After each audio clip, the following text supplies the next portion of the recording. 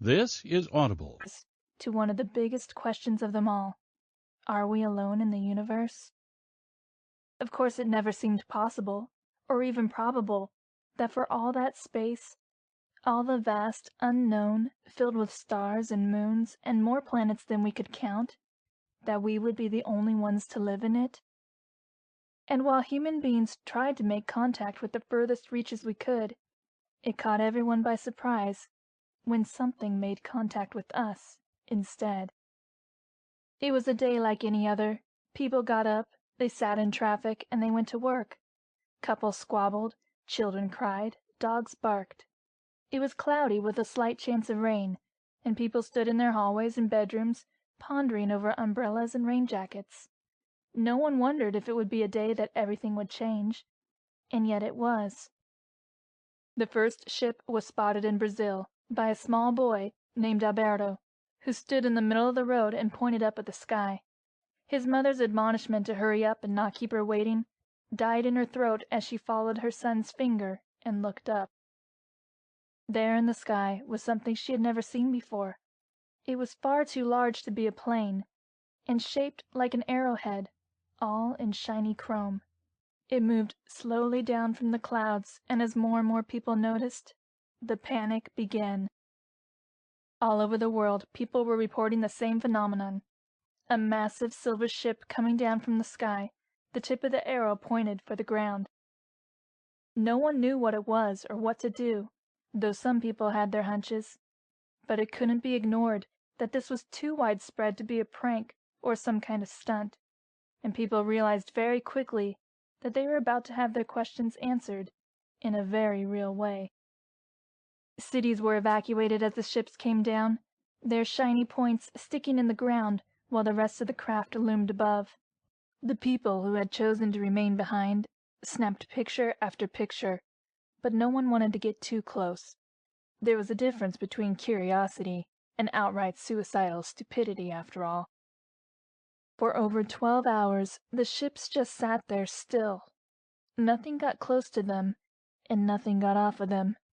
People began to wonder if maybe they were empty, if maybe this was just a scouting mission by whoever had sent the ships, just to collect data. People began to relax.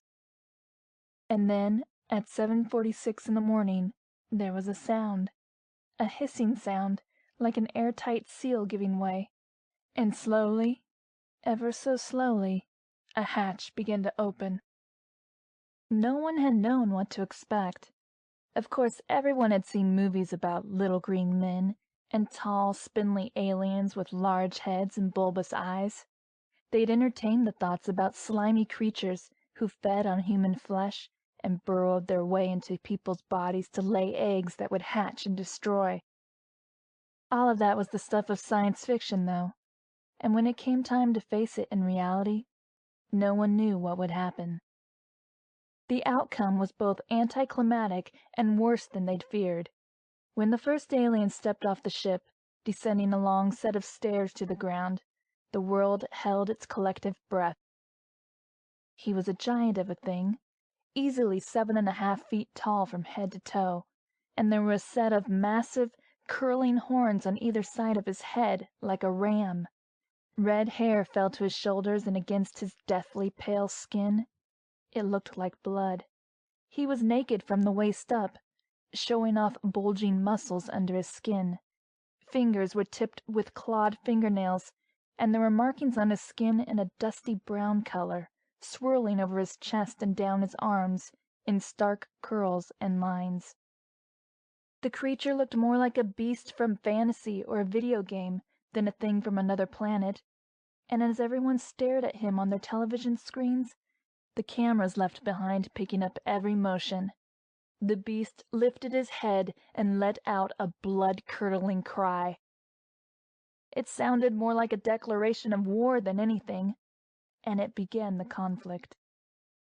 More and more the creatures began to pour out of the ships, all of them large and pale, their eyes nearly glowing in the weak light from the overcast sky.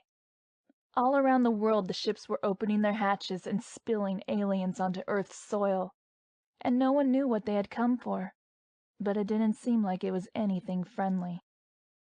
Most of them were armed, thick fingers wrapped around the hilts of axes and swords, some gripping guns of all shapes and sizes that were unlike anything the humans had ever seen before. The army, who had been on call in case something like this happened, moved in, and most of them were decimated in a matter of moments.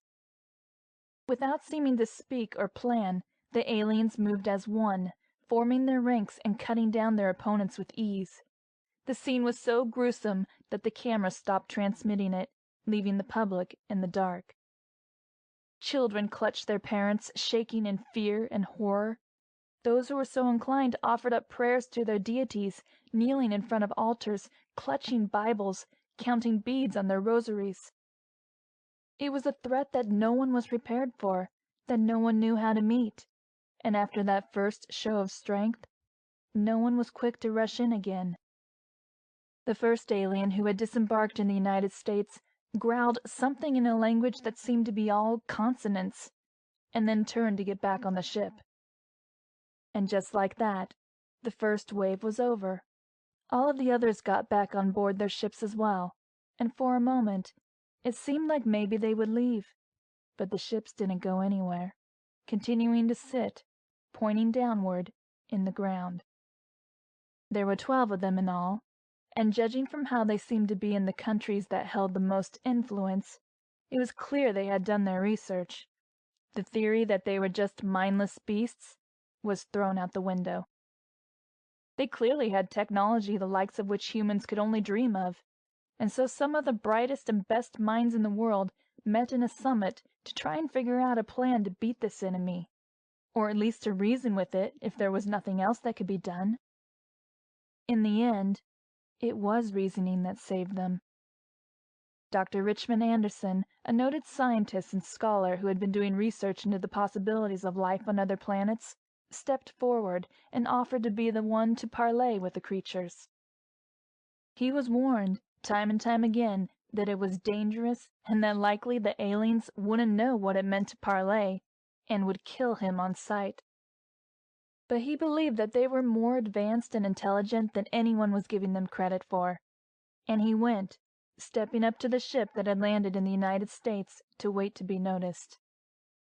He was gone for 3 whole days and nights, and the world was already prepared to mourn for him, assuming that he'd been killed on one of their ships. But at the end of the 3rd night, like some kind of hero, he emerged from the ship, stepping off of it with a slightly shell-shocked expression, but nonetheless whole. What he returned with was more than he'd been expecting, and he hurried straight to the government to relay the information he'd gathered. The creatures were called Calphesians, and they were from the planet Calphus, somewhere so far away that human technology couldn't quite reach it yet. They had come with the intent of destroying the human race and taking over to live on the planet, since their own was dying, and there was nothing left there for them. They were a warrior race, prizing strength and survival above all things, which explained why they had defeated the first wave of armed forces so quickly. At his information, some people wanted to launch another attack. They wanted to try to get rid of them so they'd never be able to hurt humans again. But Dr. Anderson knew better. He knew that even if we could beat them, it would be at great cost and would likely mean the deaths of hundreds of thousands before we won the war. He suggested something else. He suggested peace. Of course, his suggestion was met with mixed reactions. Some people said that peace was impossible, and the day we started reasoning with aliens was the day human beings became slaves to other kinds. Some people, mostly those from smaller, less well-defended countries, insisted that peace was the way it all should have begun, and that it was humanity's own fault that those people had been killed for trying to attack first and ask questions later. A vote was taken in the end, and trying to reason with the Calphesians was the clear winner, as it seemed that most of the world's leaders were not looking forward to a war with a race of aliens they still knew very little about. And so Dr. Anderson was sent back to that first ship, and the Calphesians were waiting for him. This time, it didn't take 3 days. It took less than 3 hours, and when Dr. Anderson disembarked from the ship, he held a tablet in his hands containing the first rough draftings of the treaty between worlds. At its core, it was a simple thing. The Calphasians wouldn't attack or otherwise harm humans if they were allowed to live on this planet and go about their business freely. They would allow human scientists and engineers to have a look at their technology and human doctors to have a look at their bodies in order to advance their own knowledge. In return, humans would provide them with women to help keep their population from dying out. It was decided that the treaty would be looked at as something almost ceremonial, a pact between worlds that otherwise might not have been able to coexist. And so it was signed into law that every 5 years, each country where a major population cluster of Calphasians existed would offer them 3 women of marriageable age to marry and carry on their lines. Many people disagreed with this part of the treaty, not wanting to have to offer up their daughters and sisters to creatures from another planet. But when faced with the alternative, an enemy they would most likely not be able to defend against, what choice did they have? And so the treaty became law, and the Calphasians settled into society, building massive compounds that worked like apartment buildings with huge arenas in the middle of them. It was decided that they would figure out who got to marry the human women, with a tournament to be held every 5 years, and they went about their business without bothering anyone. People were wary, of course. Having massive creatures with horns and weapons walking around was frightening. But by the time the first 5 years had come and gone, most people found that they barely even noticed the Calphasians anymore.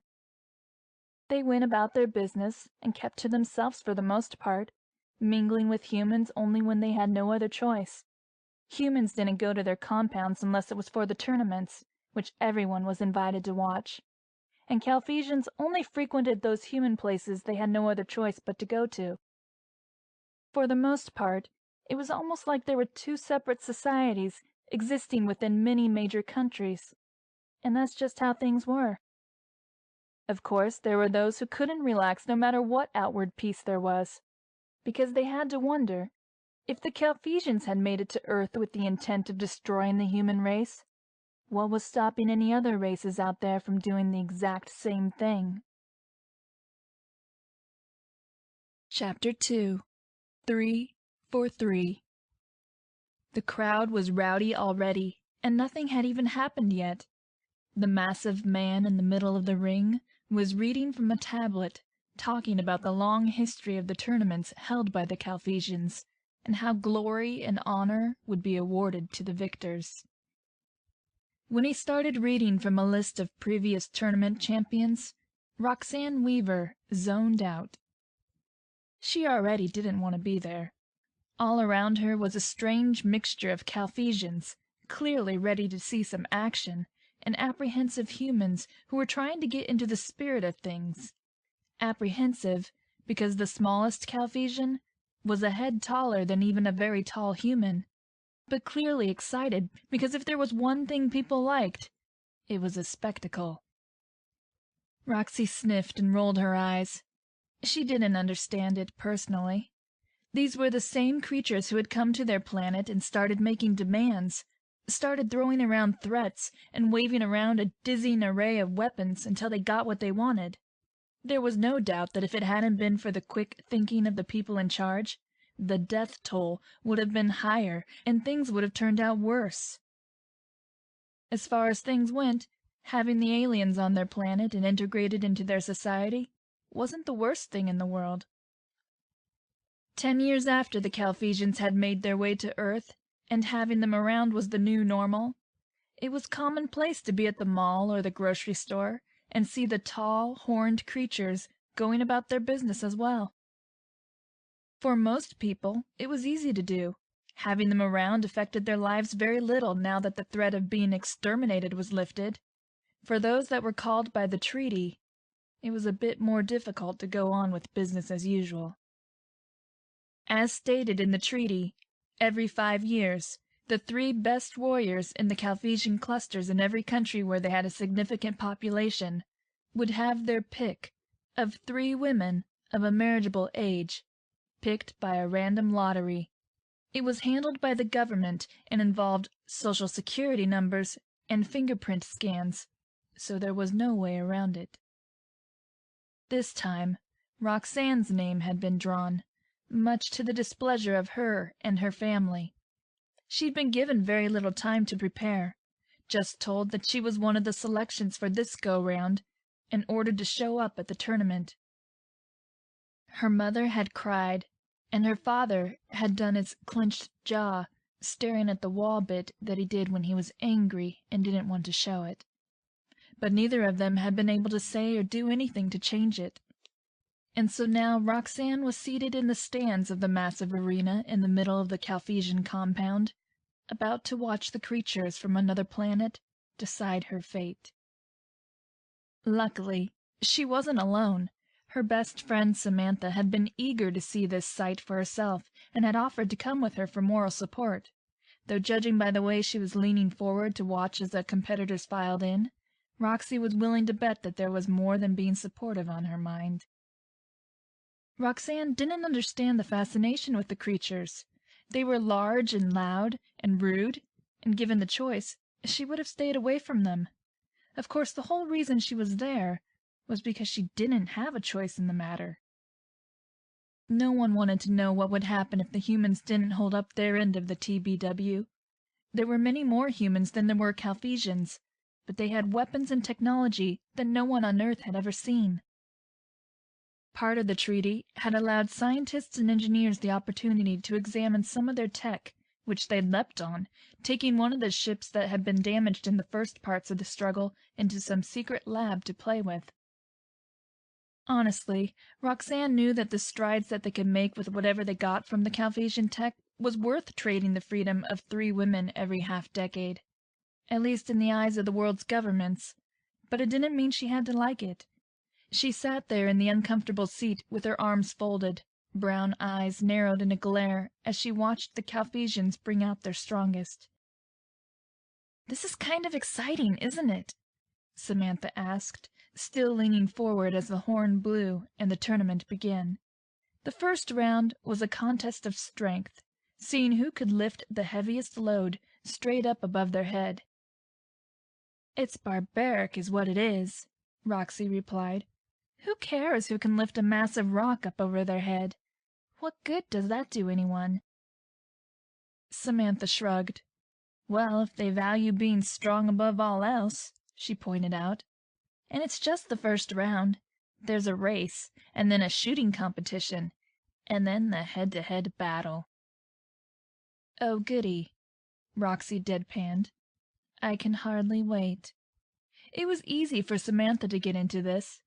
It was a welcome break from the mundanity of her 9-to-5 job and everything that went along with that. She got a day to see something exciting, and then she could go right back to her life with nothing much changed. But Roxanne was not so lucky. After this, she'd be expected to marry one of these creatures, and her life would never be the same again. "Which one of them do you think is going to pick you?" Samantha wanted to know. She squinted down at the assembled champions, preparing to lift large rocks over their heads. Roxy fervently hoped that they'd drop them on their heads. Who cares? "You should. Don't you want to get one who's going to be good to you?" She turned incredulous eyes on her best friend. "Good to me, Sam? None of them are going to be good to me. It's not in their natures. They're—" she lowered her voice, not wanting to be overheard by any of the Calphesians in the stands with them. "They're beasts, Samantha. They would have killed us all if Dr. Anderson hadn't come up with the idea for that treaty. They don't see us as equals at all, and there's no way that one of them can be good to me if he doesn't see me as an equal. But they need us." And that much was true. The Calphesians were overwhelmingly male. There were very few females in their number, and their numbers had apparently been dropping for centuries. Stooping to marrying and reproducing with human women was a last resort, and chosen only because it seemed like Calphesian blood was stronger than human blood, and any child born between a Calphesian man and a human woman would be mostly Calphesian. The part of the treaty that gave them access to human women was like a blessing to prolong their race. Honestly, Roxy would prefer to let them die out. The thing about it was that she was opposed to the whole marrying off of eligible young women, but especially when it came to her. She knew that some women didn't mind. Some of them found the idea exciting, a thrill to be the wife of a strong warrior, someone different than they could get otherwise. Roxanne just found the idea loathsome. She'd worked so hard getting through school and everything, working 2 jobs every summer so she'd have enough money to pay for books and other necessities, and now she was going to be reduced to being the wife of one of these creatures. Who even knew if he'd let her work or continue to look for a job in her field? He'd probably expect her to cook and clean and pop out her babies and treat her like some kind of servant. She hated it, and she didn't see how anyone could hear about the practice and not find it outdated and cruel. So while Samantha was leaning in enthusiastically, watching the Calphesians lift heavy boulders over their heads one right after the other, Roxanne was sitting there grinding her teeth. They all sort of looked the same in a muscle-bound kind of way, and it seemed ridiculous that down there, standing on the hard-packed earth, was the man, and she used the word lightly, that she was meant to marry. None of them looked friendly or particularly intelligent, so that meant there wouldn't be much conversation between them. She couldn't think of what they'd talk about anyway. So, remember when your people were dead set on killing mine? Good times, right? Yeah, not exactly pleasant conversation for dinner time or whatever. Roxanne had barely ever pictured herself married with children, let alone married to someone who wasn't even from her planet with children, who were half alien. The very thought made her shudder. But the tournament continued, everyone oblivious to the fact that she was sitting there fuming. In spite of her anger, she had to admit that they were all very skilled. No one seemed to be even breaking a sweat when it came to the lifting, and soon a Calphesian with dark hair coiled in several thick braids was lauded as the winner, and the competition shifted. Around the arena had been marked out a sort of makeshift track. The length of it was longer than a football field, and it went around the oval-shaped arena in a complete loop. That was for the race. The top 10 competitors from the lifting contest going on to race against each other. From there, it would move into the top 6, who would enter the shootout, and then the top 5 out of that would enter the battle royale, and the last 3 to be standing would be the victors. Those 3 would get to choose from the women who they wished to be their bride, and then there would be a feast. It was a celebration for the Calphesians, and humans treated it as one too, even though Roxy had no idea how they could act like it was. It wasn't like they had gained all that much from the treaty, though as her mother had told her, being able to continue living without being killed or enslaved by the Calphesians wasn't anything to turn their noses up at. And she knew her mother was right. If she hadn't been selected as one of the women to have to marry one of them, she'd probably agree. "They're sort of good-looking in a weird way," Samantha murmured, drawing Roxanne's attention from her fuming to the Calphesians who were running around the track. Their feet, bare and now brown with earth, pounded against the ground as they ran, easily outstripping the pace a human would be able to maintain.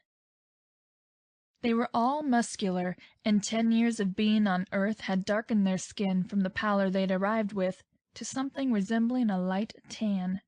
Apparently their planet was so far from their sun that they hardly ever benefited from its warmth, but as they had no plans to go back, that didn't seem to matter much. They weren't ugly to look at, that much was true.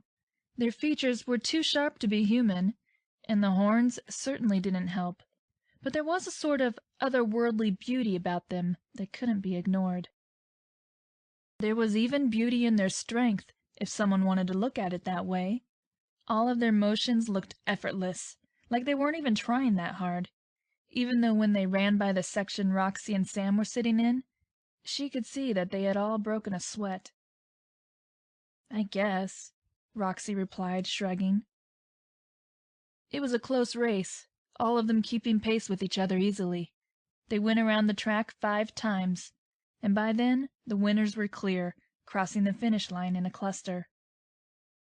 Their names were called out, and the ones who had been disqualified went to one side. And so it continued on like that. The shooting match was an exciting display of Cartesian tech, one of their few women holding an armful of metal discs about as big around as a dinner plate. She threw one after another into the air, and the competitors had to shoot a hole through the middle, the beams of light and energy that came from their guns burning round holes right through the metal. That narrowed them down further, and soon enough it was time for the battle royale. It was this that Roxanne didn't really want to see. She had been 12 years old when the Cartesians had invaded, and she'd been glued to her television set in her grandmother's house, where she and her parents had run to when the call to evacuate the area around the ship had gone out.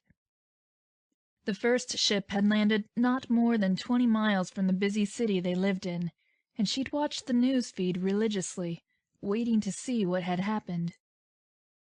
So she remembered how they had wielded their weapons and used them to cut through the first wave of the army like they were nothing more than ants before them. She remembered staring at the screen when the feed had cut out, playing the scene over and over in her head, the way blasters and blades had sliced through flesh, showing the splatter of blood, until her mother had come and made her go to bed. And they expected her to marry one of them? Roxanne barely paid attention as the fight started, the sound of metal on metal ringing out in the arena. As they always seemed to be, the Cartesians were shirtless, no armor protecting them from the blows of swords and axes. She didn't know if they were using dulled weapons or what, but the blows that landed seemed to roll right off of them. Beside her, Samantha was nearly falling out of her seat with how far she was leaning forward, clearly eager to watch every strike.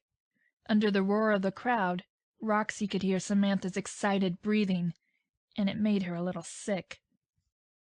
Honestly, she didn't care which of them won, and she closed her eyes, focusing on her breathing, and not thinking about what was happening in the arena, or what had happened before. It felt like it dragged on for hours, but soon enough the horn was being blown, startling Roxanne into opening her eyes. In the middle of the arena, 3 Cartesians stood tall and proud. They were bruised and a little bloody, but there were grins on their faces. "The champions!" called the Cartesian, who was acting as the master of ceremonies. He explained what it meant they had won, and Roxanne found it hard to breathe. It was over. One of those creatures down there was going to choose her to be his wife, and there was nothing she could do about it. She felt the need to run, to get up and get out of there, and she jumped when someone touched her shoulder. Roxanne turned her head to see Samantha looking at her with a sympathetic expression. "They just said that you're supposed to stand up," she said. When Roxanne looked, there were 2 other women in the crowd on their feet, a pretty blonde woman and a brunette, and Roxy swallowed hard and then rose to her feet. "And the prizes!" the Cartesian called, gesturing to the 3 of them. "If you ladies would make your way to the back, someone will see to you." The other 2 turned to do as they were told, but Roxy felt rooted to the spot. She couldn't breathe, and her hands were shaking. "Hey," Samantha said, "it'll be okay. You'll be fine." She'd told her parents not to come, but now she sort of wished they would have anyway. At least they knew this wasn't something to be proud of or happy about. They would have mourned with her. Roxanne just nodded to Sam's attempt to reassure her, and turned to head to the back, where there was another female Cartesian waiting. "Your name?" she asked, looking down at the tablet in her hands. "Roxanne Weaver," Roxy said, voice trembling. She held out her hand for Roxy's and pressed it to the tablet. There was a rush of warmth and then a trilling sound that clearly indicated she'd passed whatever fingerprint test she'd just been put through. "This way," the female said, motioning for Roxy to follow her. "My name is Lila. I will be attending to you." "Nice to meet you," Roxanne lied. The female Calphesians were somewhat less scary than their male counterparts. They weren't as tall, and their horns were smaller, and they wore more clothes draped in silky fabrics that were nearly sheer, leaving very little to the imagination. Even as she followed her, Roxanne could see the swell of Lila's hips and the curves of her breast when they turned down a corridor. She blushed lightly and averted her eyes. Lila led her to a room that turned out to be a bathroom, a very large bathroom. The Calphesian compound was the strangest mixture of old and advanced, as evidenced by the tablets and sensors in the walls and doors and the large, sunken basin that served as a bathtub in the center of the room. It was more like a small pool than a tub, and she watched as Lila and another woman filled it with warm, scented water. It smelled sweet and slightly herby, and Roxanne was nervous about what they might have put in it. There was a rack of clothing against one wall, and a mirror set into the wall opposite, but the room was bare other than those things, and a few small tables which held various bottles and containers. "Undress," said Lila, and Roxy's blush returned. She'd been naked in front of other women before in locker rooms and dressing rooms, but this was something completely different. These women weren't even the same species as her, and they were staring. "Do I have to?" she asked, taking a step back. The two women exchanged a look, and Lila stepped forward. "We will not hurt you," she said. "You must be made ready." Seeing that she really had no other choice in the matter, Roxanne sighed. Carefully, she undid the buttons of her shirt and took it off, letting it drop to the floor. She toed off her shoes and socks and then wiggled out of her jeans, standing there in her underwear for a moment before she worked up the nerve to take those off as well. The other female said something in the Calphesian's harsh-sounding language to Lila, who nodded and smiled. "She is saying your skin is very dark. Beautiful," Lila translated. "Oh," Roxy said, blinking. "Thank you." Since all the Calphesians were so pale, she supposed dark skin like hers was something of a novelty. She was lighter than her mother, her skin a rich chestnut brown. Lila took her hand carefully and led her over to the sunken tub, helping her in. The water was hot and slightly oily, and Roxanne quickly began to wash herself before one of them could decide that they needed to help her. She didn't need them to tell her to be thorough, since she was going to be presented like the prize she was supposed to be. The soap smelled like vanilla and lavender, and she worked it over her skin, and then sank down in the water, rinsing and enjoying the way the soothing bath worked to calm her nerves. Once she was deemed clean enough, she was helped out of the bath and dried off, and more oils were applied to her skin, which shimmered under the lights. The two women looked at her face for a moment and conversed in low tones before Lila went to get a pot of something that turned out to be gold pigment. She dipped a finger into it and used it to add a dab of gold to the corner of both of Roxy's eyes, and then to draw curving lines over her collarbones and leading down to her breasts.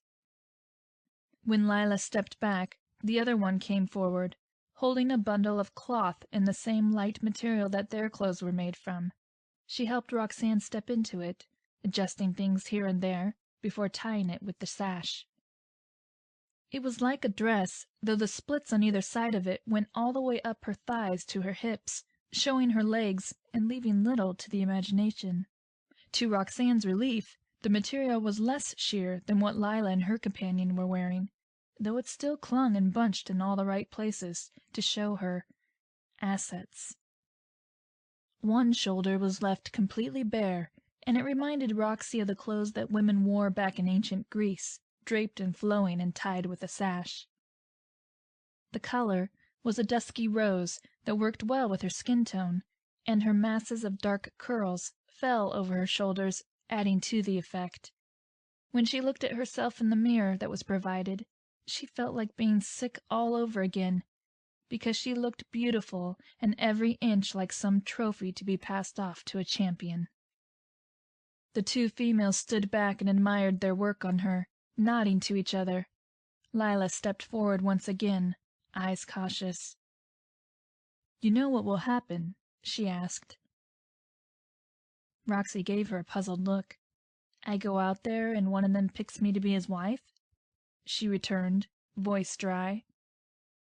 Lila nodded, and then hesitated. "Are you?" She gestured to Roxanne's lower half. "Have you?" For a moment, Roxy was confused, unsure if there was some sort of language barrier here, or if Lila was just too awkward to ask her question in plain language.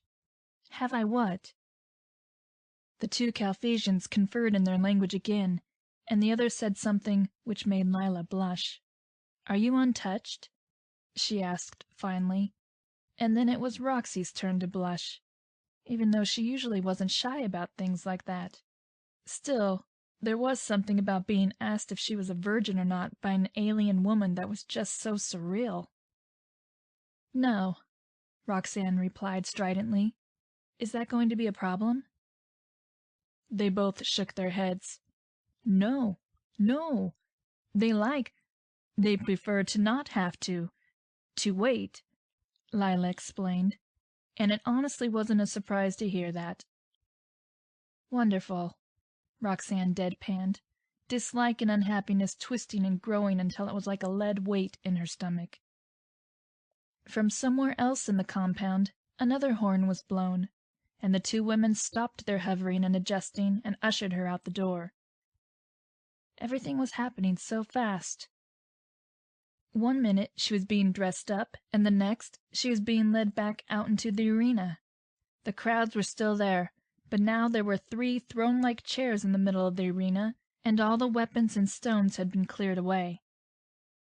The thrones were high-backed and tall, draped with crimson fabrics, and seated on them were the 3 champions. They looked much alike, all with dark hair and pale skin, and Roxy wasn't close enough to see what color their eyes were. One of them was clearly older, if his horn size was to be believed, and they sat on their thrones like reigning kings, looking down on the women with interest. The other 2 women had been done up in much the same fashion as Roxy, draped in their dresses, blue for the blonde, and gold for the brunette, though she noticed that both of them were more heavily made up than she was. She wondered what that was about. Both of them looked nervous, but excited, and Roxanne knew that she was probably the only one who saw this as a sort of death sentence. But that was fine. She hadn't expected to end up friends with them anyway. The 3 Calphasians looked down at them. 2 of them looked interested, and one looked like he was bored and couldn't be bothered, and Roxanne disliked him immediately. For a moment, no one moved, and then the one who was in charge of the ceremony rushed forward. "3 champions, 3 prizes!" he cried, and Roxanne wondered if he was the most excitable Calphasian on the planet. None of the others she'd ever seen had ever spoken with that much enthusiasm in their voices, and the others seemed to be pained by him, even though they didn't have much of a choice but to put up with it. "3 for 3 in the way of the treaty," he continued. "May there always be peace between our kind and yours." There was a moment of silence, seemingly to honor what had been said, and Roxanne barely resisted rolling her eyes. It was hard to see the benefit of this, when she was the one who was giving up her life for it. "Now," the master of ceremonies said, "as our first champion, Shia, you have first choice." The Calphasian, sitting in the furthest to the left, rose in one fluid motion, and Roxanne was momentarily struck by how graceful he was to be so big. He was bulkier than the other 2, and his markings were the most vivid, a deep red instead of the usual brown color. It looked like blood, and she swallowed hard and glanced away, hoping he wouldn't pick her. Shia walked forward towards them, ducking his head to peer at each of them in turn. Now the brunette woman looked a bit cowed, stepped back instinctively, and Roxanne did roll her eyes then. Finally she got with the program. But the blonde didn't look afraid at all. Instead, she held out a hand to Shia when he was in front of her, a smile on her face. Shia smiled back and inclined his head, reaching for her head. "You," he said. "I choose." Her smile grew, and she dipped an honest-to-God curtsy. "I'm honored." Shia led her back to his throne, and then helped her up so she could sit in his lap. She looked perfectly happy to be there, too, and Roxanne ground her teeth together to keep from saying something she shouldn't. She was aware that this was some kind of ceremony, but honestly, it just made her angry. There was a roar of applause from the assembled crowd in the stands, and Roxanne jumped, having been so wrapped up in being angry that she'd forgotten there was an audience present. "Deimos!" cried the Calvesian with the mic. "As the second champion, you get the right of second choice." The one in the middle rose then, and Roxanne could see that he was the older one. He was no less well built, despite his apparent age difference, and he held his horned head high as he moved over to them. Roxy kept her back straight, hands clenched into fists by her side, hidden by the draped folds of her garment. The brunette next to her was breathing quickly, fear apparent in every line of her body, and it was in front of her that Deimos stopped. He looked at her calmly, and then held his hand out, making the first move. "I will not hurt you," he said in a low voice. "Will you allow me to choose you?" Everyone seemed taken aback by the fact that he'd asked rather than making demands, but it had the desired effect. The brunette stopped trembling and managed a shaky smile, putting her hand in Deimos' and nodding. "I would be honored," she said softly, and allowed him to lead her back to his throne. And then there was just Roxanne. Roxanne and the last champion, of course. The bored-looking one who looked like he would rather be elsewhere. It was just her luck. "And finally, we have Aedian, our third champion. No big mystery who I'm going to pick," Aedian said, rolling his eyes and getting to his feet. He walked with plodding steps and then stood in front of Roxy. "It's you." Roxanne opened her mouth to retort, but was aware that there were hundreds of people watching here, and even more watching at home, since this ceremony was broadcast live. She took a deep breath and forced herself to smile, though it was thin. "I'm honored," she said, hoping it sounded sincere at least. If the treaty fell through because she couldn't pretend like her entire world and life plan wasn't crumbling around her, she was pretty sure no one would forgive her. Aedian just nodded and went back to his throne, leaving her to follow. There was a feast after the ceremony. Roxanne knew that much from the last time this had happened, and she knew she'd be expected to attend, regardless of how little she felt like eating. She moved to stand next to Aedian's throne, taking in his uncaring posture and the way his dark hair fell into his eyes. He lazily fingered the curve of one horn, eyes unfocused. "Splendid!"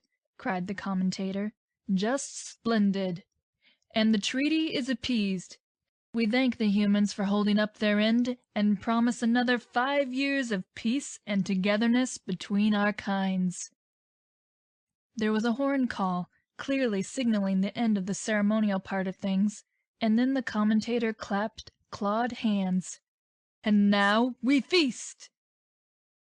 The 3 Calvesians moved down from their thrones once more, Shia and Deimos both taking care to offer their arms to their prizes. Aedian looked at Roxy once more, and then huffed, looking over her head at someone behind her. "Have her brought to my rooms once this is over," he said, and then turned to walk away, leaving Roxanne standing there, angry, hurt, and dreading the next rest of her life. Chapter 3. A Matter of Chemistry. For something that brought so much honor to his name, these things were really boring. Aedian mused as he sat at the long table that had been laid out for the feast. This part of it wasn't broadcasted to anyone with a screen that could receive the signal.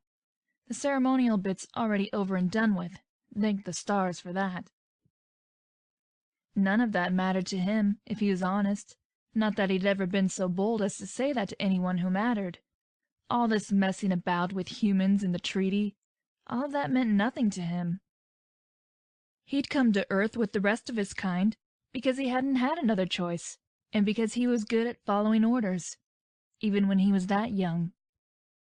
He'd brought his blaster and his sword, even though he'd known that it was unlikely that he'd be called on to fight. But a Calphesian warrior was always ready to fight when the occasion called for it, which it usually did. Except not here. Not on this strange and oddly peaceful planet where people seem to fight with their words more than anything else, despite possessing plenty of weapons that, while ineffective against his own kind, would be excellent for killing other humans with if they so choose.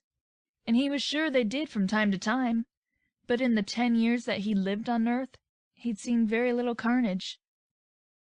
There wasn't anything to do here. Everyone was all about trying to live their lives on this planet the way they had on Calphas. But that just wasn't possible. And to add insult to injury, there was this treaty.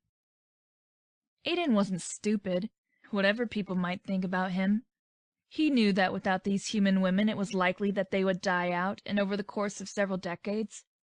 Their own women were few and far between, and most of them weren't able to give birth for whatever reason. The harshness of the way they'd lived on Calphas, maybe. No one knew for sure. But with the human women they had a chance, and that's why so many openly embraced the treaty, and what it granted them. For Aedian, it was just another annoyance. He'd never asked for a life mate, and he certainly hadn't even considered children. And now he had one, and was expected to produce the other. If it weren't for the fact that throwing a tournament was the highest form of dishonor Calphesian could achieve aside from taking his own life, he wouldn't have even tried to win. But tried he had, and now he had the woman to show for it. To her credit, she was very beautiful. Her skin was a rich, dark color, and the gold paint that had been used on her by the women who'd prepared her for him looked lovely against her skin. Her hair was curly and full, spilling over her shoulders as he watched her. She was seated opposite him at the table, her plate laden with food that she barely seemed to be tasting. It was all human food, of course, since they couldn't cultivate the plants or animals they were used to on this planet, but it was filling and tasted good, and Calphesians were used to taking what they could get when it came to sustenance. Aedian bit viciously into a chunk of meat and then washed it down with the sweet spirit in his cup, silvery eyes trained on the woman who was to be his bride. Her face was round and soft like most humans seemed to be, and her eyes were a lighter shade of brown than that of her skin, full of displeasure.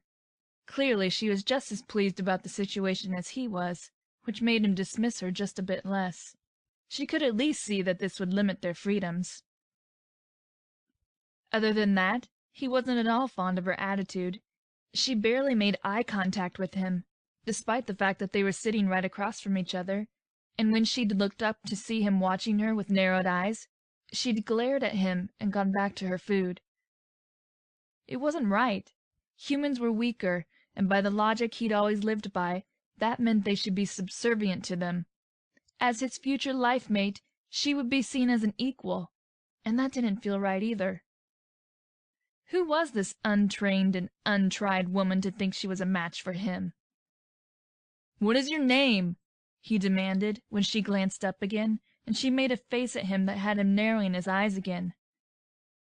"Roxanne," she said after a moment. Strange name." "Oh, because Aedian is so common," she snapped back. "How many vowels can you stick in one name?" He blinked at her, quite sure that she was insulting him, but not at all sure how she was doing it. "You speak nonsense," he said. She rolled her eyes, which he had gathered from this time here was a gesture of disrespect. "Right. Okay, why don't you stop talking to me then? And without waiting for him to say anything else, she went back to picking at her food. It was enraging that she thought she could talk to him like that. When he glanced around at Shia and Deimos with their women, the scenes were different. They each were sitting beside the women they'd chosen, speaking softly to them and offering them things from their plates. Aedian snorted. That was all well and good for them. Deimos was soft and still young enough that his horns were getting their curls, and Shia was old enough that his horns would curl no more. Shia looked at his bride to be like she was something to be held close and petted, and Aedian did not understand that. And he was certain that if he tried to do that to Roxanne, she would bite him. Not that he'd ever lower himself to try. The feast went on for several hours, with more food and spirits being brought out by the servers. By the time people finally stopped eating, the sliver of the moon, and they only had one, which he was still getting used to, had risen high in the sky, and night was deep and dark around them. People began departing in twos and threes, wishing the new couples well with the traditional calls and jeers. The champions bore it well, though Aedian just sneered. When he looked, Roxanne was nowhere to be found, but he wasn't worried. There was no way she could escape the compound, and he was sure that someone had just moved her to his rooms. There he would be alone with her, much to his displeasure. Draining the last of his drink, he got to his feet and stretched, arms high overhead. There was still a bit of lingering soreness from the day's exertions, and it felt wonderful. He reveled in it for a moment before reining himself to what he knew was inevitable. Sooner or later he was going to have to go back to his rooms and deal with what would be there. Didn't mean he couldn't take the long way around the compound to get there, though, and it was another 15 minutes before he was letting himself in. Roxanne was there when he walked in, standing in the middle of the main room, looking uncomfortable. She was still dressed in the light, slightly sheer garment that she'd been put in to be presented to him, and in the brighter lights of his main room he could see more of her body than he'd been able to before, the curves of her generous chest and hips drawing his eye. "Why are you staring at me?" she demanded, folding her arms across her chest defensively. "Because you are pleasing to look at," Aedian said matter-of-factly. That seemed to surprise her, and she blinked, forehead creasing in a frown. "Oh, was that a compliment?" Aedian shook his head, walking further into the room. "No. Statement of fact." That brought the scowl back to her face. "Well, if we're stating facts, you smell like you haven't showered in days." "I smell like a champion," he retorted. "You smell like a concubine." Her eyes widened and her lips parted, anger flaring in those lovely eyes. "You have terrible manners. Is that any way to speak to your future wife? I thought you were supposed to know better than that." He snorted, amused, and walked past her, rolling his shoulders as he dropped onto the low couch that was pushed against the far wall. He had a good view of her from there, and it was comfortable. "If you're mine, I can say what I want." "No, you—" Roxanne broke off with a huff. She held his gaze for a moment, and then seemed to draw herself up, shoulders rolling back, head held high. It made Aedian take notice of her more, the subtle dominance in her position demanding either challenge or attention, and he waited to see which it would be. And then the last thing he would have ever expected happened. Her arms dropped from their defensive position across her chest, and her hands found the sash that was holding her clothes up and together. With determination in her eyes, she pulled the knot free, letting the silky material fall to either side of her waist. The front of the dress slipped open, displaying more of that beautiful skin, and Aedian leaned forward unconsciously. "What are you doing?" he asked. "This is what I'm here for, right?" Roxanne said. "May as well get it over with. It's not like we need to wait for the wedding night or anything. and it's not like I'm going to suddenly come to like you more." "That's fair," Aedian allowed. "It's more than fair. It's just good sense. Now are we going to do this or not?" Seeing that he was being challenged this time, Aedian got to his feet.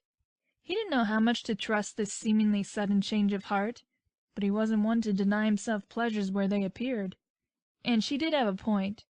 He stalked with quiet grace up to Roxanne and reached out his hands, claws catching on the fabric of her outfit as he drew the edges of the dress back and away to reveal more of that skin, and his mouth flooded with the desire to taste it. Her breasts were full and heavy, each mound tipped with a darker brown nipple that drew Aedian's eye. It was these that he went for first, clawed fingers sliding from her throat to her chest and tracing around her nipples, which hardened at the contact. She sucked in a light breath, and Aedian smirked. He'd never slept with a human woman before. He knew that plenty of his fellows did, finding sexual release in the human women who found them fascinating, using that to their advantage. But it always seemed like too much of a hassle when they had perfectly good women right there in the compound. But Roxanne's skin was softer than the skin of any Calphesian women Aedian had ever touched, and he spread his fingers out, cupping one breast in a large hand. When he glanced up at her face, she had her eyes closed, and her breathing was rapid. It didn't seem like fear, though, and Aedian could only imagine that it was because she liked his touch. Well, that was interesting. He lowered his mouth to her neck and pressed his lips to the pulse that was fluttering wildly there, feeling the jump of life under his mouth. Slowly, ever so slowly, he dragged his tongue along that lifeline, feeling her shiver as he did. Aedian let his teeth scrape her neck lightly before he wrapped an arm around her, pulling her to him and pressing her front against his own. He was still shirtless, and her soft breasts felt amazing against his chest. Roxanne was much shorter than him, the top of her head barely coming up to his shoulder. The height difference pleased him, and he eased the rest of the garment off of her, leaving her standing there in nothing. Aedian hadn't expected her to be so attractive. Humans were all soft skin and curves, and they looked weak compared to Calphesians, but Aedian found that, in this case, he didn't mind. He didn't mind because she was perfect for touching and kissing, and there were no sharp bits to get in the way that he'd have to look out for. When he slid a large hand down her back to cup her bottom, she moaned softly and pushed into it, and when he dragged his claws over the supple curves, she shuddered. "Do not put those in me," she said, trying to sound stern, but Aedian imagined it was hard to do that when you were aroused. He could smell her arousal in the air, and it made his mouth water. "I wouldn't," he assured her, and then lifted her up so he could carry her to the bedroom. She yelped and protested for a bit, but when he dumped her onto the bed, her legs fell open, revealing her sex and how it was already wet for him. The delicious scent of her desire was more in here, and Aedian didn't know if that was because the lights were low or because being in his bed made things better, but he didn't care. He climbed on top of her and held her gaze for a moment before lowering his head and licking right at her core where that scent was the heaviest. "Oh, God!" Roxanne gasped, hips arching up. Aedian licked again, slower this time, paying attention to that sensitive bundle of nerves that he'd heard about from the others of his kind who already had human wives or who slept with humans. He lapped at it, her juices flooding his mouth, and when her hips arched up off the bed, it was clear that he hadn't been led astray. Aedian used one hand to push her hips back down, forcing her to restrict her movements to just grinding, and he soaked up the little whimpers that were falling from her lips. It was amazing how she had been so fierce and angry just less than an hour before, but now she was practically mewling for more. He hadn't liked her much either, but like this, Under him, and clearly enjoying his touch, he found that he liked her very much. By the time he was sitting up to open the front of his pants, Roxanne was sprawled across the bed, breathing hard. She was still soaking wet between her legs, and judging from the way she had writhed and cried out and then shoved his head away, he was guessing she had already found her release. He didn't know if she was going to find it again, but just the way she had moved and sounded and tasted had him hard in his pants, and he pulled out his cock, watching her eyes widen comically at the sight of it. Aedian knew, and was smug about it, the fact that he was much larger than most human males, considering that it was proportional to the size of the rest of him. "Is that even going to fit?" she asked, but it seemed more like she relished the challenge more than she was afraid of it. Honestly, that was more of a turn-on than anything, and he growled lightly and rubbed the head of his cock against the sweet wetness between her legs, enjoying the silky feel of her heat. "Yes," he assured her, "it will." He went slowly, though, not wanting to hurt her, watching her face for signs of distress so he could stop. All he saw in her face was pleasure, though, and she spread her legs wider and arched her hips as he sunk in inch by inch, stretching and filling her until he was fully seated inside. Aedian held himself above her on his forearms, and they both panted for breath, holding still for long seconds. When Roxanne shuddered and tightened around him, Aedian had to move, and he set a steady pace, snapping his hips and burying himself in her again and again. In this, at least, they could be united. Chapter 4. Culture Clash. A week into her engagement, and she used that term lightly, and Roxanne was about ready to pull her hair out. She knew what was expected of her, and she knew that this was important. But honestly, Aedian was driving her crazy. It didn't help that the sex was fantastic. He was a thorough and skilled lover in bed, and Roxanne had been surprised that he wasn't all about his own pleasure, like she would have expected. That first night, when he'd dipped his head between her legs and gone down on her, she'd come so hard that her eyes had rolled back into her head for a moment, and she'd had to remind herself that breathing was a thing she needed to do to survive. It was amazing, and his size and stamina meant that it had been very late by the time they'd passed out in an exhausted heap on the bed. Roxanne recalled that her last thought before falling asleep had been that if they could just keep doing that, then things might be all right. Of course, they couldn't just have sex all the time, and it became evident the very next morning that things were not going to go smoothly. As a future wife of one of the Carthusians, Roxanne was expected to pack her things up and move them to the compound so that she could live with her husband-to-be and learn about their culture. She'd have to drive all the way back to her apartment and deal with that, and she wasn't looking forward to it. When she'd woken up that morning, sore and sated, it had taken a few minutes for her to reorient herself and remember where she was, and Aedian was nowhere to be found. So she'd gotten up and walked around his rooms naked, wondering what a girl had to do to get some breakfast. Luckily, someone had brought her clothes and the things she'd brought with her from the day before to the room, so she'd dressed in those quickly, wanting a shower, but not wanting to try and figure out how the complicated button system in the bathroom worked. She didn't know if she was allowed to just get dressed and leave, so she hung around, waiting for Aedian to come back, and getting more and more agitated by the minute. When he finally came strolling in over an hour later, sweat-damp and shirtless, she'd scowled at him. "Is that all you people do? Work out and fight?"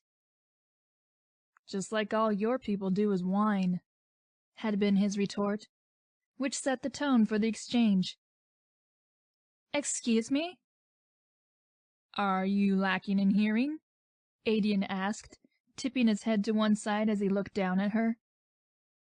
Roxanne had glared. "No. Look, Whatever. I honestly don't care what you do on your own time, but I have places to go. So what's the deal with coming and going in this place? He looked at her blankly. Why would you need to go? Because I need to get my things, and because I have friends and family that I want to see. I'm not your prisoner, she'd snapped, even though it sort of felt like she was. And I won't be kept caged here. It's fine for you and your kind, but I still have a life outside of here. They held each other's gaze for a moment, Roxanne hating the fact that she had to look up to meet his eyes. It gave her a crick in her neck and made her feel small, especially when he was looking at her like she was some kind of insignificant vermin. Finally, he shrugged a shoulder. Do as you please. I do not care. It should have been relieving to hear him say that, considering she didn't want him telling her what to do or thinking he had some kind of control over her. But it just made her madder, and she glared harder. So pleased to have your permission. His eyes had flashed, and Roxanne was struck by just how eerie and silvery they were. When he leaned down into her personal space, she'd fought herself to keep from taking a step back, even though everything in her was screaming that he was a threat and she needed to back up. But she reasoned that if she acted like she was afraid of him, then he'd never treat her with respect, and she was determined not to be cowed. You're whining right now, Aedian said, leaning in so close that she thought he might kiss her. If you want to go somewhere, then go. I don't have time to watch after you. I'll have you know that I'm an adult, and I don't need anyone to watch after me. So you say. But you people are all so weak. It's a wonder you haven't been killed off yet. Excuse me? Something was unclear? Yeah, your problem is unclear, Roxy snapped. I know your kind think we're worse than ants, but you don't have to be a muscle-bound ox to be worthy of respect. She'd half expected that she'd gone too far with that quip, but Aedian just looked bored. I do not know what an ox is, he said, and Roxy was done. She snarled under her breath and grabbed up her things, unwilling to keep arguing with him. Fine, whatever. I'll be back when I'm back. Without looking back, she'd slammed the door behind her and stalked along the walls. Of course she had to stop and ask someone how to get out of the compound, and it was just a bit embarrassing to be escorted to where she'd parked her car and eyed like she was some kind of criminal. Don't worry, she said through clenched teeth. I'm not planning on running away or anything. Her escort hadn't looked convinced, which just put her in a worse mood. And it had been like that all week, arguing with Aedian and being insulted by him, while her own insults never seemed to faze him. She was sure if she called him weak or something, then she'd strike a nerve, but she wasn't stupid enough to piss him off in his own territory, not when there were over 100 of his kind in the compound who could come to his aid if he called. She was angry, but not stupid. Gradually, she brought things over to the compound, taking her sweet time with the moving. It felt like once all of her things were moved over, then she'd truly be trapped there, and it was a scary thought. Her mother called her every day to check in, and it was nice to know that her parents were concerned, but since there wasn't anything either of them could do about her situation, she told them that they didn't have to worry. She wasn't being hurt, after all, just annoyed, and she wanted them to believe that she was safe so they didn't have to suffer. 1 week after the tournament, she went to meet Samantha for lunch. Her friend had been texting her all week asking for details, and Roxy thought it would just be nice to get away from the compound and go into the city for a while. Surround herself with humans and not feel so trapped. They met at a restaurant, and Roxy could see that Samantha was nearly bouncing out of her chair and bursting with questions. She sighed and made her friend wait until they'd ordered their food before she spoke. Go on, then. Ask whatever it is that you're dying to ask. How is it? Sam said. I mean, I know it's probably awful for you, but how is it really? Roxanne sighed. It's not awful, exactly, she said truthfully. Aedian's a complete idiot, and he's a jerk to boot. But for the most part, they leave me alone. I can come and go as I please. That's good, at least. I know you like your independence. Yeah. What's not good is the fact that I have to listen to my dear husband-to-be talk about how weak and idiotic humans are all the time.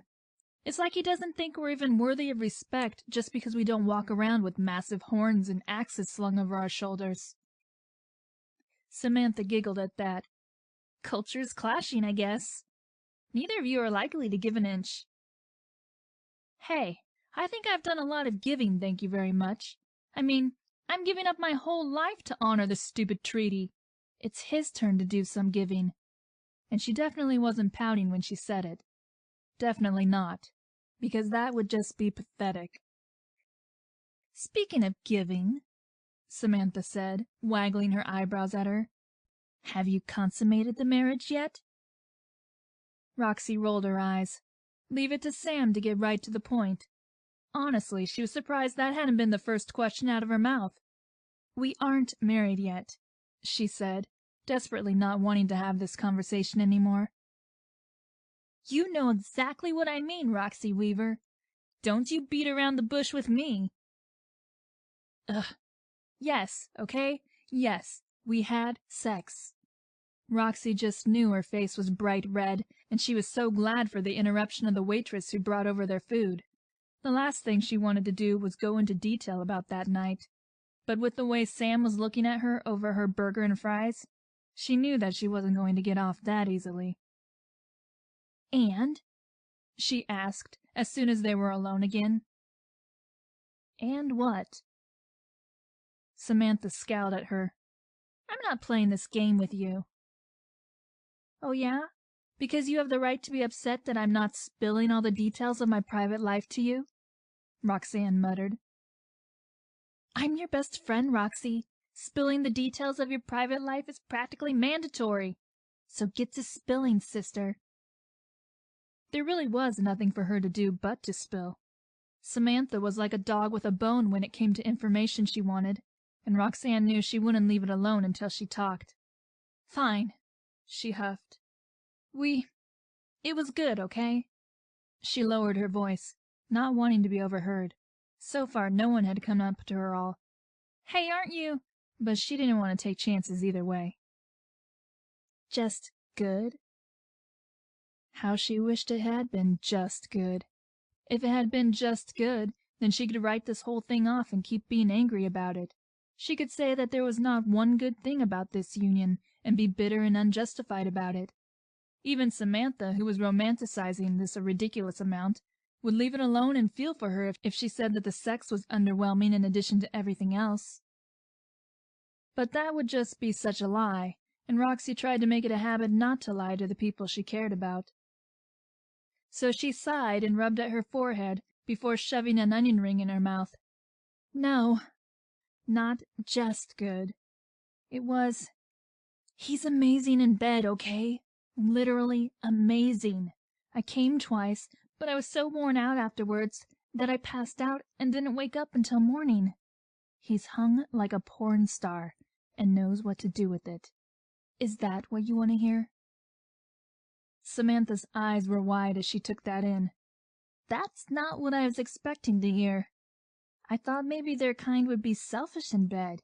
You know, be focused on their own pleasure. Nope, Roxy said, popping the last part of the word. Not even a little bit. The first thing he did when we got in bed was go down on me. Holy crap! Yeah. Maybe he's not such a jerk then. Roxy shook her head. No, I don't think he did it because he wanted to give me pleasure or anything like that. I think he just wanted to do it. Being selfish by going down on you? Sam mused.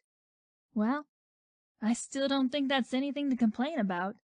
At least there's something you two can use to bridge the gap between you. Just bust out your wicked sex moves and make him respect you that way.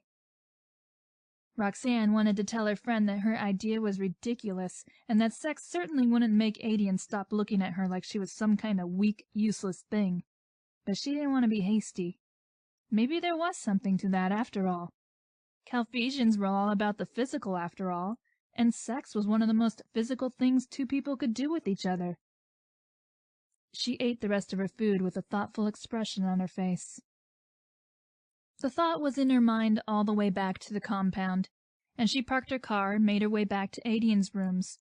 Their rooms, she had to keep reminding herself with distaste, arms full of the boxes she'd brought back with her. When she'd first started moving things, Calphesians had offered to help her carry things, but in the way that clearly said that they thought she was going to hurt herself without their assistance because she was weak. So she turned them all down. Now they didn't offer, but watched her as if they were waiting for the moment when she dropped everything or collapsed in a heap. She kept her head held high, refusing, absolutely refusing, to show weakness in front of them. Somehow she knew that if she did, it would get back to Aedian, and he'd just use it to fuel his "humans are the worst thing since planet death" rants. When she got to the rooms, she had to juggle the boxes for a bit so she could press her hands to the sensor on the door that read her prints and let her in. Of course, as soon as she entered, Aedian was there, looking bored as he watched something on the huge screen that took up most of the far wall in the main room. He glanced up as she walked in and then looked away. More things. It wasn't a question, and Roxanne bristled, sex thoughts on hold for the moment. "More things," she confirmed. "What? You have a problem with me having things?" Aedian shrugged like he couldn't care less either way. "Humans have a lot of things." "Right," Roxy snapped. "Because we came to your planet with all of our ships and tech and weapons. I forgot." He looked at her then, eyebrow arched. "We needed those things." "And I need these things. If you don't want to deal with them in your rooms, then give me my own." "That isn't how things are done." "Then stop complaining." They looked at each other for a long moment, and then Roxanne sighed, sagging slightly. If this was how things were always going to be between them, it was going to be exhausting. She didn't know how the other two women were getting on with their alien husbands-to-be, but she was willing to bet that they weren't fighting all the time like she and Aedian were. Remembering the conversation with Samantha, Roxanne made a decision. She put the boxes down in the corner of the room to go through later, and turned to face Aedian. His eyes had drifted back to the screen, but she could tell he wasn't really watching whatever was on, so she walked forward and stood in front of him, blocking his view. He didn't say anything, just looked up at her, and he only had to crane his neck a small bit to look right in her eyes, as if he was waiting for her to say whatever it was she needed to say. Well, lucky for him, she didn't intend to say anything. Slowly and deliberately, she sank down to her knees and scooted forward until she was kneeling between his spread legs. She didn't know if it was her in a submissive position, or the fact that he could guess what was about to happen, but something had those silvery eyes darkening as he looked down at her, and he spread his legs a bit wider. "Go on," he murmured, voice husky. "I was planning to." And honestly, it was ridiculous how easy this was, how as soon as sex came up, the bickering stopped, and they focused on each other and nothing else. She slid her hands up his thighs, feeling the hard muscles there, and actually enjoying the way they tensed and flexed under her hands. Deft fingers found the fastenings of his pants, and she undid them quickly, smiling a bit when Aedian's breathing quickened. He was already getting hard, and Roxanne was amused to note that it seemed like Calphesians didn't bother with underwear. His cock was thick and long, curving towards his belly as it twitched and grew under her gaze. Roxy wrapped her hand around it, feeling the silky flesh and how warm it was.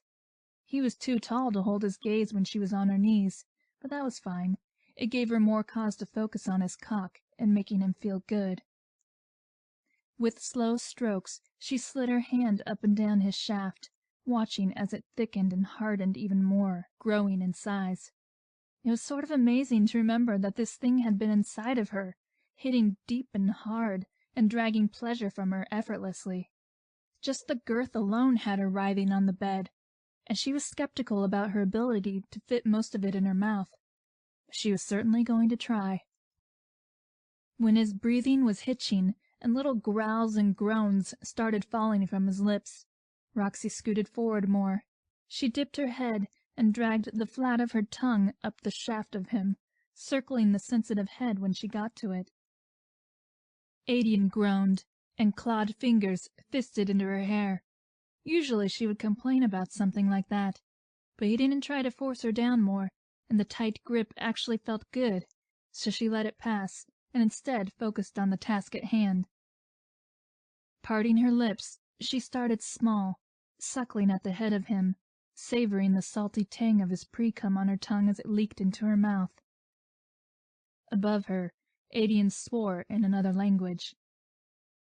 She smirked and worked her mouth down over more of it, going slow to pace herself, but making up for it with her hands and tongue, making sure that there was a steady stream of sensation.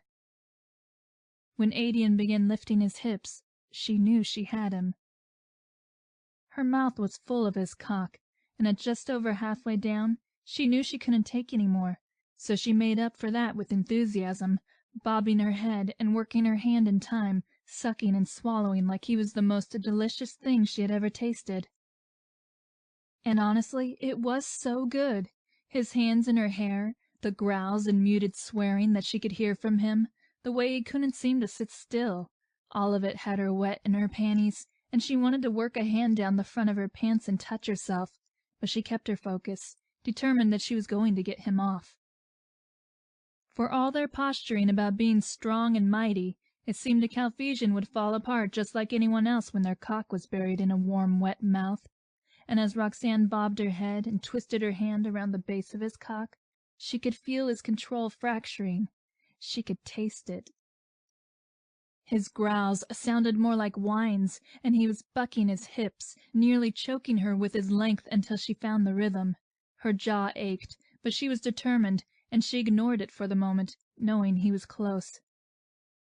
Was all he had time to get out before he was spilling his release, the salty burn of it filling her mouth as she pulled back. Some of it splattered over her lips as she swallowed what she could and released his still spurting cock with a lewd pop. Before she could wipe it away, his hand was there, thumb rubbing over her lips as he wiped her mouth clean. Suddenly feeling the need to keep this hazy, pleasure-filled atmosphere going between them, she leaned in and licked his fingers, drawing his thumb in and sucking it, careful not to cut her tongue in his clawed fingernail. His eyes were a dark gray with lust, and he looked at her like he was seeing her for the first time. Then he was surging to his feet in one motion, cock hanging out of his pants. When he offered her a hand up, she took it, and it felt like progress. Chapter 5. Warnings on the Horizon. Leaving his bed that morning was actually harder than he'd ever had it be before. Roxanne was curled up, smelling warm and like sex, and her head had nearly been resting on his chest. He'd never shared a bed with anyone before, as that sort of thing was strictly reserved for one's life-mate in his culture, and he'd spent long minutes staring at her, at the way her skin stood out against his sheets, and the way her masses of curls spilled across his pillow. Aedian was constantly having to change his opinion of her, and it unsettled him, but he'd never expected to like her, and he wasn't sure what was happening. Either way, he had a council meeting to attend, so he didn't have time to dwell on it. It was funny. Before coming to Earth, actually before the tournament itself, he'd never been important enough to have to attend things like this. He was just a body and a weapon in the mass horde of their people. But once he'd proven himself to be one of the top 3 strongest, he was suddenly someone. Strength for his people was that important. And the fact that he would be carrying on their kind wasn't anything to ignore either. So he got dressed and made his way to the inner chambers of the compound, walking down the maze-like corridors with the others who had been summoned. "Does anyone know what this is for?" asked someone behind him, and Aedian turned to see Shia striding along. "No," he replied. "At least I don't." He slipped into the language of their people, the sharp, harsh sounds feeling natural on his tongue. Most beings from their quadrant had the gift of tongues, but speaking their own language felt right. "Why would you?" called someone else. "You've been busy." "Have I?" "Of course, with your human. I hear they're insatiable." Aedian thought back to the night they'd spent together, Roxanne on her knees in front of him, her pretty mouth wrapped around his cock, and then her on the bed, spread out underneath him as he'd pumped into her. Aedian remembered how surprised the humans had been to find out that they were organized and had something of a government. When they looked at the Calphesians, they saw mindless beasts, but just because they prized strength over all else didn't mean they were stupid. And being on another planet had meant they needed to reorganize. Each collective of Calphesians was called a cluster, and each cluster had a head. The heads of these clusters made up the council, and they convened via holoscreen to discuss important matters. Usually it was just the council who met, and the head would relay the news to his cluster as needed. But since this meeting had been extended to the most important people in each cluster, it had to be something big. When Aedian walked into the room, he could see that their head was at the head of the table, arms folded. Prius had been the head for as long as Aedian could remember. The older Calphesian grizzled and muscular, his hair hanging in thick braids, tattoos visible, horns massive and sharp. He practically oozed power, and Aedian bowed slightly as he walked in, showing respect to the strongest warrior their cluster had. There were screens on the walls, and on each screen was the face and upper body of a head of another cluster. With each cluster so scattered across this new planet, this was the only way that they could all speak. Aedian took a seat, keeping his distance from Shia and Deimos, who had come in later. Both of them looked happy and relaxed, and he wondered how things were going with their human women. Judging from the display at the ceremony, he was guessing things were fine. A few others filtered in, more important people in the cluster, their medic, the head's son, a few of the ones who had been instrumental in helping to build their compounds, and the winners of the last tournament. Everyone took their seats and turned their eyes to the head, anticipation high in the air. Prius looked out over all of them, and then banged his fist on the table. On the screens, each of the other heads did the same, calling the meeting to order. "Head Talaran," Prius said, looking to the Calphesian on the leftmost screen. "Your report." Talaran bowed his head, and then looked around, dark blue eyes grave. "Our absence has been noticed," he said in their language. "The Platox have been on the move."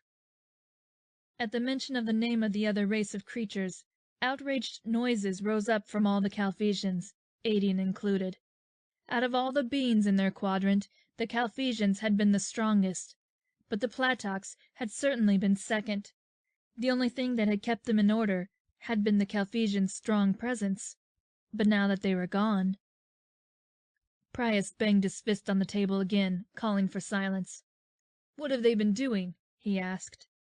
"Conquering," Talaran replied simply. "Already the Sylphans and the Karax have been laid to waste, according to my sources. The refugees from both clans have banded together for survival." Aedian blinked in surprise. The Sylphans and Karax hated each other, and only true devastation would have led to them joining forces. Of course, even together, they would be no match for the Platox. Only the Calphesians could boast as much. "They don't seem to be stopping their conquest either," Talaran continued, "and I fear they will expand beyond the quadrant soon enough." "Do you think they would come here?" Deimos asked, a frown on his face. A murmur rose up from those gathered, heavy with speculation. Aedian looked at Prius, and could see the concern on his face. "This is why we shouldn't have left Calphas," Aedian said, leaning back in his chair. "The Platox would never have dared to do anything like this with us there. We held them in check." "Then we would have died along with Calphas, and this would have happened anyway," Alaric, one of the other heads, snapped. "There is wisdom in knowing when to retreat." Aedian snorted. "There is weakness in retreat," he replied, knowing it was out of line for him to speak to one of the heads like that, champion or no. But he couldn't hold his tongue. "There is nothing we can do from here." "Be silent, Aedian," Prius said, deep a voice heavy with disapproval. "We made the decision we had to make when we left Calphas. Do you find weakness in survival as well?" "No, but—" "Is there something shameful about the continued lives of our kind? Do you doubt that the Platox would have waited until Calphas died with us on it before they danced over our bodies and ransacked our quadrant?" There was true anger in Prius's voice, and Aedian knew better than to reply. He clamped his mouth shut and kept his lips pressed together in a thin line. "No one wanted to leave Calphas and come here," Prius continued. "We find retreat as palatable as you do, but it was the only choice. There was no other. Leave or die. Survival is the most important thing. But perhaps you think the outcome of our fight is the true weakness. Is that it? You think that dealing with the humans makes us lesser somehow? Because we took advantage of them as a resource? Because that is what they are. Just as sure as their food and water is. Their women keep our kind from dying out." He raised his hand and clenched it into a fist. "Survival is the most important thing." "Yes, Prius," Aedian ground out, and he didn't speak again for the rest of the meeting. The other heads gave reports from their sources, speaking of the way the Platox seemed to be moving outwards from their quadrant to conquer the little planets on the outskirts, the ones who could barely defend themselves, who had been under the Calphesians' protection. There was no doubt they were killing the warriors and taking the women as slaves, as was the usual way, and the atmosphere of anger in the room just kept growing. "Do you think they're trying to draw us back?" Shia asked at one point, and everyone looked to him. "To anger us until we take to our ships and return to the quadrant?" No one had an answer for that. "If they want to meet us in battle, they can meet us here!" cried one of the former champions. "But what about the humans?" asked another. "They will not be able to fight. Earth is not made for this fight." "We can't just do nothing," someone else said. Prius raised his hands in a bid for silence. "We will not do nothing," he assured them. "But we need to plan. Their tech is much lesser than ours, and it will take them time to get here if they're coming. We will meet their threat if there is one." Around and round it went, with no one hitting on any real solution, and by the time the meeting was called to a close, Aedian was agitated, angry, and annoyed. He stalked from the room, pushing past the little knots of people standing around talking. He didn't want to talk. Talking wasn't going to get them anywhere. For so many cycles, the Calphesians had kept the peace in their quadrant by beating down any threats that rose up. And now they were gone, and the Platox, slimy weaklings that they were, had come in and taken over. It was wrong, and how they could all just sit there and talking about it like it wasn't a slap in the face was beyond him. Aedian wasn't really paying attention to where he was going as he stomped down the corridors back to the residential area. He was angry and wanted to do something. Before he knew it, he was back at the door of his rooms, and he slammed his hand into the sensor, making the screen shake as it read his prints and let him in. The door slid aside and he stomped into the room, throwing himself on the couch and fuming. His fingers were clenched into fists, claws nearly biting into the skin of his palms. Roxanne was around somewhere more than likely. He hadn't been gone that long, and if he couldn't hit something, then having sex with her would be the next best thing. He usually tried to be gentle with her, knowing that she was fragile, but she seemed to enjoy it when he got a little rough, when he pinned her down to the bed, or pulled her hair, or dragged his claws over her skin, when he made her scream for him. And she tried to give back as good as she got, blunted human nails raking down his back, her mouth pressed to his shoulder, teeth biting down on the muscle there. Yes, that would be an excellent distraction if he couldn't have the one he wanted, and he got up, moving into the bedroom to see if she was still in bed. The sheets were rumpled, and she was nowhere to be found, and Aedian let out a wordless growl of frustration until he heard the water running in the bathroom. He stepped in, and there she was, back to the door as she showered. She was beautiful with water cascading down her skin, her hair pulled up in a knot to keep it from getting wet. The bathroom echoed with the sound of her humming as she washed herself, and Aedian just watched for a while, enjoying the way her hands slid over her curves and wanting to follow them with his own hands. When she turned and saw him standing there, she yelped and scowled. "Don't do that!" she snapped, pressing a hand over her chest. "Nearly gave me a heart attack. Haven't you ever heard of knocking?" "These are my rooms," Aedian pointed out. "There are rooms, and you can get out now." "You will not order me around," he snapped, irritation flaring again. He didn't want to fight with her. He wanted to pull her to him and chase the water running down her skin with his tongue. But she could be so infuriating sometimes. "Oh, right, because you never order me around," Roxanne muttered under her breath as she shut the water off and reached for her towel.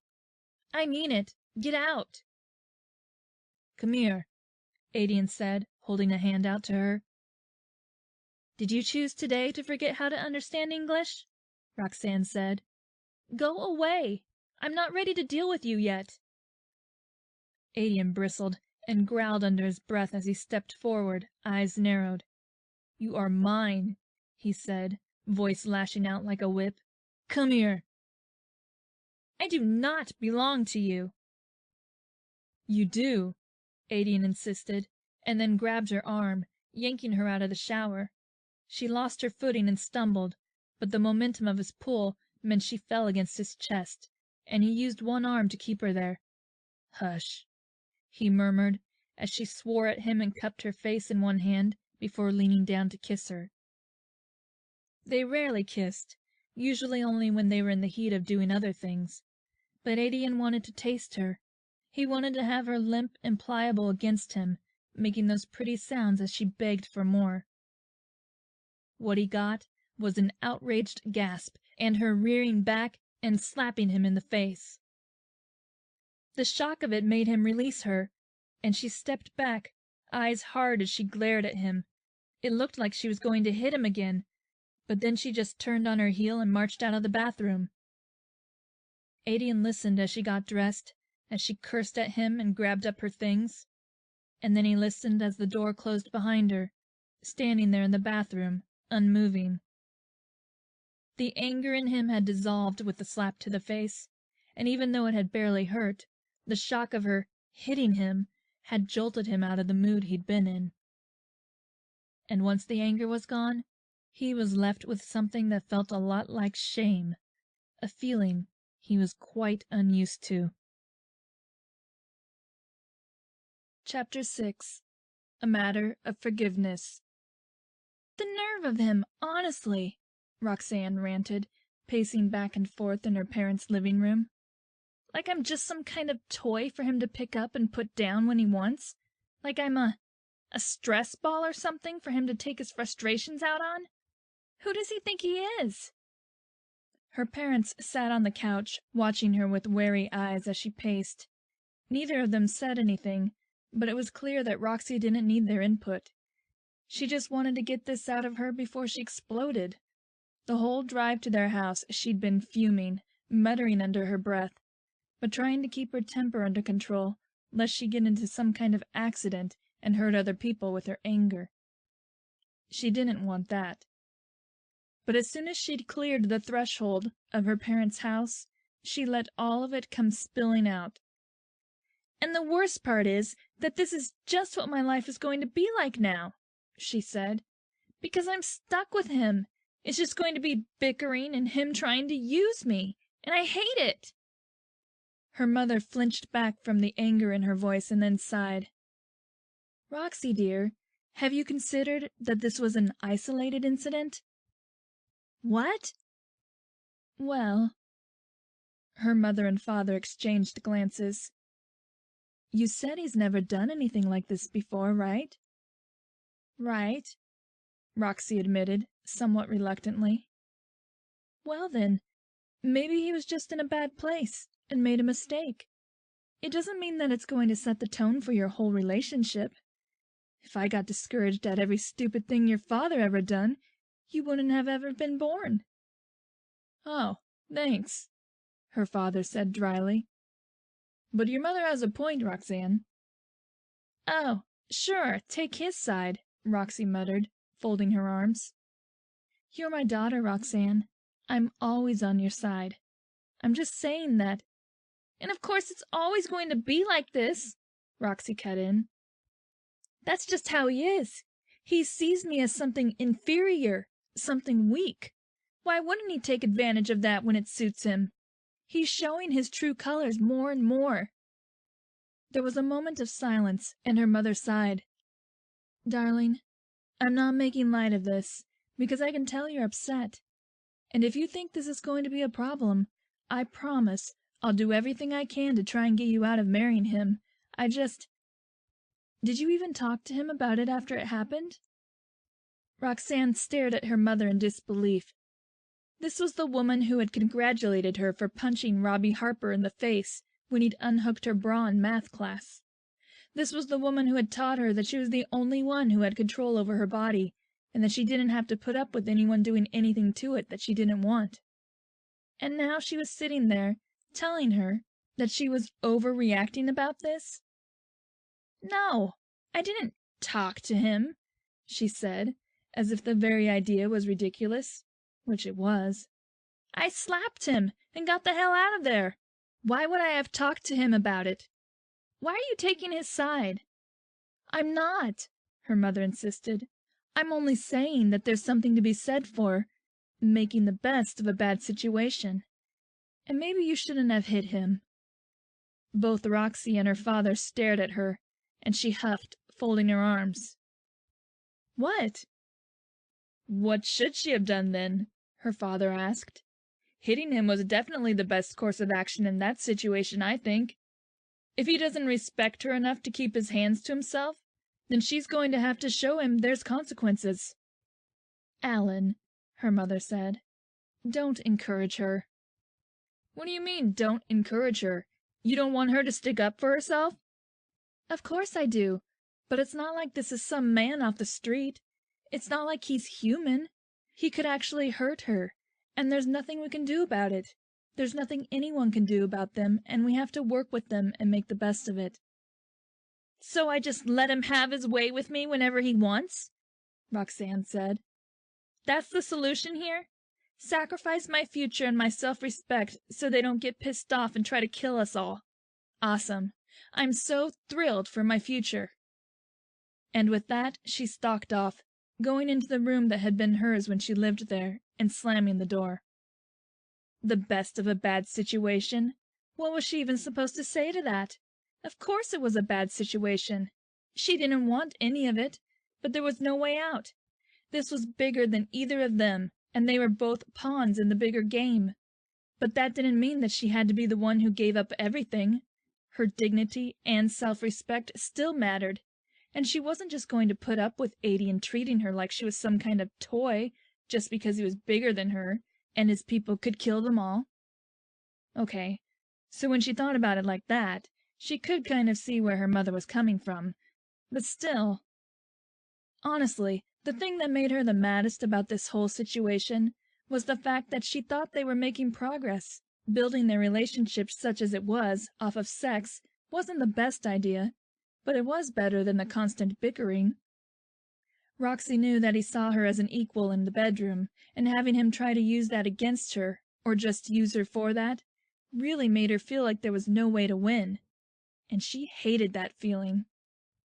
Her parents didn't bring it up again, and Roxy spent 6 days at her parents' house, wondering if she could just stay there forever. She assumed that at some point they were going to come and make her go back to the compound to be with her fiancé, but until then, she had no intentions of leaving. The more she thought about having to go back there and possibly apologize to Aedian for lashing out at his bad behavior, the angrier she got, and so she put the whole thing out of her mind and focused on other things.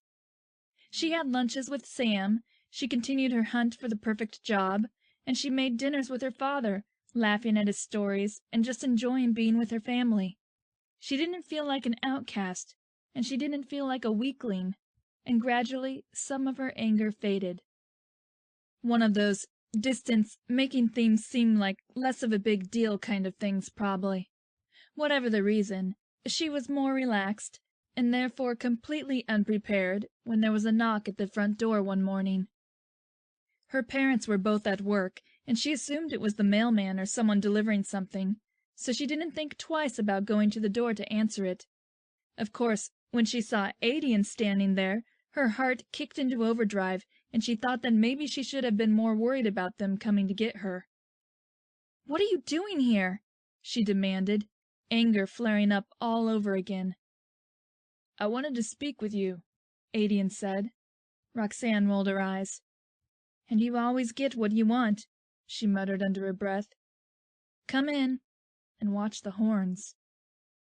Aedian blinked, but ducked his head and walked in through the front door, looking comically large in her parents' modest house. His head was nearly to the ceiling, and he looked like he was afraid to move for fear of breaking something.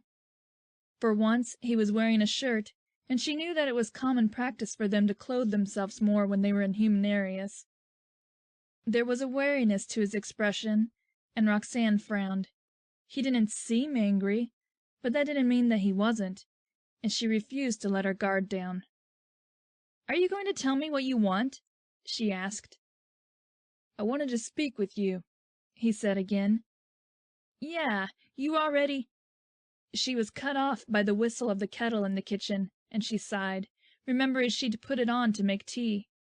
"Come on, then," she said, motioning for him to follow her into the kitchen. She turned the burner off under the kettle and rummaged in the cabinets for the peppermint tea she favored. Her parents always had some on hand for when she visited. When she turned back towards the door, the sight of Aedian sitting at the kitchen table startled a laugh out of her. It was just that he was so large, and the kitchen chairs were rickety and small enough that her father, at 6 feet, always complained about them, and Aedian was definitely nearly a foot taller than her father. In fact, he looked so out of place that the laughter bubbled out of her. The kitchen was painted a peach color, and there were flowers on the molding and baseboards, and it was just so funny to see this hardened warrior sitting there, eyeing the sugar bowl on the table mistrustfully. Aedian's head jerked up when she laughed, and he narrowed his eyes at her. "What is so funny?" "You are," Roxanne said. "You look so uncomfortable." He shrugged. "This is not my home." "No," she agreed. "It definitely wasn't made with your kind in mind." She went about making her tea, and then leaned on the counter with the hot mug, blowing across the steaming surface before taking a sip. "So what did you want to talk about?"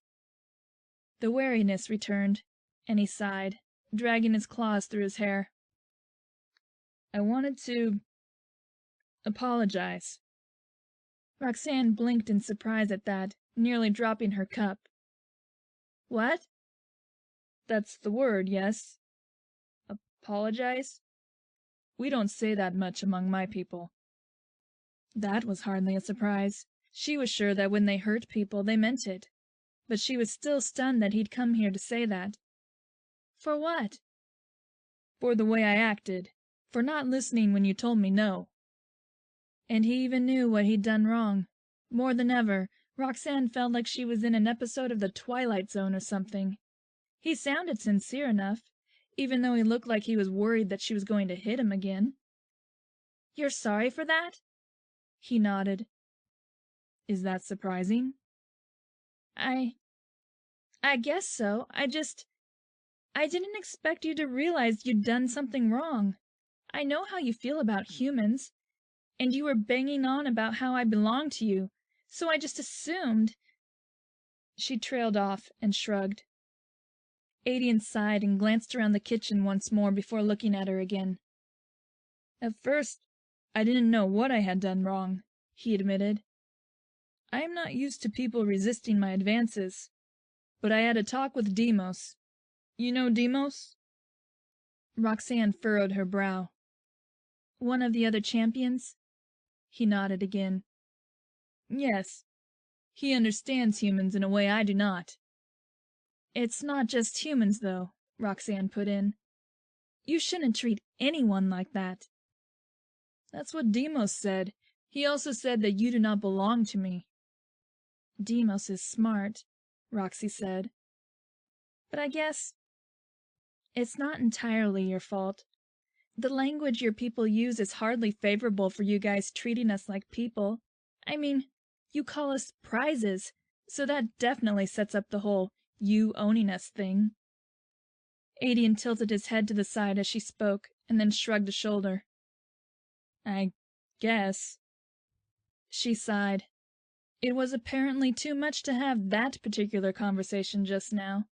Well, progress was progress, she supposed, and the apology was more than she had been expecting. "I would have thought you'd be glad to be rid of me," she said, sipping her tea and looking at him. "The treaty." She snorted, cutting him off. "You don't care about the treaty. I could see that at the tournament. That was all about you needing to prove that you were strong, not because you wanted to be saddled with a human wife and locked into prolonging your race." What?"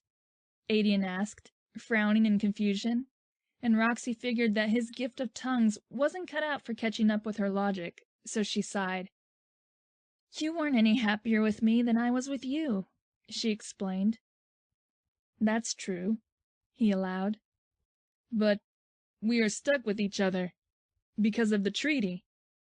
I might not care about it, but I respect it. I have no other choice." And that was true enough. They were both victims, though Roxanne thought she had perhaps gotten the shorter end of the stick. But then, Aedian probably felt the same way. She sighed and put her cup down, tugging on an errant curl that fell into her face from her sloppy bun. "Do you respect me?" she asked. "Because I'm not going back with you if you don't." He looked at her for a long moment, clearly thinking. Finally, he inclined his head. "Yes, I think I do. You aren't weak. Well, you're a human, so you're weak by nature. But you're strong for your kind. You stand up for yourself and you don't allow disrespect. That is a strength. I am sorry for what I did, but you reacted with strength." "I slapped you." He shrugged a shoulder. "Strength." They were such a simple people, it seemed.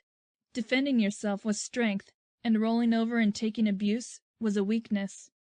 Well, Roxanne had never been someone to let people walk all over her when she could help it, so she didn't think they were going to have a problem there. She looked down at the floor for a moment, thinking, and when she looked back up, Aedian was on his feet, walking towards her with slow carefulness. She watched him, warily, unable to forget what had happened the last time he'd been coming towards her. But this was a different thing entirely, and she let out a slow breath as he approached.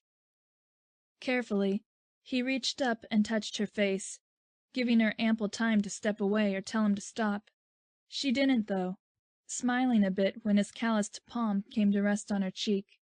It was, perhaps, the most gentle he'd ever been with her, and she looked up and into his strange eyes, wondering what he was doing.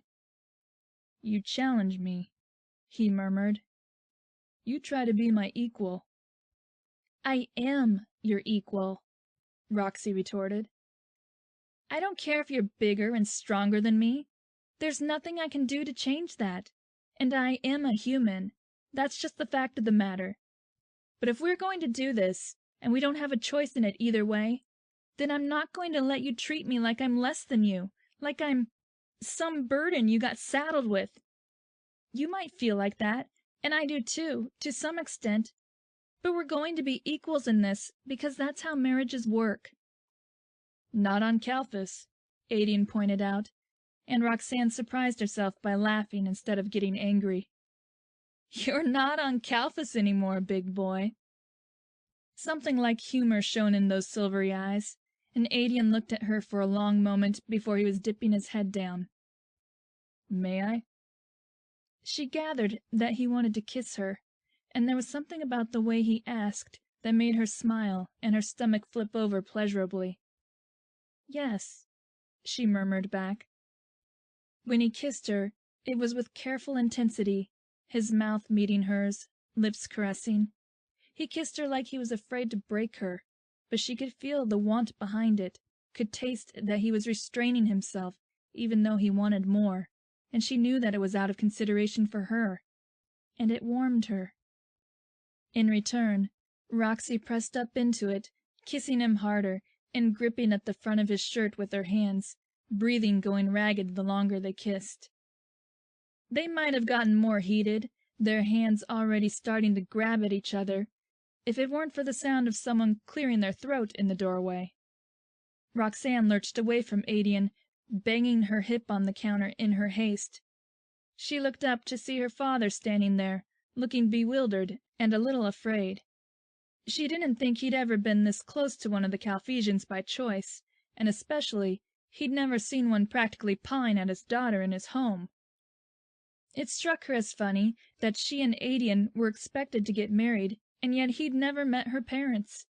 She cleared her throat and placed a calming hand on Aedian's arm, feeling his agitation there under the surface.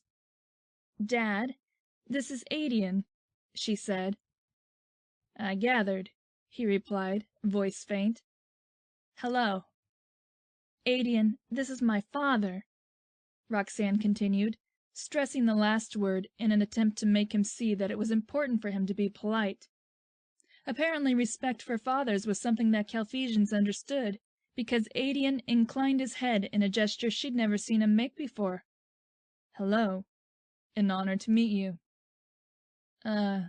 Likewise," Alan said, glancing between the two of them in a clear, "what is happening?" gesture.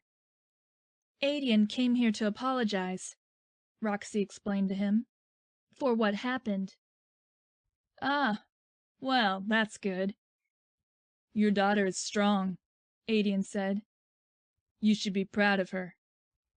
Roxanne smiled, surprised, and her father nodded. "I am proud of her. She's a hell of a girl. I'm glad you can see that." He hesitated and then shook his head. "Would you like to stay for dinner? Seems strange that we've never really sat down and talked to the man our daughter is marrying." Aedian blinked and looked to Roxanne, who was just as surprised. She shrugged and then nodded, and Aedian smiled uncertainly. "Thank you," he said. "I would like that." And honestly, her life just kept getting more and more bizarre. Chapter 7. The Natural Progression. Dinner with humans was an odd affair, to say the least. Aedian had very limited experience with humans this close, aside from Roxanne. He'd never really spent more than a few minutes in their company, and generally preferred to keep it that way. Humans were different from Calphesians. There was no getting around that. But sitting there in that kitchen with Roxanne and her family, Aedian was forced to think about whether the differences were all bad. Yes, they were smaller and inherently weaker, but they had strength that Calphesians never had. They had a closeness that none of his people could boast, and emotional support, which was something Aedian had never had. Too many of his kind grew up without parents for one reason or another, and seeing the way the family unit worked on Earth made him think that it was a shame that he'd barely known his own family before they were killed. There had been a lot of laughter, and though it had taken some time for them to warm up to him being there, a large, unwieldy presence in their kitchen, they'd included him in their stories and jokes as the night progressed. And more, Roxanne had turned that smile on him, her eyes warm and delighted. When it came time for the evening to end, Aedian had stood at the door, prepared to take his leave without Roxanne, He hadn't come to try and force her to come back with him after all, and there were only flimsy reasons why she couldn't stay among the humans if she wanted to. It wouldn't be breaking the treaty, as long as they still got married and had children, and Calphesian family units rarely stayed together all the time, so no one would really mind all that much if they didn't. It was the offspring they cared more about anyway. He'd been planning to explain all of that to her before he left, but before he could, she'd been grabbing her things and following him to the door. "Ready?" Aedian had frowned. "You do not have to come back with me. I know you'd prefer not to." Roxanne shrugged, shouldering her bag. "It's not a big deal. Plus, most of my stuff is there anyway." Her sudden change of heart had him off balance, but he was learning that it was pretty much how he was always going to feel around her, so he just inclined his head and motioned for her to lead the way out. Aedian had walked to her home from the compound, needing the exercise to help clear his head, but he rode back in Roxanne's car, cramped and uncomfortable, and grumbling about human contraptions the whole way back to the compound. Instead of being offended that he was talking bad about human things, Roxanne giggled under her breath, clearly amused by the way his head was bowed to keep his horns from scratching her sunroof. She seemed lighter than she ever had before, and her mood was infectious, leading Aedian to take her bag from her when they made it back and carry it up to their rooms without a word, and she let him, which he was going to count as progress. He watched her put her things away, including the small plastic container of leftovers from her mother, and then she turned to face him, hands on her hips. "We had a fight," she said. He inclined his head, acknowledging that. "One of many." Her lips crooked upwards in a smile. "True, but you know how married people deal with fights on Earth?" "We aren't married yet," Aedian pointed out, and smiled a bit when she huffed and rolled her eyes at him. "That's beside the point," she insisted. "They have sex. Make-up sex." "We had a fight, and now you want to have sex?" Aedian was skeptical, but that lasted only long enough for her to stride forward and grab his shirt, yanking him down while rising up onto her toes to press her mouth to his in a firm kiss. "We were interrupted earlier," she murmured against his lips, "and this is clearly the way to bridge the gap between our kinds." Her argument was a compelling one, and Aedian definitely wasn't going to complain about the way she was pressed against him and the way her mouth tasted against his, so he stopped talking and started doing.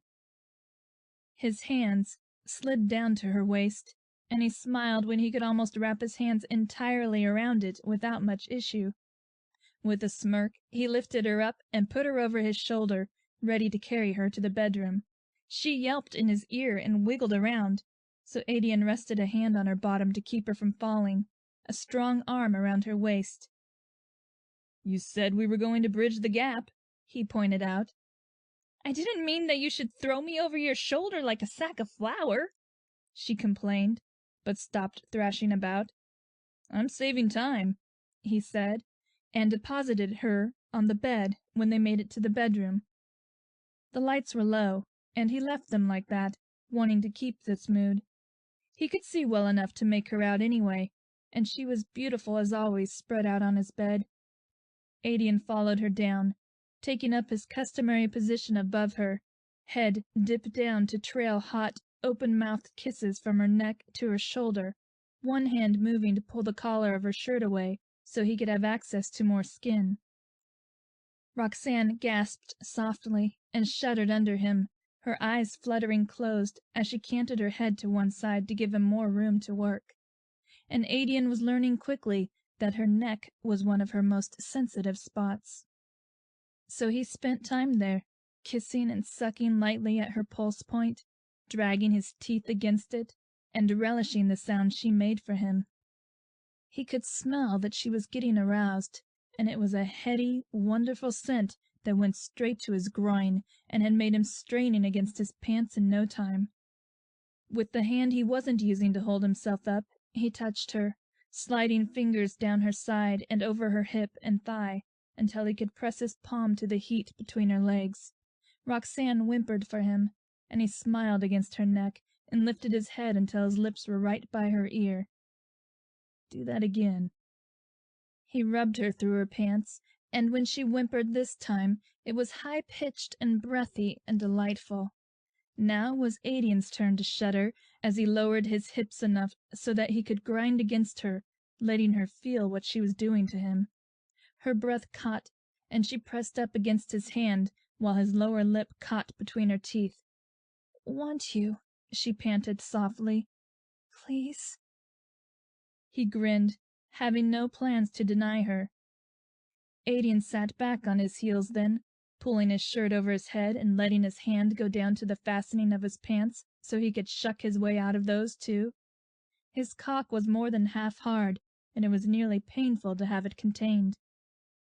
Roxanne watched, with dark eyes, as he undressed before moving to do the same herself, removing her shirt and pants and strange undergarments quickly. When they were both naked, Aedian reached for her, but she held out a hand to stop him, and he obeyed instantly, not wanting another scene of him trying to force himself on her when she didn't want it. "I want to try something different tonight," she said, and Aedian raised an eyebrow. "Like what?" "Lay down on your back," was her reply, and she gestured to the bed. Aedian blinked for a moment, but then shrugged and moved to do as she told him, laying back on the bed so his head was against the pillows and stretching out full length. He watched her with careful eyes as she got up to make room for him and then approached the bed again, hesitating only a moment before she was throwing one leg over his thighs and straddling him. "Is this okay?" she asked. For a moment, rage flashed through him.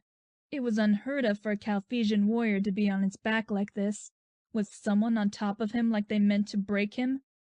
But he sucked in a breath through his nose and reminded himself that this wasn't a fight. This was a completely different thing altogether. And, actually, Roxanne looked very good on top of him, her hair in a wild halo around her head, her breasts right there for him to touch, and the soft heat of her pressed against him where her legs were spread. The sight alone helped remove any unpleasant feelings he had about the position, and he inclined his head after a moment, nodding. "It's okay," he confirmed. Her answering smile was brilliant, and he watched as she made herself more comfortable, nearly sitting on his hard cock where it was curved up towards his stomach. She held his gaze as she planted her hands on his chest and used the leverage to raise herself up enough that she could grind on him properly, dragging that wet heat along the length of his erection. Aedian groaned and swore in an undertone at the way that felt, the way her skin was so soft and silky, the way her wetness left a warm trail that cooled slightly when she slid away, offering a different sensation. It felt amazing, and he lifted his hands to grip her hips, pulling her down hard as he lifted his hips to grind with her. "God!" she groaned, and he could feel his cock rubbing against her clit. They moved together like that for long minutes, breathing harshly in the otherwise quiet room, Roxanne letting out those delicious whimpers ever so often as their movements got faster and more erratic. Aedian didn't want to come like this, though. He wanted to be buried inside of her. He wanted to thrust into her body and bring her to her climax like that. So he lifted her up more with his grip on her hips. "Ride me," he murmured, eyes dark. Roxanne was flushed, and she panted, reaching up to swipe hair out of her face. "I'd love to," she said, and reached down to grip his cock. It was always so hot to see her hand wrapped around him like that, and even hotter to watch her sink down onto him, each inch of his cock disappearing into her willing body. It would be harder for her at this angle, so he didn't rush her, just watched as she took him in, delighted by the sound she made and the way her body trembled with need. For all their differences and differences of opinion, she wanted him, and he wanted her, and their bodies seemed to fit together in an odd sort of way that shouldn't make sense, but somehow did. And Aedian wasn't going to question it, not when she was fully seated on his cock, and he was sheathed in that incredible heat, feeling her walls tighten around him. Neither of them moved for a long moment, both adjusting to the sensation that were currently coursing through them. Aedian could feel that heat pulling in the center of his belly, growing outward to warm his limbs and sweep him up in the feeling of delicious pleasure.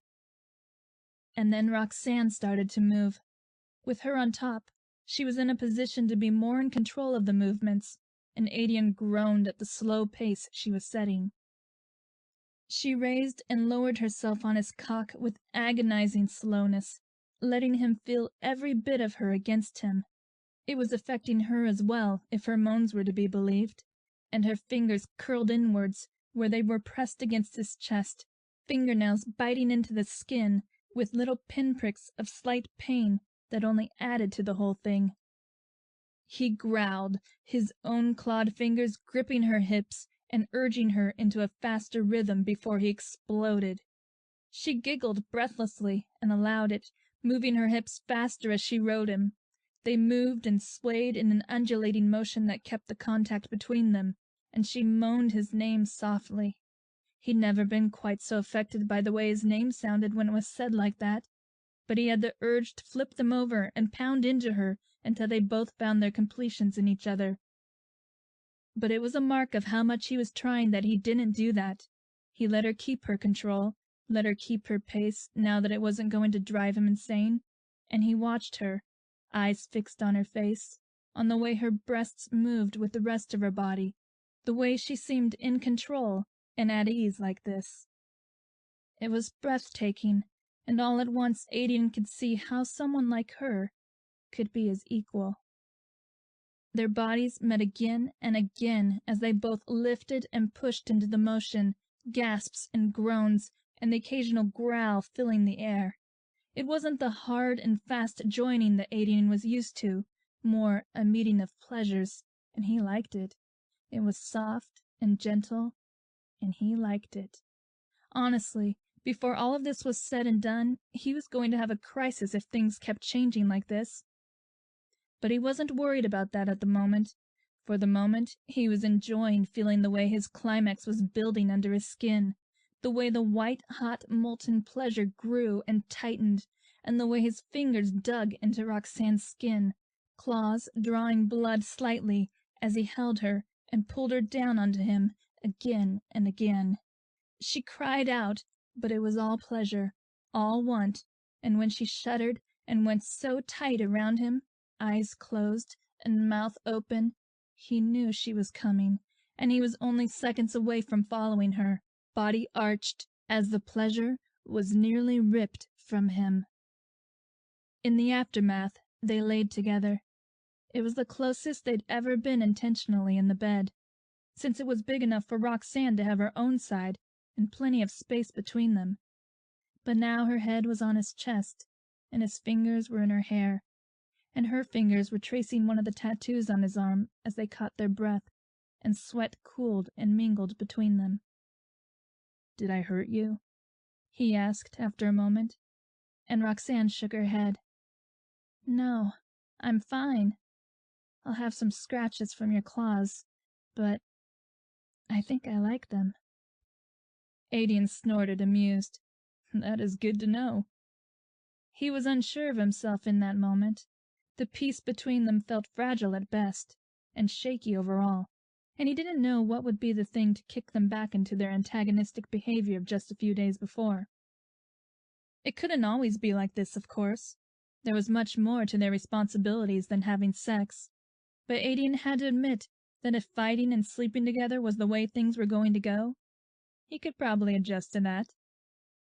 "I didn't think your people were big on cuddling," Roxanne said, and Aedian tensed. "It's not our way, no," he allowed. "But then, you do not know very much about my people." That wasn't an insult, it was just a fact. She rolled her eyes. "Like you know so much about humans." "I've learned more about them," Aedian replied carefully. I guess we haven't really been bridging those gaps very well, Roxanne mused. I mean, my people are more interested in your tech than you as a people, and your people are more interested in, well, surviving. I guess, which makes sense, don't get me wrong. It just seems kind of dumb that we're relying on and trusting each other so much without even trying to really get to know each other. Aedian didn't want to tell her that, at best, Calphesians saw humans as particularly useful nuisances that had come with the planet, and therefore had to be dealt with no matter what they said during ceremonies. He also didn't want to tell her that there was danger on the horizon if the Platox decided they wanted to come to Earth. The moment they were sharing was nice, and they'd avoided fighting so far, and Aedian didn't want to upset that. So he just sighed softly and continued petting her head, fingers touching her soft curls almost reverently. Soon enough, she was asleep against him, and he relaxed. She smelled like him, and she was his, and that was enough for him to be content with for the moment. Anything else could wait until later. Chapter 8. For the Common Good. That seemed to be something of a turning point for them, and Aedian was forced to admit that there was something to be gained from talking about feelings and all that. Before, his method of problem-solving was hitting things until they did what he wanted, but even he could see that wasn't a viable option here. They still argued and bickered, but that seemed to be just a part of how things were for them. They were both headstrong individuals with a fierce sense of pride in their people, so it made sense in a way. When he voiced this opinion to Deimos, the other had nodded sagely. "You can't treat them like they're that different from us," he said. "They are different, but the same way we have pride in ourselves, so do they." And as much as that baffled him, because humans were weak and greedy things, Aedian decided to just go with it. He only needled Roxy about being human when she needled him about being a Calphesian. Gone was some of the bitterness that both of them used to have in their voices when they talked about each other, replaced by something that was more cautious and fragile, but there nonetheless. As far as he was concerned, that was all for the better, especially considering the fact that they had to get married, regardless of whether they wanted to or not. He wasn't going to break the treaty just because they fought sometimes. So learning to live with each other seemed to be their only option. Honestly, it wasn't as hard as he was expecting it to be. Roxanne didn't seem to want anything from him other than his respect, and for the most part, they both went about their lives, not getting in each other's way. He sparred with his friends, and attended meetings and did all the things he'd done before, and she disappeared for hours in her car and came back smiling and happy. And then they had sex. The sex, Aedian was pretty sure, was what was really keeping them afloat. Even if they were strained and bickering, all it took was a round of sex to mellow them both out, and he thanked every creator there was that they were compatible in that respect.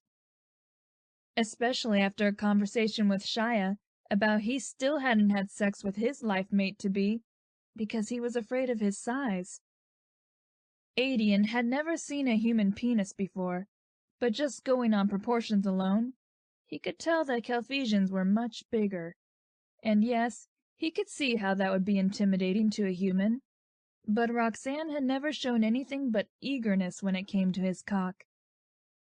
And that gave him a smug sense of satisfaction that he identified as pride in his choice of her. Granted, she'd been the only one left when it was his turn to pick, but they sort of fit in a weird way. He mused about this as he headed down into the central meeting room once again. Everyone was on high alert, and the thread of tension in the air let him know that something big was going on. Kicking him out of his pleasant thoughts about finding Roxanne after this and having sex with her against the wall or the door, their height difference would make positioning tricky, but he was equal to the challenge. Hushed whispers followed him into the room, and everyone on the council looked grave and a bit afraid. That was how he knew there was something wrong for certain. It wasn't that Calphesians didn't feel fear, because they certainly did. It was just that when they felt it, they were careful not to show it. Admitting fear was a weakness, and it was one that was easily exploited. For some of the top people of their kind to be looking so openly concerned, he knew there was something big going on. Prius waited until everyone was inside and the door had been shut before he banged his hand on the table to call the meeting to order. It was clear from the rabble in the room that everyone else had noticed the same things that Aedian had. Of course, instead of responding to it with hushed words or quiet speculation, everyone wanted to be heard at once, nearly shouting over each other to have their voice heard over the din. The agitation on their faces and in their tones was as clear as the concern on the heads' faces, and Aedian shook his head as Prius banged his fist harder, demanding order. Finally, the people started to settle down. "What is going on?" asked one of them, face drawn into a frown. "Something is not right." "We've been told to gather weapons," another said, "as if preparing for war. My life mate is afraid, and I do not know how to console her."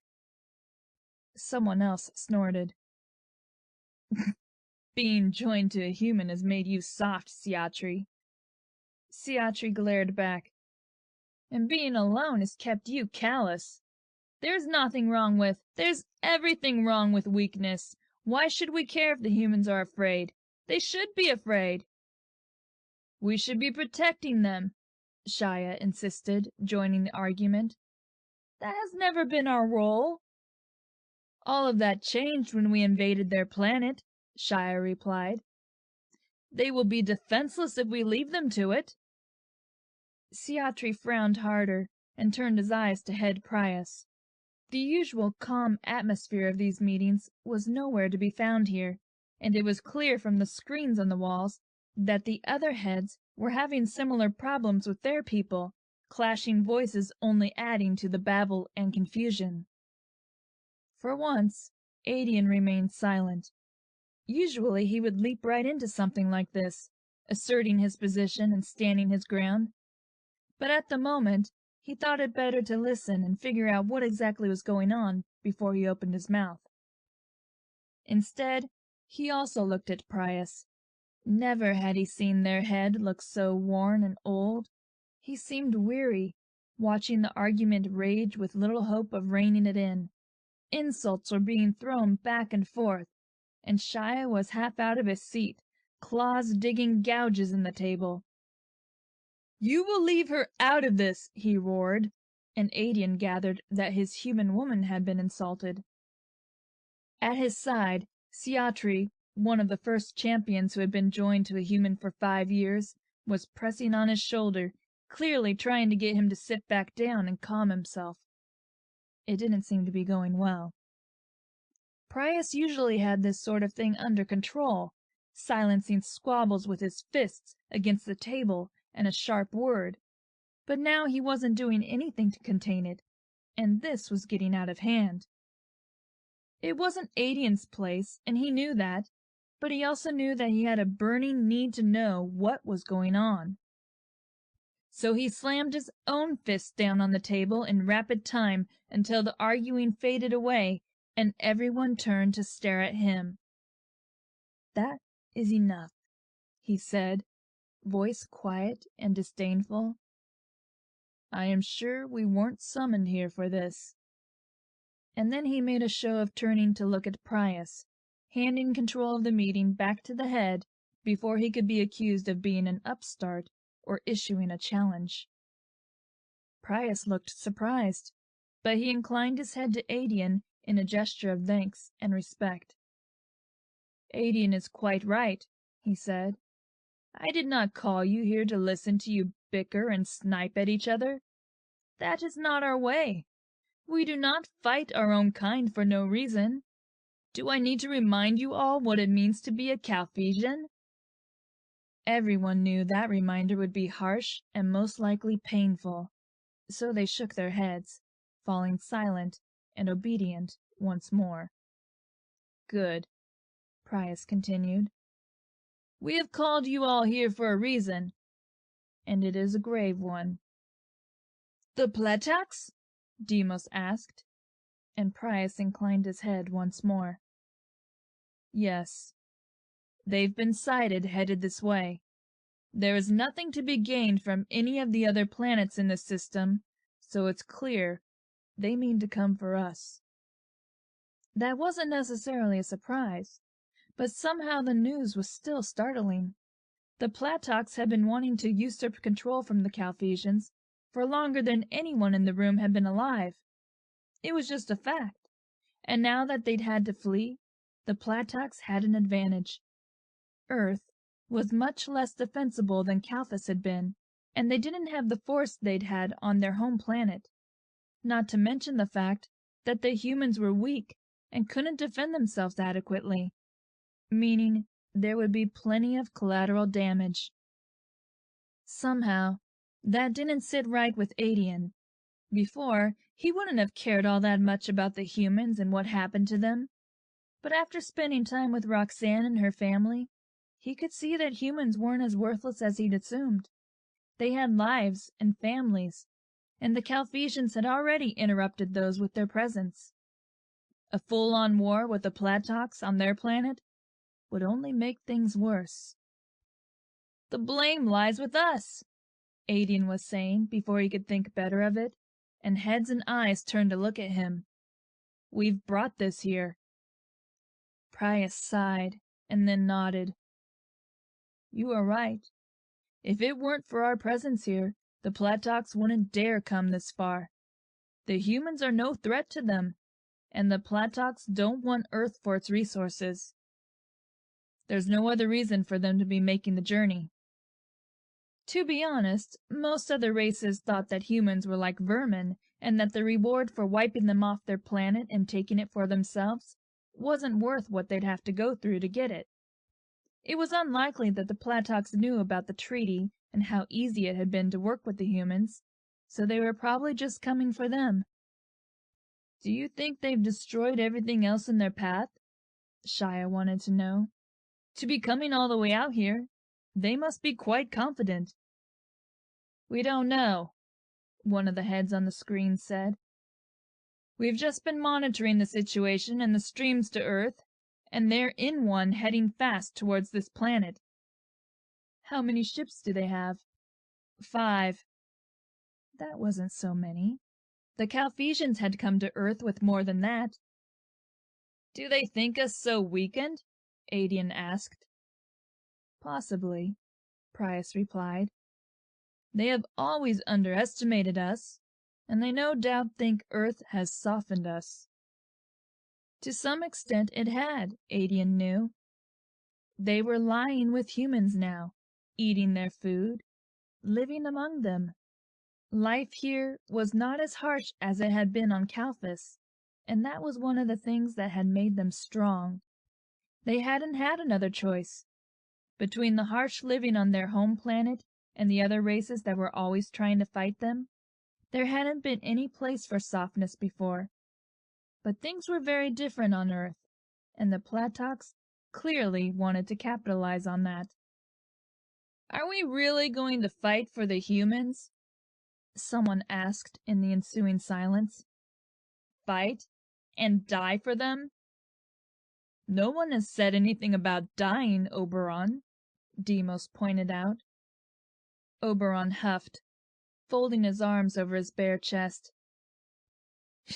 It doesn't need to be said, Deimos. Fighting leads to death. We all have experienced this in some way. And would the Platox dare to challenge us if they did not think they had an advantage? They have never once beaten us, and they know that. For them to be trying now means they have new strength. It was a good point, an unsettling point. And so what do you suggest, Oberon? Prius asked. We abandon the humans to their fate and find a more defensible position. More silence followed that pronouncement. Oberon was one of the former champions as well, and such a cowardly thing wasn't usually said by Calphesian champions. "You have a human life, mate," Deimos pointed out. "You would abandon her?" "No," Oberon replied, like that much was obvious. "We would take women with us. They are useful for reproduction." Disgust rose like bile in Aedian's throat, and it was a curious thing. He didn't think he had changed that much, but just weeks ago he would have been of the same opinion as Oberon, not seeing the point of risking his neck for beings he felt were beneath him. But something about Roxanne had changed his perceptions. If she was so strong, so willing to stand up to him and for what she believed in, then perhaps all humans weren't worthless. "That would be a weakness," he said, speaking up, "to leave them to something they neither courted nor deserve." "They didn't court us coming to destroy them either," Oberon pointed out. "And yet—" "And yet we didn't destroy them," Prius added. "They proved they were worthy of bargaining." Oberon scoffed at that. "Bargaining? What do I care for that? We could have captured their women and ended up in the same position, but with less of them around." "You are a coward, Oberon," Deimos said. "You want to flee. When have we ever fled from the Platox? Your ancestors would be ashamed." "You know nothing about my ancestors," Oberon spat. "Or about common sense, it seems. How can we defend ourselves if we're defending them?" Aedian couldn't deny that it was a good question, and his head was buzzing with questions of his own, and worries, and, loath as he was to admit it, fears. The Platox had never been a match for them before, but things were so different now. Prius banged his hands again. "We are not abandoning Earth," he said firmly, "and that is the word of the head. If you try to leave here, you will be executed, and the stain will never be removed. Oberon, you shame yourself and those before and after you with your words." Oberon fell silent, but his eyes shone with anger. "I think he has something of a point, though," Aedian said, "about defensible positions." "Meaning?" "Meaning it would be pointless to allow for slaughter. I'm not saying that we should leave Earth, but we should build our defenses, find the best place to fight them. Surely we still outnumber them well." Strategy wasn't their usual thing, especially when it came to the Platox. Usually they just rushed in, weapons at the ready, and destroyed anything in their path. But Prius seemed to be considering it. "It will take them several more days to get here," he said, "even with the stream." "We will confer and figure out the best course of action." It was as good as an admission that the head didn't know what to do just yet, and Aedian felt worry churn within him. It was an unpleasant feeling, all things considered. "For now," Prius continued, "we will leave the humans ignorant. Tell no one but your fellows of this. We will spread the word through the compound and continue our preparations. When the time is right, we will alert the humans. There is no need to cause a panic among them." Everyone nodded their assent at that, and the meeting broke up. They all looked much more tense than they had when they'd filed in, and Aedian kept his head down as he left. No doubt Oberon would want to make an issue of being called out in the meeting, but Aedian had other things on his mind just then. A part of him wanted to tell Roxanne anyway. He didn't think she'd like having the news sprung on her, but in the end, he decided against it. Things were going well between them, and he didn't want to ruin that with the kind of strain that worry brought. Decision made. He headed for the practice area of the arena. At the moment, he really needed to hit something. Chapter 9. In the Interim. Roxanne came awake with a startled blink and a yawn, frowning into the pillow. It was always so hard to tell what time it was in the compound, since it took forever for the sunlight to reach the windows with the way the compound was shaped.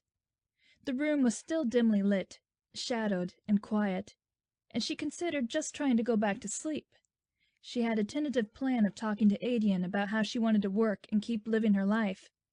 But from the snuffling breaths she could hear and feel on her neck, he was still mostly asleep. There was no big rush for her to get up, and she was warm and comfortable, and not twitching with the need to get away from her husband-to-be. So she settled back down, snuggling under the covers more, and pressing back until she could feel Aedian's warmth all along her back.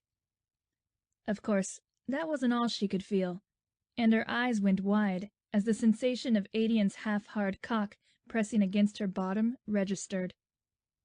It made sense that Calphesians got morning wood just like humans did, but she'd never experienced it before, and she had to press a hand over her mouth to stifle her giggles. She pressed back a bit more, gasping softly at how hot and hard he already was. Roxanne knew that Aedian had gone to bed naked, as he usually did, and she could feel that rigid skin and the warmth of him through her shorts, and she got wet in an almost Pavlovian response to it. She didn't think she could be blamed for that, considering the pleasure she'd received from that particular appendage in the weeks that they'd been sleeping together, and an idea entered her mind. Roxy thought it over carefully. She'd seen things on television where women woke their men up with their mouths around their cocks, under the covers, moving slowly and carefully until the men came to and tangled their fingers in their ladies' hair and moaned and swore about how good it felt. It would be an interesting experiment to see how Aedian would react to it, but she was a bit worried that in a race of creatures so prone to violence, his reaction would be to assume he was under attack and act accordingly. Roxy didn't see how anyone could think a morning blowjob was the same as an attack, but it only took one time for it to happen before he knocked her head off or something. Probably best to wake him up first. She turned over in the bed and pressed a hand to his chest carefully, sliding it up into his thick hair. From there, she slid light fingers over the curves of his horns, wondering if he could even feel the touch there, thick as they were. His breathing stuttered for a moment, and Roxanne made to take her hand back, but before she could, those silvery eyes were opening, pinning her to the spot. Good morning," she offered, with a sheepish smile, pulling her hand away from him. "You don't have to stop," he rumbled, voice a sleepy rasp. "Oh. Well, that was surprising." "Can you feel that?" she asked, stroking along the curl of one horn. He shook his head slowly, closing one eye and watching her with the other. "Just feels like warmth," Aedian explained. "It's nice, though." Roxanne smiled and kept the stroking up. With a smirk, she slid her other hand down his chest to his stomach, fingering the hard muscle there for a moment before letting it go lower to touch his cock. Aedian jumped a bit, and then let out a breathy sigh, his hips canting forward a bit. "Is that okay?" Roxanne asked. He nodded, closing both eyes now. Apparently he was quieter in the early hours of the morning, and that suited her just fine. She liked knowing these things about him, and figured it was really about time she started learning.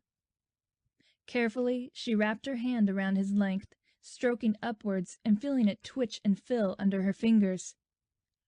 This part of him, at least, was familiar to her, and she worked him slowly, not seeing any reason to rush. For the first time, she was able to watch as he grew more aroused, to see the darkening of that one open eye, and feel the way his muscles clenched and relaxed. His breathing got quicker, lips parted slightly, and Roxy gave in to temptation and leaned up to kiss him softly. He exhaled against her lips, his hands coming up to drag her closer, claws scraping against her back as he fit his hands into the dip before the swell of her ass. "You know," Roxanne murmured against his lips, "if you cut those claws, then you could put your fingers in me." Aedian huffed and shook his head. "It isn't happening." "Just a thought." she murmured back. But it's fine. I like this too. She kept stroking him, pleased to feel that he was beginning to leak pre-cum, the head of his thick cock sticky with the fluid. And then she remembered her idea from before, and figured that doing it while he was awake was the next best thing. Sliding down in the bed, she held his gaze as she pushed the covers down, not wanting to run the risk of suffocating under the blankets. His cock was flushed and hard, and the sight of that drop of fluid beating in the slit made her mouth water. Without even really thinking about it, she lowered her head and swiped it away with her tongue, feeling him shudder above her. "Will you get on your back for me?" Roxanne asked, voice already edged with anticipation. Aedian nodded and obeyed her request. Rolling onto his back, his legs were spread, letting her settle between them. She ran her hands up his thighs, enjoying the way the muscles flexed under her palms. There was such strength in him, such amazing musculature and just physical prowess, and it was kind of amazing how obvious it was that he was built for battle. Humans were all different, varied in their builds and the things they seemed to be made to do, but all Calphesians were like this, and Roxanne wondered if it was like that on other planets, where entire species were oriented towards one thing and nothing else. Well, that was probably a question for another time. For now, she had her eyes on a different prize, namely, the hard, leaking cock that was right in front of her face now. Aedian's breathing was still shaky, and it was kind of amazing that she had this kind of effect on him, that she could have him flat on his back and panting from just her kisses, just her fingers on his body, just her hand wrapped around his cock. She supposed he was still a man, from another species or not, and she grinned and dragged her tongue slowly over the head of his cock again. Aedian groaned, head pressed back into the pillows. "Creators," he moaned. "You are too cursed good at that." "Are you actually complaining?" Roxanne asked without looking up, her hands still exploring, sliding over the planes and dips in his lower body, and then back up to cup his balls and touch the soft skin that covered them. All she got in response was a strangled moan that she was pretty sure meant that he wasn't complaining. All the better, then. She laughed softly and then pressed a gentle kiss to the head of his cock before she swirled her tongue around it and engulfed it in her mouth. His hips pressed up from the bed, and she let them, letting the motion practically shove more of his length into her mouth. She'd learned how to pace herself with him in the weeks that they'd been together, learned how to regulate her breathing and how to relax her throat so that he could press the tip of his cock into it without her choking. She swallowed around him, delighting in the almost whimper she got in response. And then she got to work for real, bobbing her head and sucking him down, letting her tongue rub over the rigid underside of his cock on each upward bob. It was a bit messy, saliva spilling past her lips to run down his shaft, but that was good. Aedian's fingers found her hair, holding on and offering a little direction, pulling her up and then pushing her back down slowly as his breathing got faster and the growls got deeper. To be honest, she liked him like this, and it was kind of a sign that she trusted him not to hurt her, though she didn't know when that had happened. Either way, it was true. Roxy liked the aggression she could feel coiling in him, the way he grabbed at her when he was turned on, the way he pulled her off of his cock by the hair and looked at her, at the line of saliva that connected her mouth to his dick and then pulled her in, kissing her hard on the mouth. "You're much too tempting," he mumbled against her lips, and when he tossed her on the bed and grabbed her shorts, yanking them down, Roxanne was turned on immediately. He paused just before he entered her, though looking at her with eyes that were clearly waiting for her to stop him if she wanted. He learned quickly, and Roxy just smiled and rolled over onto her front so she could push herself up onto her hands and knees, offering herself like a present for his eyes. Strong hands gripped her butt and pulled her closer, and then he was pressing into her, filling her up with all that cock and making her drop her head and moan. No matter how many times they did this, it was never any less good. The feeling of all that length pressing into her always felt amazing, and she shuddered as the slow drag in and out set off little fires under her skin. She was soaking wet by the time he was fully seated inside of her, feeling small and practically impaled on him, and she knew that she wasn't even going to have to touch herself before she was coming once he got started. It was just that good. And since they didn't have anywhere to be just yet, and there was no real need to rush, Aedian took his time, giving it to her in long, slow strokes that made her toes curl and her fingers clench into fists. He dragged those claws down her back, not hard enough to draw blood, but hard enough that she felt it, hard enough that her pleasure pain response was triggered, and she arched, going tight around him. She didn't know how well sound carried in this compound, but she wasn't making any effort to keep herself quiet, crying out and moaning his name over and over again as she got closer and closer to coming. With the white-hot pleasure that was nearly molten at the core building up, she knew her orgasm was going to be strong and intense, and when it hit her, she nearly came undone, muffling her scream of pleasure in the mattress and going tight around him. Roxy nearly collapsed as her arms started to shake, but Aedian kept stroking into her, his thrusts more erratic now that he was close, too. He muttered under his breath in his language, words that Roxy couldn't understand, but that sounded fond and just a bit desperate to her ears. And then he was hitting that peak with a snarl, pushing himself deep into her and losing himself, shaking, and then taking care not to collapse on top of her. In the aftermath, they laid there together, breathing hard and staring at the ceiling. "We could do that every morning," Roxanne suggested with a wry smirk. "I don't think your frail human body could handle it," Aedian replied, but there was a smile on his face. She punched him in the arm and laughed. It was a very good start to the day, all things considered. She left their rooms with a smile on her face later that morning, walking along the corridors with the vague intention of ending up at her car, but not really in any hurry to get there. If she was going to be living in this compound for, presumably, the rest of her life, then it made sense for her to know where things were, right? To know what there was to see. Aside from the arena and the room she'd been bathed and dressed in, she hadn't seen much of it outside of the room she now shared with Aedian. It was still relatively quiet, with not many of the Calphesians being out in the corridors. Those she did see looked tense and drawn, eyeing her before they quickly hurried away.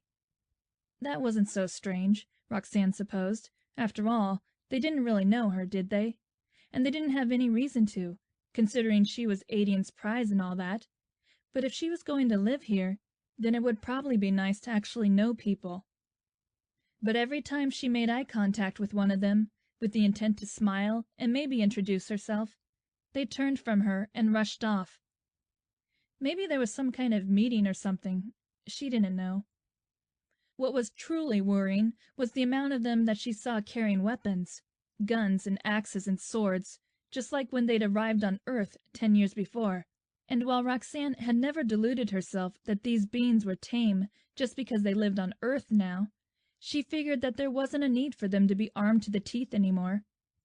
But they were carrying the weapons to the same central location, it seemed like, and the more of it she saw, the less she wanted to be there.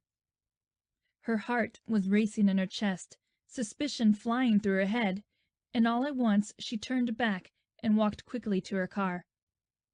Roxy sat there for a while, letting herself calm down. Just because she'd seen them with weapons didn't mean anything. It didn't mean that she couldn't trust them or that they were planning something. It didn't mean that she was in danger. They could just keep their weapons in a central location or be taking them to get cleaned or whatever. It could be weapon maintenance day in the Calphesian compound for all she knew. But she couldn't shake the feeling that something was wrong. So she texted Samantha and then went to meet her for lunch at her apartment. When her friend let her in, she took one look at Roxanne's face and steered her to the couch, making her sit down.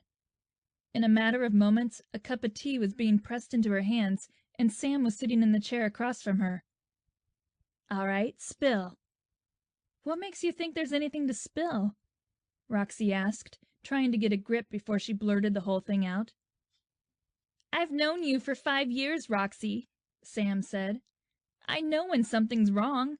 You look like you've seen a ghost or something. Is everything okay?" I don't know." Sam scowled. "Did he do something to you?" Roxanne frowned, glancing up. "Who?" "Aedian! Did he try something again?" She remembered that she had told Sam about what had happened with Aedian when she'd stormed out on him, but she'd also told her about them making up. "No," she assured her. "No, he didn't. Things are fine with Aedian, actually. Better than I expected them to be.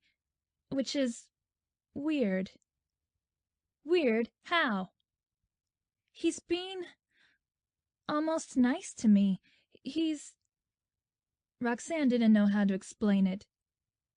"We haven't really fought in days." "That's a good thing, isn't it?" Samantha asked. "Why do you look like you just found out he's plotting to kill you?" Her flippant words were a bit too close to home for Roxy's liking, and she drank her tea, mind racing. They wouldn't, would they? It had been 10 years of peace, and she knew that Calphesians weren't used to it. But they wouldn't. They wouldn't break the treaty, would they? She asked out loud. Samantha looked taken aback, eyes wide and mouth open. "What?"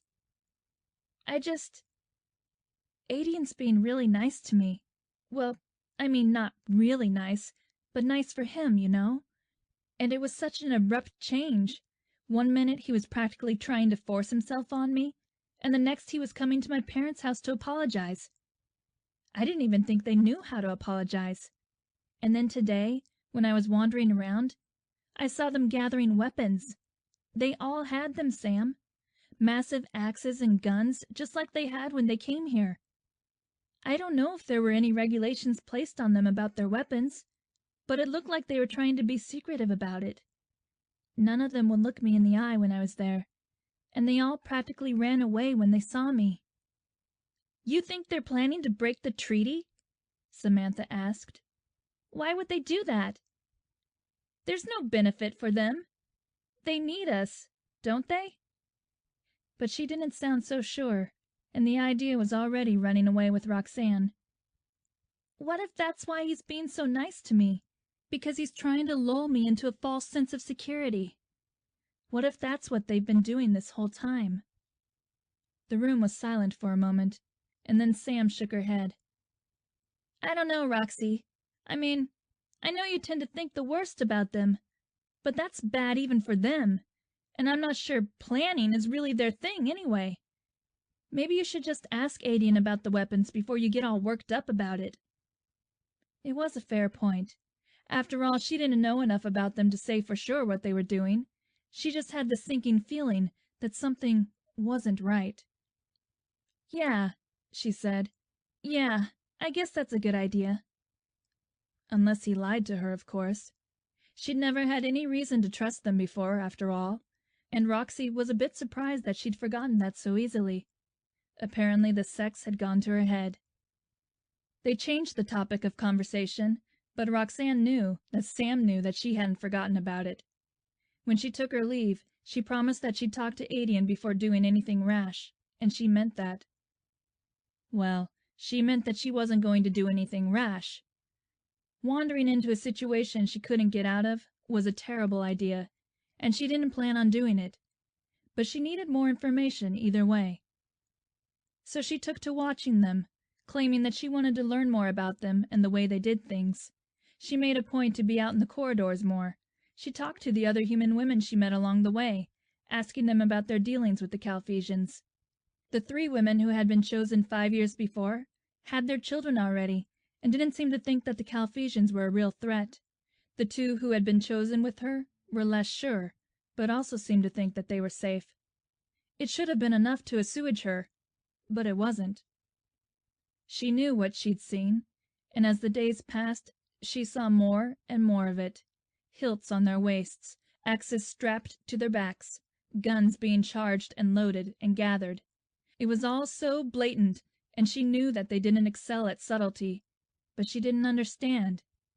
There was something going on, and she was going to get to the bottom of it, one way or another. Chapter 10. A Matter of Transparency. If Aedian thought that they had been making progress before, it was like they had gone back to square one over the next several days. He was on edge because of what he knew, and couldn't tell Roxanne. And there was obviously something bothering her.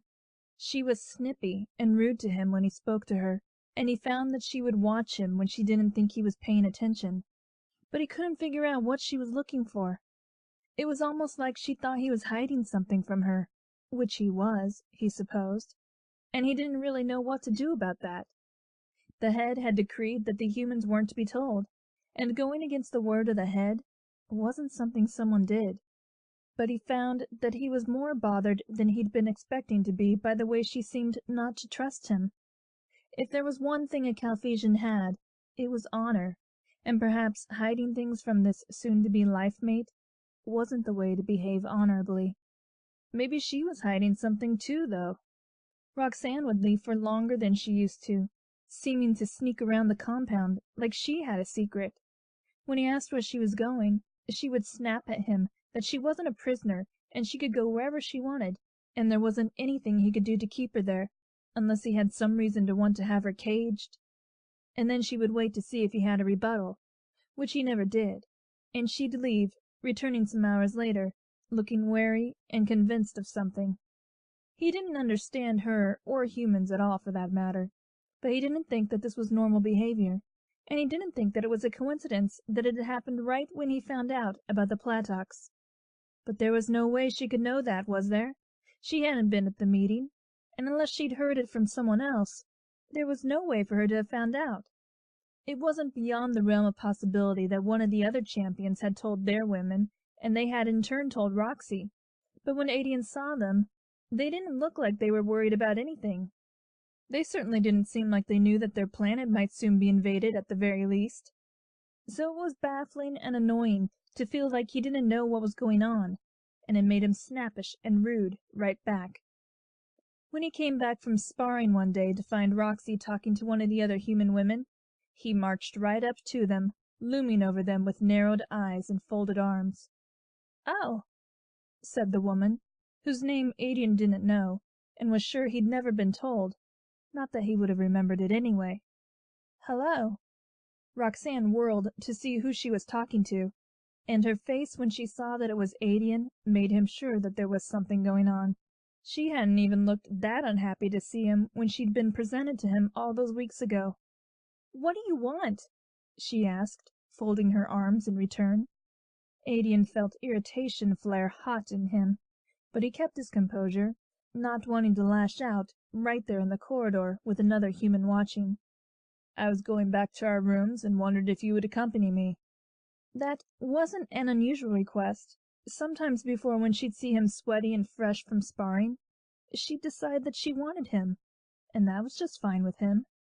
But it had been a while since they'd done anything really, which convinced him that there was definitely something wrong.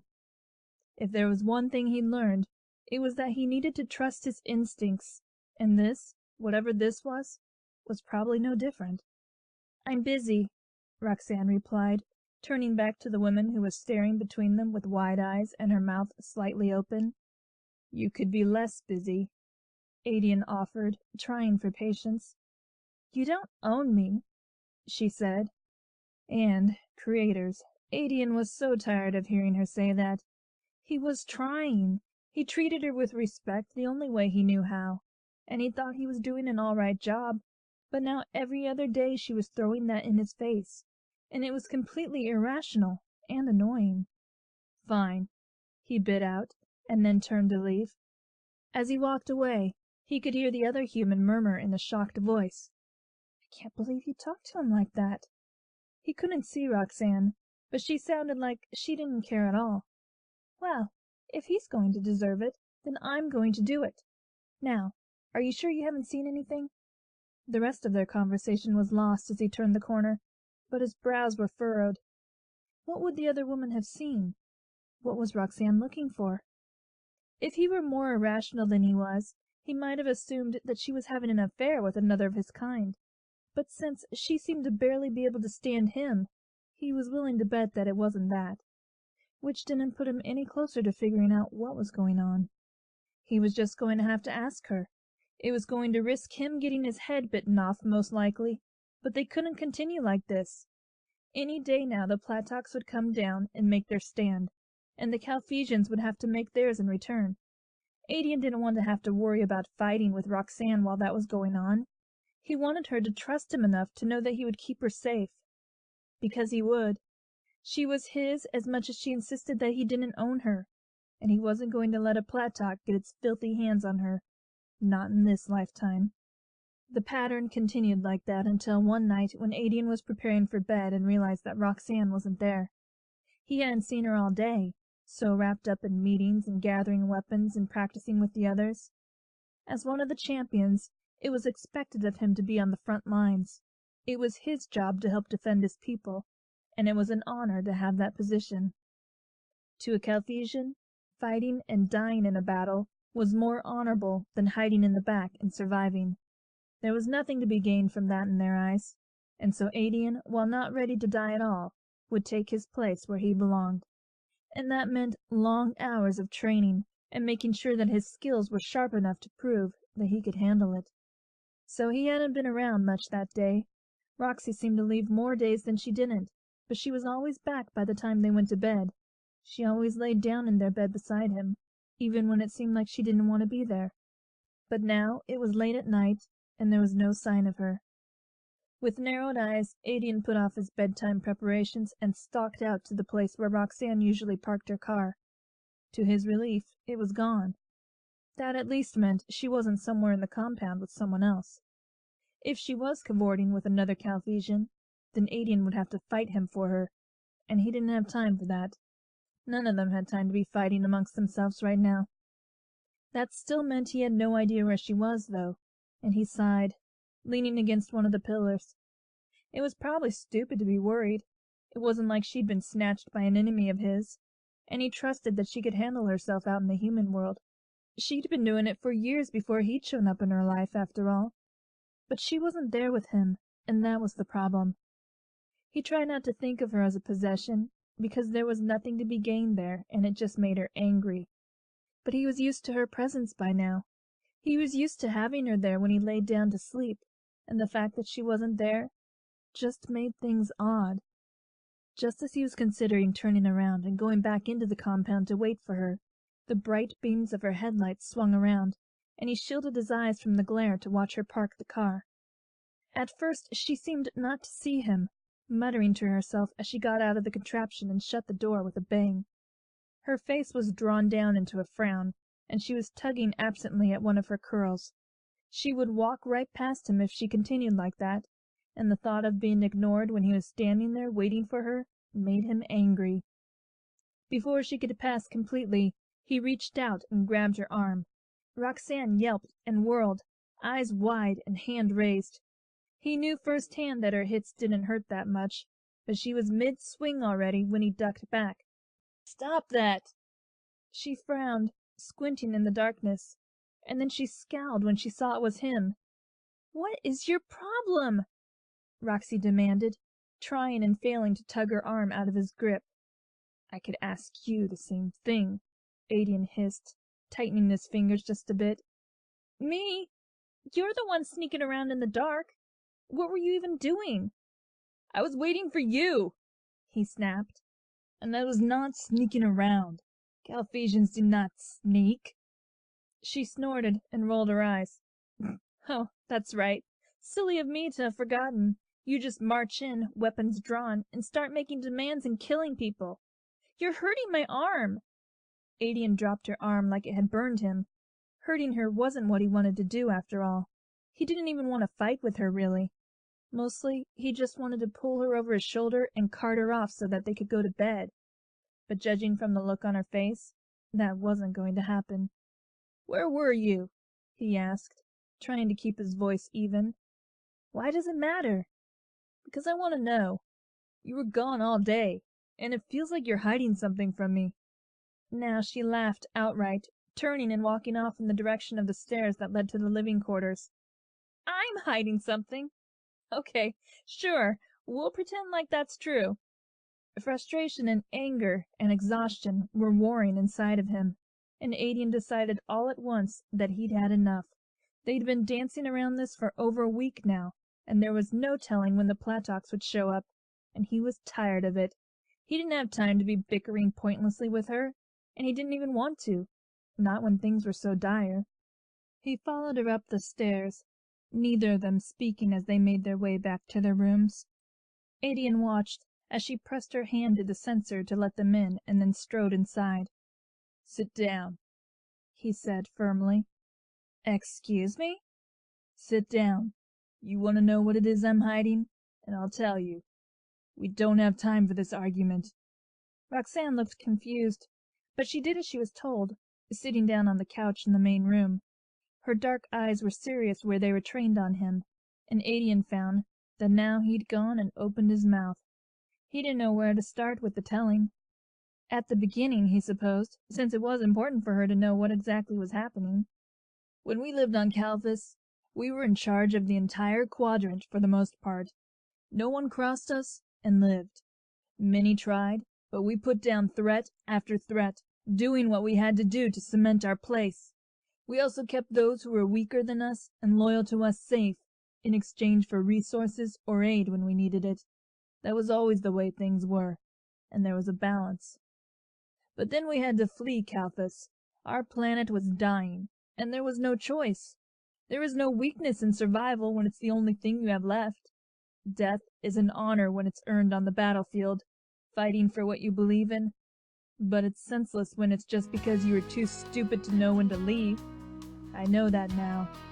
"What does this have to do with anything?" Roxanne asked, brows drawn down. "I'm getting to it," Aedian replied. "You have to understand, when we were there, we kept the balance, but when we left, the balance was upset, and another race moved into the space we'd left behind, the Platox. They have tried to beat us several times, though they always failed before. But with us gone, they had free rein to conquer the ones we left behind. And conquer they did. They have had 10 of your years to grow and pillage, and that's what they've done. And now they've turned their eyes to Earth." Roxanne's eyes were large in the dim light. They're coming here?"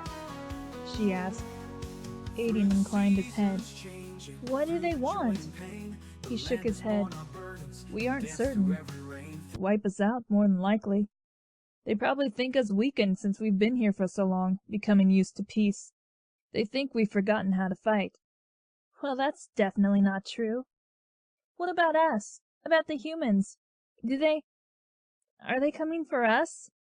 "That I do not know. We're only guessing at their motivations.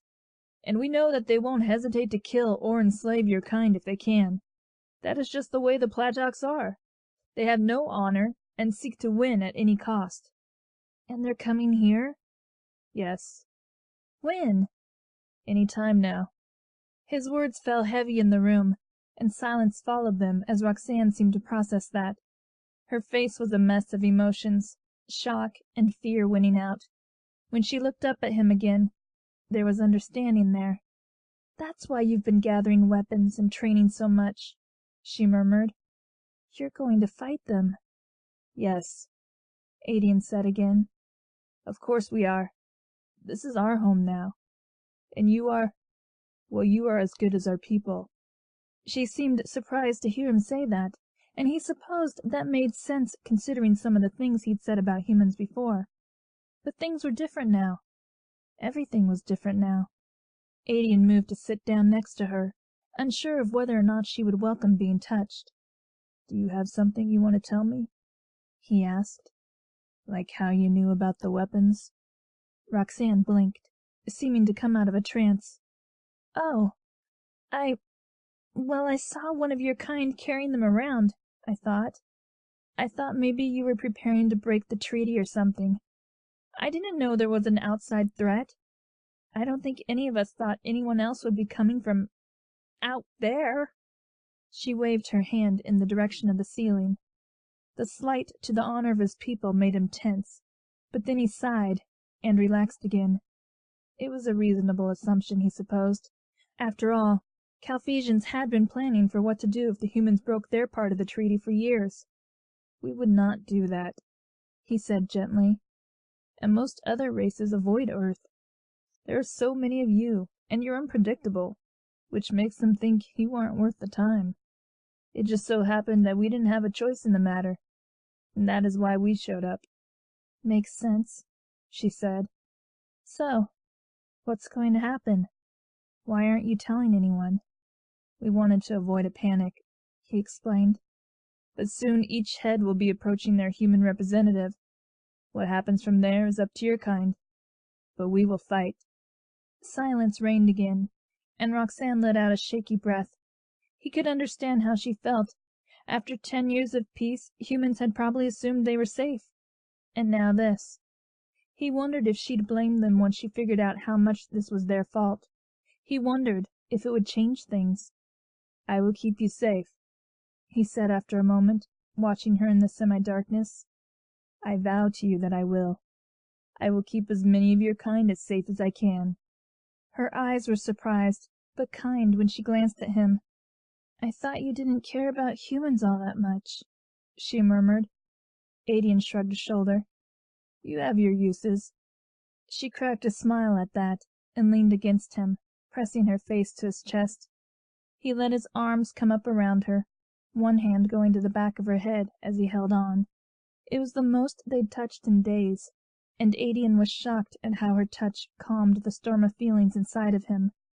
It was impossible to know what was going to happen in the next few days, but Aedian was determined that he wasn't going to let anything terrible happen without putting up a fight.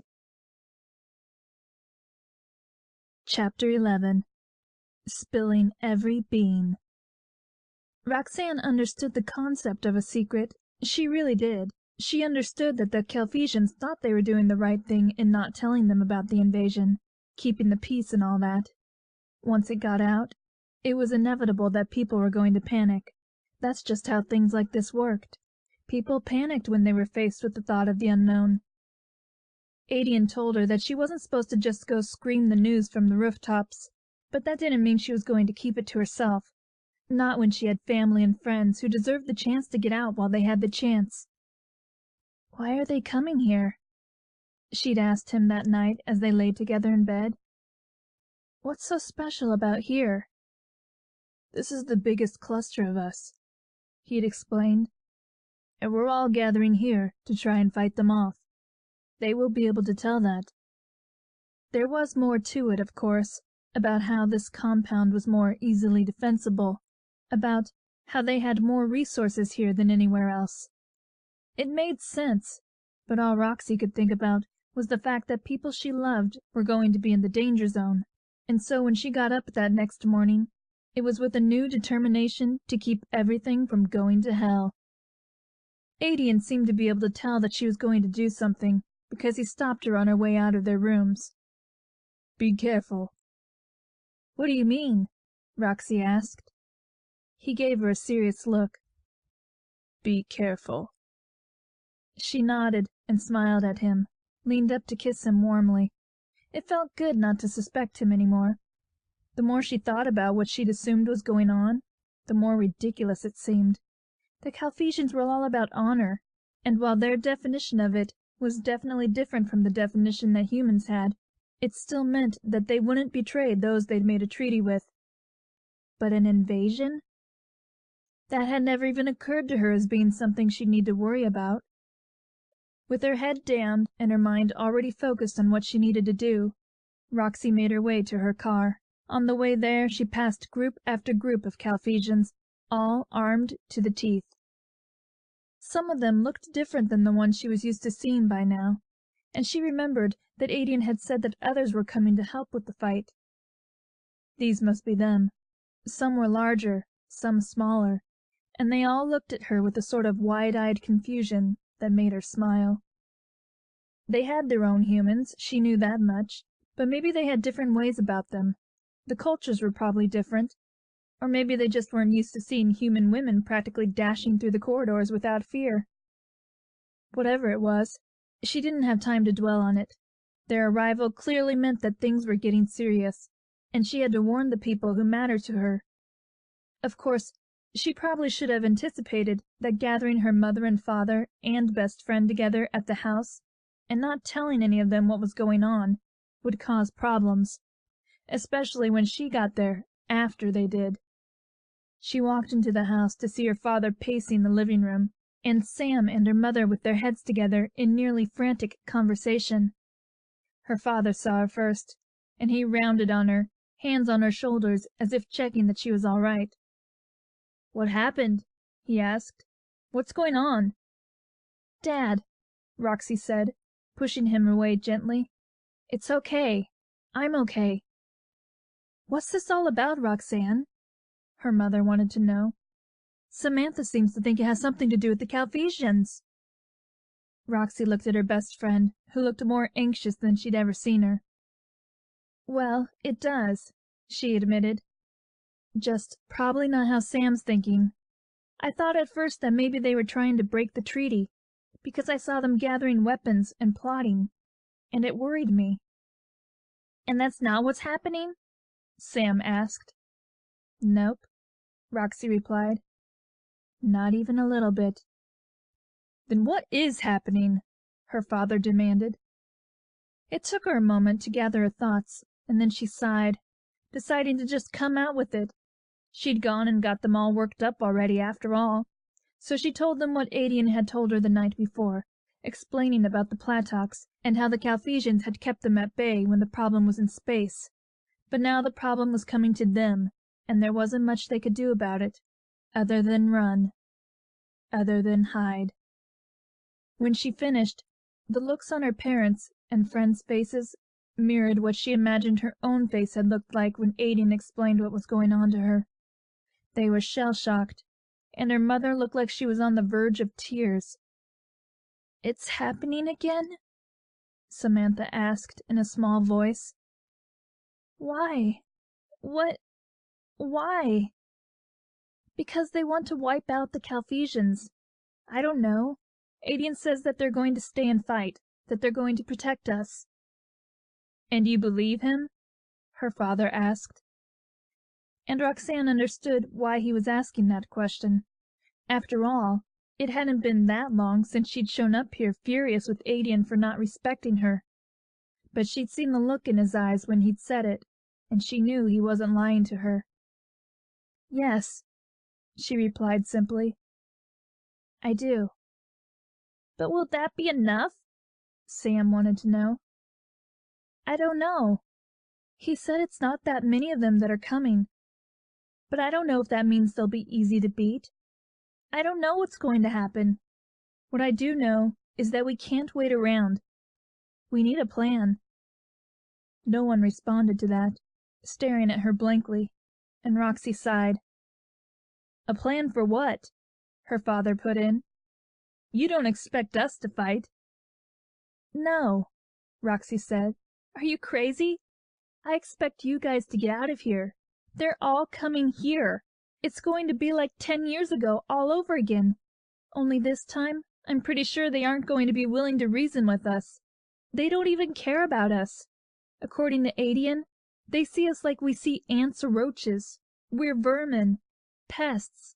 They'll kill us as soon as look at us. You need to get away." "How much time do we have?" asked her mother. "I don't know. They don't know. Not long, probably. Aedian said any time now. So you have to go." "Wait," Sam interjected. Wait. Why do you keep saying it like that? You're not saying we have to go. You're saying it like you aren't coming with us." Trust Sam to pick up on that. Roxy had been hoping that she could save that part for later. "Well," she hedged. "Roxanne!" her mother exclaimed. "What are you thinking?" "That I would stay here." "Why? What would possess you to do that?" She shrugged, suddenly cowed by how intently her mother was looking at her. I don't know, Mom. I can't run away and leave him. The hell you can't! Alan cried. You most certainly can. You can't stay here if there's going to be some kind of alien war. I'm not just going to leave him. Why not? Sam demanded.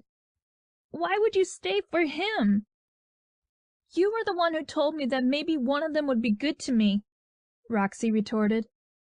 And now I found one who is, and you want me to abandon him? What about the treaty? Forget the stupid treaty.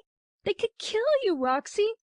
Don't you think that if they find out you matter to a Calphesian, they might take you hostage or something? Or kill you on the spot? And how do you even know that Aedian's telling the truth? Calphesians don't care about us. If it comes down to it, he'll just let you get hurt. Sam was crying now, tears in her eyes and on her face. I'm not prepared to lose you. Roxanne shook her head. You're not going to lose me. I'll be fine, Sam. I promise. Samantha turned to Roxy's parents. Are you going to talk some sense into her? Make her come with us. Her mother and father exchanged looks, and her dad sighed. Roxy's an adult now. If she wants to stay, we can't force her to come with us. For now, we need to decide where we're going. And the conversation turned to planning. Samantha said that she was going to call her parents and try to get them to come with them to a safe place, somewhere far enough away that they wouldn't be affected by what was sure to be a bloody battle. Everyone remembered how messy it had been when the Calphesians first came to Earth and killed that first wave. No matter how many years the treaty had been in place, no one was going to forget that. If they were fighting an enemy who was going to fight back with more power than the humans had, it could be devastating. Roxanne listened to them plan, keeping herself on the couch and out of it. Part of her couldn't believe what she was doing, that she was all of a sudden throwing everything away to stay with Aedian, who just weeks before she would have said she hated. But it felt right. It felt like somehow her place beside him had been carved out. And while she wasn't stupid enough to try to be physically beside him in the battle, she wanted to be there, in spirit at least. To be not that far away in case something happened. She flipped on the television on low as they talked, flicking through channels and absorbing very little until she hit on the afternoon news. In large red letters, breaking news scrolled across the bottom of the screen, and she sat up, turning up the volume. Earlier today, government representatives met with the heads of several Calphesian clusters around the world, and the outcome of those meetings is now known, said the anchorman. After 10 years of peace and quiet from those who live beyond our skies, it seems that we're under attack once again. In plain terms, he laid out what Roxanne already knew. None of them were safe, and the Calphesians were going to try and minimize the threat as best they could. If you can, try to get somewhere safe. A map appeared behind him with different areas circled in red. These are the zones where the threat is believed to be the biggest, and if you live in one of these areas, immediate evacuation is recommended. It's advised that you stay off the streets to keep to your homes. If you have basements, you're advised to stock them up and make them as safe as possible. Lock your doors. Board your windows. It's unknown how this will play out, but you're all urged to make yourselves as safe as possible.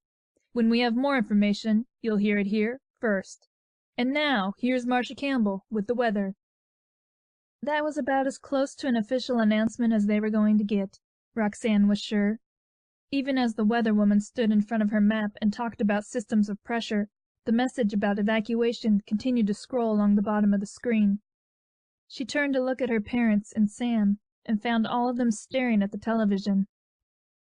"At least we have some warning this time," she said, trying for a smile. It was no surprise when it fell flat.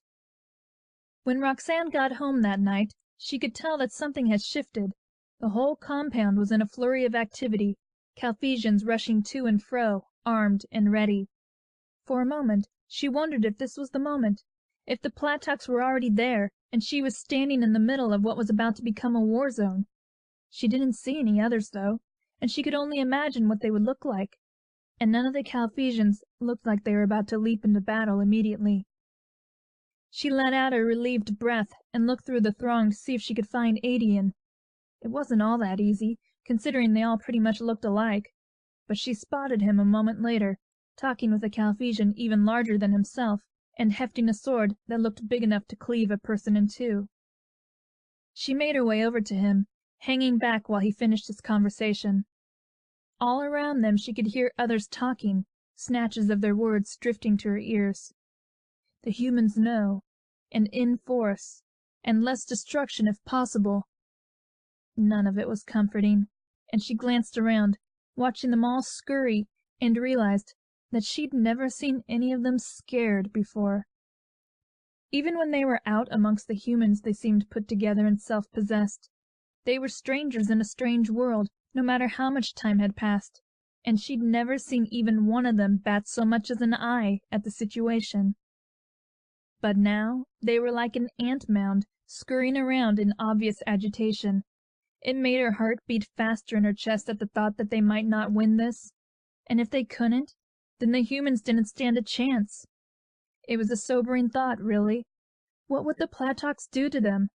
The Calphesians had proven that nothing they could throw at them would really faze them. Their tech was more advanced, and even though humans had the benefit of numbers, the sheer strength of the Calphesians had cowed them. Roxy's mind was spiraling when she felt someone touch her face and jumped hard, eyes wide. When she glanced up, Aedian was watching her, eyes confused and a little concerned. "Are you all right?" he asked, arching an eyebrow. Roxanne nodded. "Yeah, fine. Just thinking." He nodded in return, looking like he understood how she felt, which was funny because Roxanne believed that he did, even though just weeks ago she'd believed that Calphesians didn't have 2 spare brain cells to rub together. Now she was pinning her hopes on them, on him. "You told your family?" he asked, and she could tell that it wasn't really a question. "Yes," Roxanne replied. "I needed them to know so they could run." Aedian frowned harder. "And you didn't run with them? Or did you come back to say goodbye? Humans and their sentiment." It wasn't said nearly as derisively as it would have been before, and Roxy smiled a little, though it wobbled. "No, not sentiment, you big idiot. I'm not running." Now he looked taken aback, and Roxy supposed that he hadn't been expecting her to say that. "What do you mean, you aren't running? You can't stay here." "And why can't I?" "Because it will not be safe," he said like it should be obvious, and it probably should have been. "You could get hurt." "I didn't know you cared," Roxanne teased. "I'll be fine, though. What's going on here? Why so much movement?" He looked like he wanted to argue more, and Roxanne sighed. She was tired of this conversation already. Why did people keep expecting her to run away? "Roxanne," Aedian said softly, cupping her face again, "I do not want you to get hurt." His honesty was startling, and she opened her mouth and then closed it again. "I'll be fine," she murmured after a moment. "But I'm not leaving, Aedian. Don't ask me to. I can't just run. It doesn't feel right. It wouldn't be honorable of me." Maybe putting it in terms he'd understand better would help. Aedian still looked like he didn't want to give in, but instead of arguing more, he just let out a long breath and looked at her. "When the fighting starts, you will stay inside. You will not come out until it's safe. Is that understood?" And while a part of her bristled at the idea that he could give her orders, a bigger part of her was touched that he cared. So she nodded again, reaching up to curl her fingers around his wrist. "Yes." "Good. The others are sending their humans away, and we are talking strategy. It won't be long now." She'd known that, instinctively. but hearing the words said aloud in confirmation of her fears made her swallow hard. For the second time in her life, the Earth was going to be under attack, and she was afraid of what the outcome might be this time. Chapter 12. On the Brink of War. Some hours later, Aedian watched as the transport shuttle was loaded up with the few humans who lived in the compound. They were all women, the life mates of champions, and they all looked fearful. They would be delivered to the nearest safe shelter, full of their kind, and then retrieved when it was over, presumably. He wondered what it would feel like if his own human was on that shuttle, if he was watching her face as it pulled off, wondering if he'd ever see her again. The feeling was strangely bad, and he supposed he didn't have to worry about that, since he'd been saddled with the most stubborn human woman he'd ever come across. She wasn't leaving. She wanted to stay with him. What was he supposed to make of that? Yes, things had been better between them, but there wasn't any love there, really. No reason why she couldn't use this chaos as an attempt to escape him. No one would blame her, not her kind or his. It would be overlooked in light of the situation, and she could slip away and never have to deal with him or his kind again. And yet, she was staying. Honor, she'd said, probably trying to appeal to him so he wouldn't physically haul her onto the shuttle, and it had worked. He understood that, and understood that there was something dishonorable about running off when you really wanted to stay, when you wanted to see something through to the end, whatever it happened to be. Still, honor aside, he was worried. What if she got hurt? What if he failed to protect her? There was no dishonor in that, but it still bothered him like a nagging insect buzzing around his head. He had images of her broken and bloody, of her screaming for him to help her, and him not being able to get there in time, of the Platox realizing that humans meant more to them than they could have ever imagined, and using that against them. Anything could happen, and for once they were going into a battle that they weren't assured of the outcome of. Against the Platox at that, which was shameful. Aedian huffed a breath through his nose and pulled his hair up. He didn't know how he knew that they would be coming very soon, but there was just a feeling in the air, a feeling of battle. Roxanne came out of the bathroom and walked right to him, sliding her hands up his sides to his chest and then leaning into him. "It will be soon," he murmured, stroking fingers over the softness of her hair. "You will stay in here." "I know," she replied. "I'll be careful. You have to be careful too, though." He snorted. "Calphesians do not know the meaning of the word." "That's not reassuring me at all, funnily enough. Kill them before they can kill you, got it?" Aedian nodded and tipped her face up, leaning down to meet her for a kiss. Even with everything that was happening, he still craved this, the soft press of her body against his, the way that her mouth moved with his mouth, the soft sound of surprise on her lips. He'd call it a kiss for luck rather than a kiss that might mean goodbye. He wasn't ready to entertain that thought. And then a siren blared through the compound, shocking them both enough that they sprang apart. The wail filled the air, making sure that it was heard by anyone in earshot, cutting over the sound of the flurry of activity that surrounded the compound despite the late hour. Roxanne looked at him, eyes wide. "Is that—" He nodded, already knowing. "They're here." Or they would be very shortly. The siren meant that the first ship had been spotted in the sky, and that they only had maybe a few hours before the battle was upon them. It was time to come together. It was time to fight. "Stay put," Aedian said firmly, and honestly. He didn't trust her to do as she was told. Humans were impulsive and did things that were ill-advised, and even Roxanne wasn't immune to that. He crossed to the door where his sword was leaning against the frame and let out a low breath, centering himself and letting the spirit of the battle fill him. He glanced at Roxanne, who looked like she wanted to run after him, and felt something else in his chest. He didn't have a name for it, but really, he didn't think he needed one. "I'll return," he said softly, and she nodded, even though they both knew he couldn't promise that. Knowing that if he stopped to kiss her again, he wouldn't want to leave, Aedian swept out the door, letting it slide closed behind him. Once he was in the corridor, he paused, fingers hovering over the sensor pad. With a few quick swipes of his fingers, he locked the door from the outside.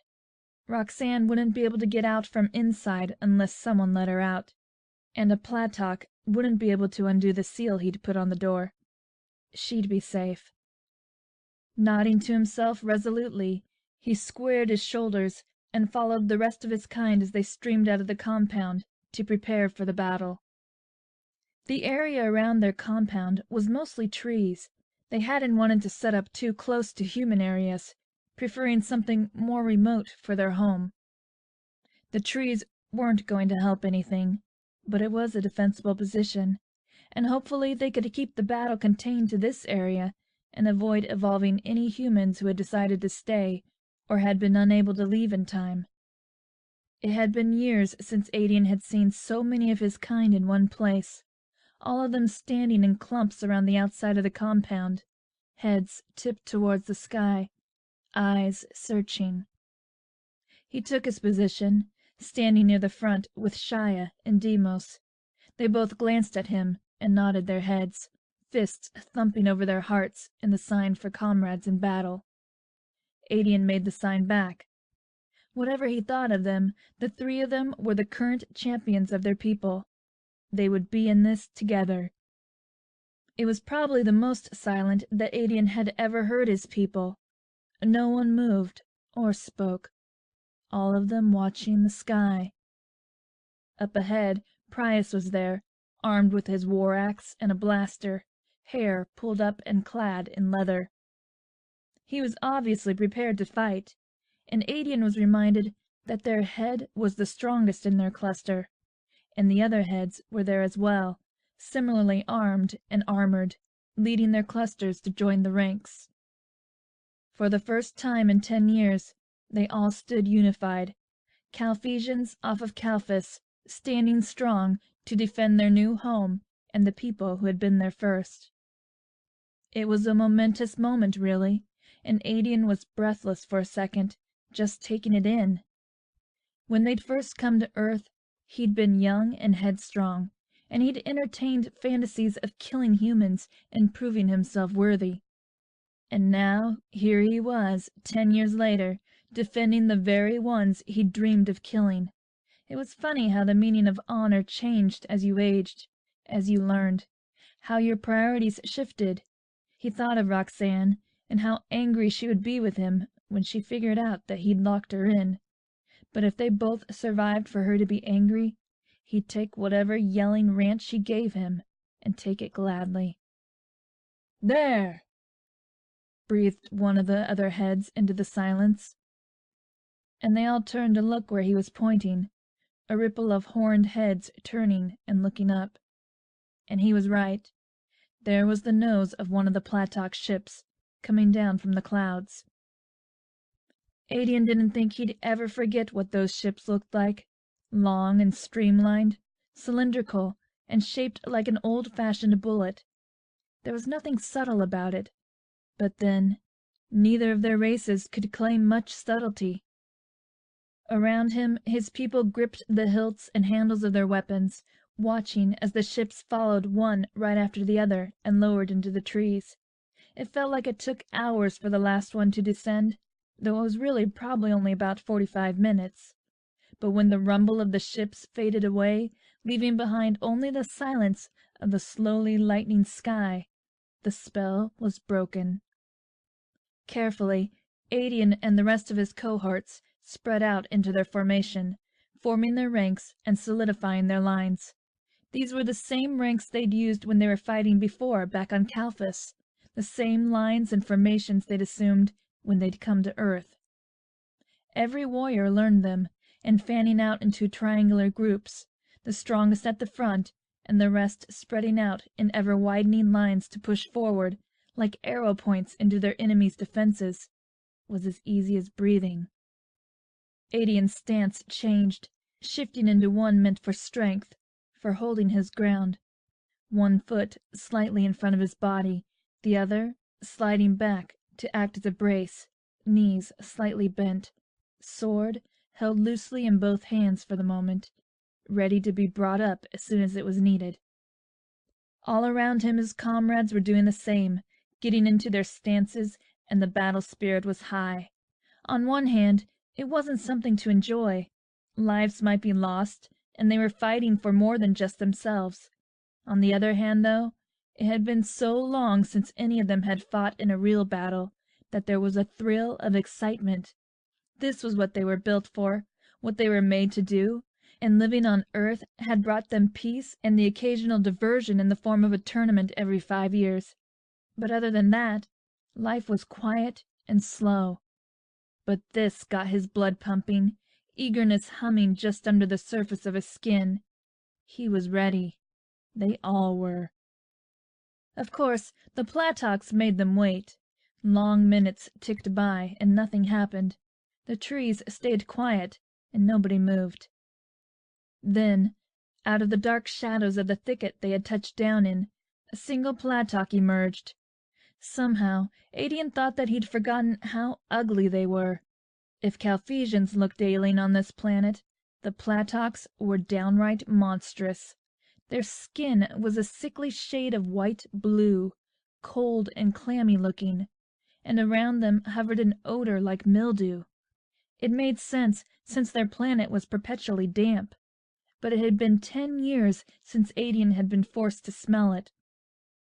Their heads were overlarge, and their eyes were bulbous and white. Long spindly limbs supported them, and they wouldn't have been a threat at all if not for the scythes that protruded from their wrists under their hands, curved blades of bone over a foot long that were wickedly sharp and deadly. Aedian had seen full Calphesian warriors cut in two because of those weapons, and every Platok had them. He tightened his grip. "Calphesians," the Platok said as it approached, mouth stretched in a grin. "How wonderful to see you again! Have you missed us?" Prius spat in the dirt at the Platok's feet. "I'd sooner miss a hole in my head," he snarled. "That can be arranged, but we have come here to make a deal with you." None of them seemed quite sure what to make of that, or even if they could trust the Platok's word. No one would put it past one of them to say one thing and then turn around and do the exact opposite. "And what makes you think we would deal with you?" asked one of the other heads. "We despise you." A cry of agreement went up from the assembled Calphesians, and the Platok sneered. "Because it is your only chance." "Only chance for what?" "Survival. It would be a shame for you to die on this rock. All we want are the humans. Our planet hasn't died, and we have conquered many spaces. We just need slaves and food." Bile rose in Aedian's throat at that. He didn't know that the Platoks had turned to eating things like humans. He knew they hunted for meat, but there was something horrific about the idea of one of them eating a person. "We refuse," Prius said smoothly. "That is very foolish," he scoffed. "Please, we've been putting you down like the filthy creatures you are for years. We do not fear you." Another chorus of agreeing cheers went up from the assembled Calphesians, and Aedian shifted in his stance, knowing it would be soon. The talk wasn't going to get them anywhere, and there was only one thing that would decide this, and that was strength. The Platok clicked its tongue and shook its head. things have changed. Are you sure you will not deal?" Prius replied by spitting in the dirt again, and Aedian was pretty sure that was all that needed to be said on the matter. One by one, the other heads at the front of their formations spat in the dirt as well, and the Platok looked at each of them and then smiled. It was a gruesome thing to behold. "So be it." He lifted his head to the sky and let out a shrill sound that made Aedian want to drop his sword and slam his hands over his ears. It was piercing and horrible, and after a moment it was echoed, the others in the trees taking up the cry. All at once there were Platoks everywhere, over 100 of them, surely, streaming out of the trees, arms held up, and bone blades glinting razor-sharp in the weak morning light as the sun rose. The Carthaginians gave their own cry, a roar that shook them all to their cores and made them ready. As one, they lifted their weapons and rushed forward to meet the challenge, not backing down for a second. It was easy for Aedian to throw himself into this fray. Fighting came naturally to him, and each swing of his sword was instinctive.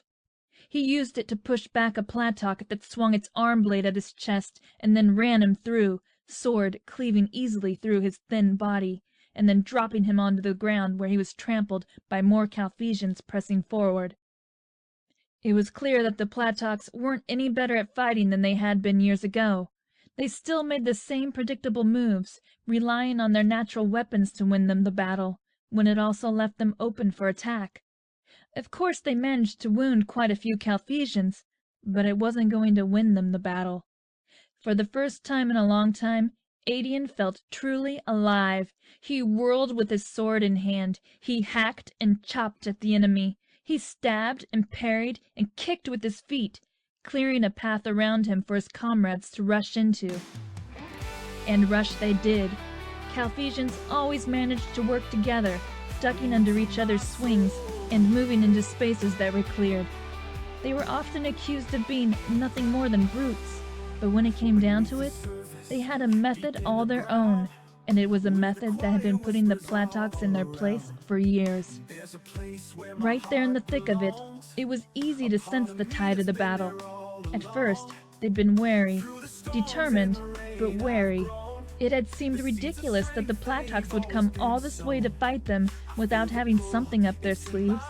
But as they pushed the enemy back towards the trees and their ships, the general consensus seemed to be that they could do this, that they were going to come out of this triumphant. Of course, that should have been a big tip-off that things were not going to go the way they thought they were, at all. Chapter 13. How does it feel? The problem with the inner rooms of the compound was that they hardly had any good views out the windows. Most of the compound was surrounded by thick patches of trees, which made it hard for sunlight to find the windows, casting a dim mixture of weak light and shadows through the windows. Of course, being set up in this way made it easy for Roxanne to go to the windows and look out and see the battle as it was getting ready to start. She watched as the Carthaginians spread themselves out into their formation, the sight triggering a memory of seeing the same thing on the news 10 years ago. Now they stood just as firm and tall and menacing, and Roxanne truly believed they stood a fighting chance. And then the Platoks arrived. She watched with her mouth open as their ships came down into the trees, and then as the Carthaginians waited, and then as the first creature stepped out and began to speak. Roxy couldn't hear anything he was saying, but by God, the thing was ugly.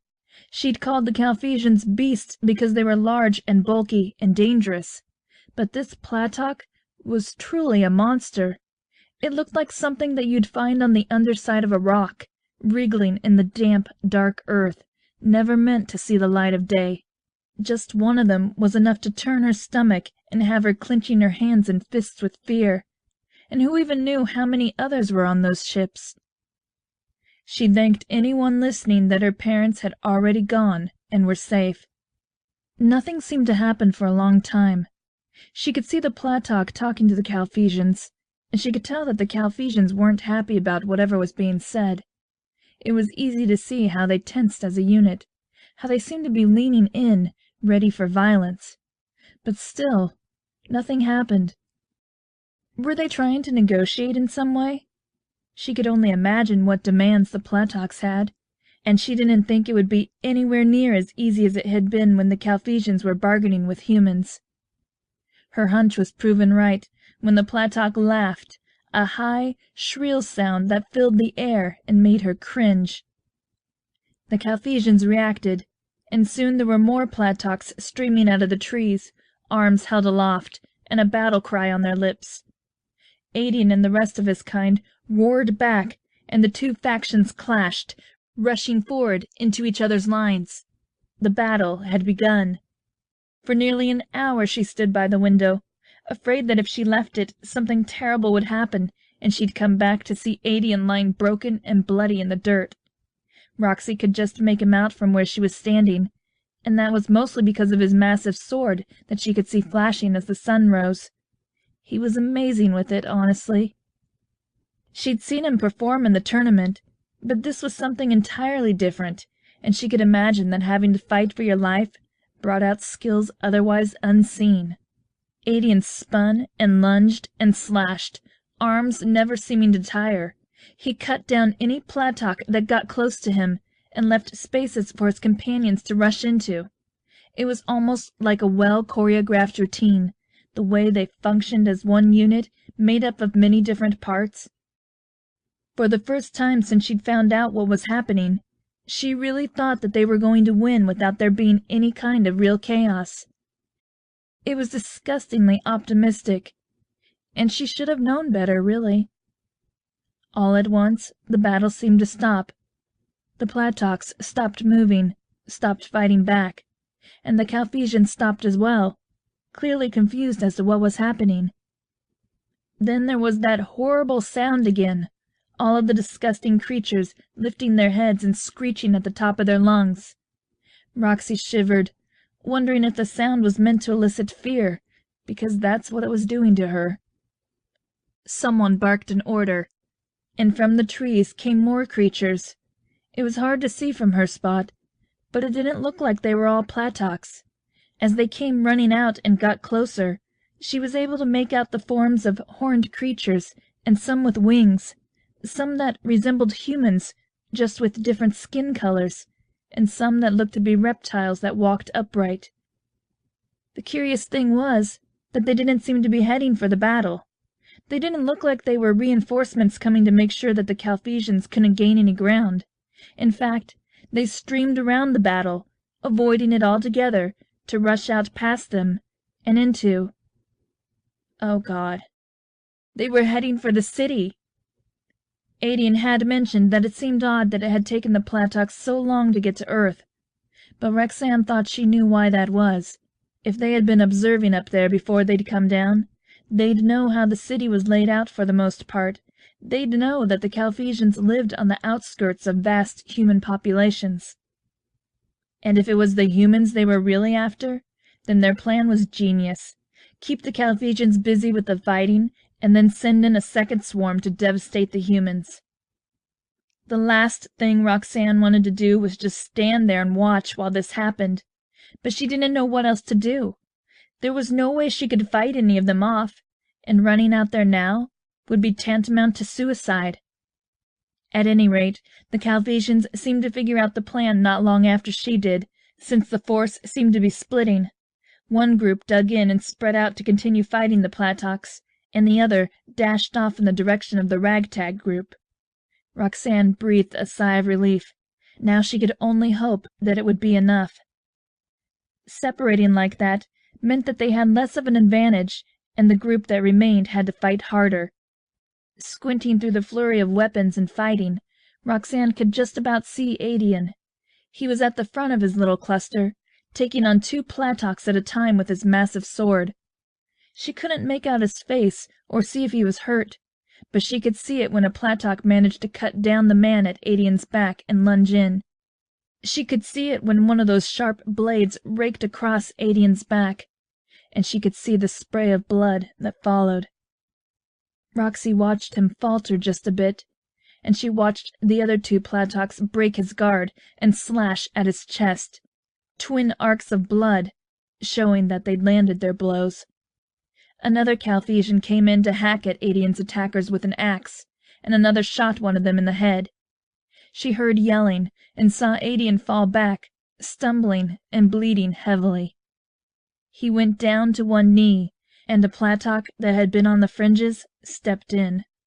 A blade flashed, and Aedian fell with a cry that she felt in her bones. And that was as much as she could watch without doing something. Obviously she couldn't fight, but she had to do something. Without pausing to think, Roxy ran for the door. She didn't know what she could do, but she had to do something.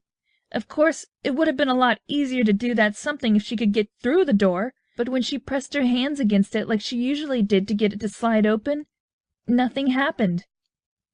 Scowling, she tried again, slamming her hands against the door in frustration. This had never happened before, and she didn't know if the door was broken or if she was just locked in.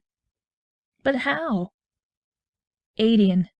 He wanted her safe and out of the way, and locking her in the rooms was a good way to make sure that happened. With a wordless growl of frustration, Roxanne punched the door, banging on it like someone was going to be able to hear her. "Let me out!" she cried, and was alarmed to discover that she was on the edge of bursting into tears.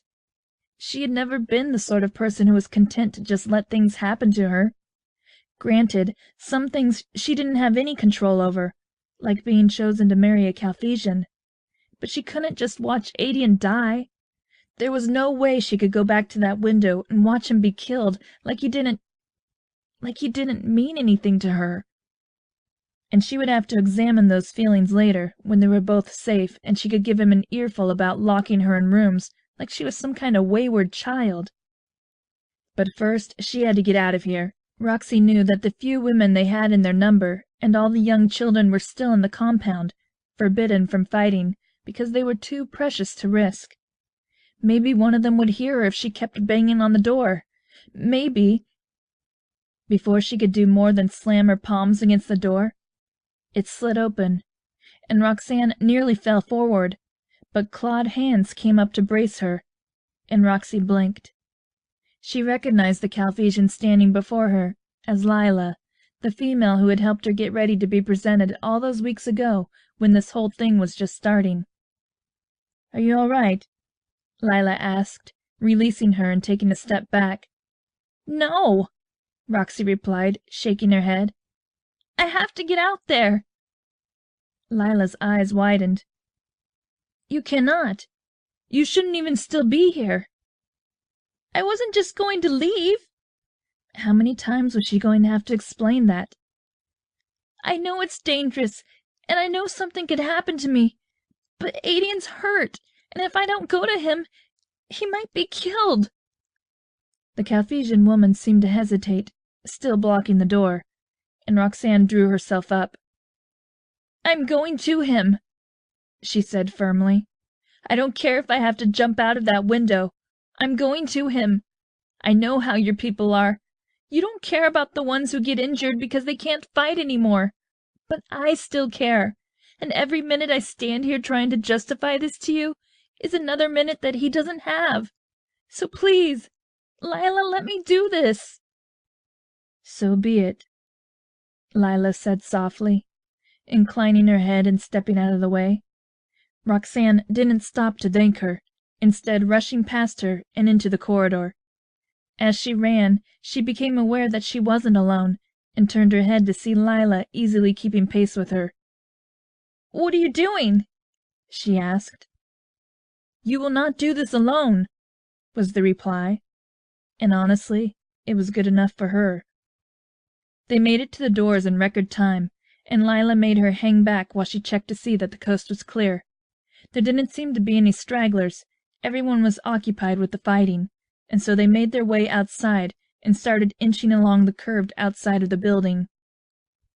Roxanne had never really been one to pray, but she found that she had a litany of pleas in her head as they moved forward.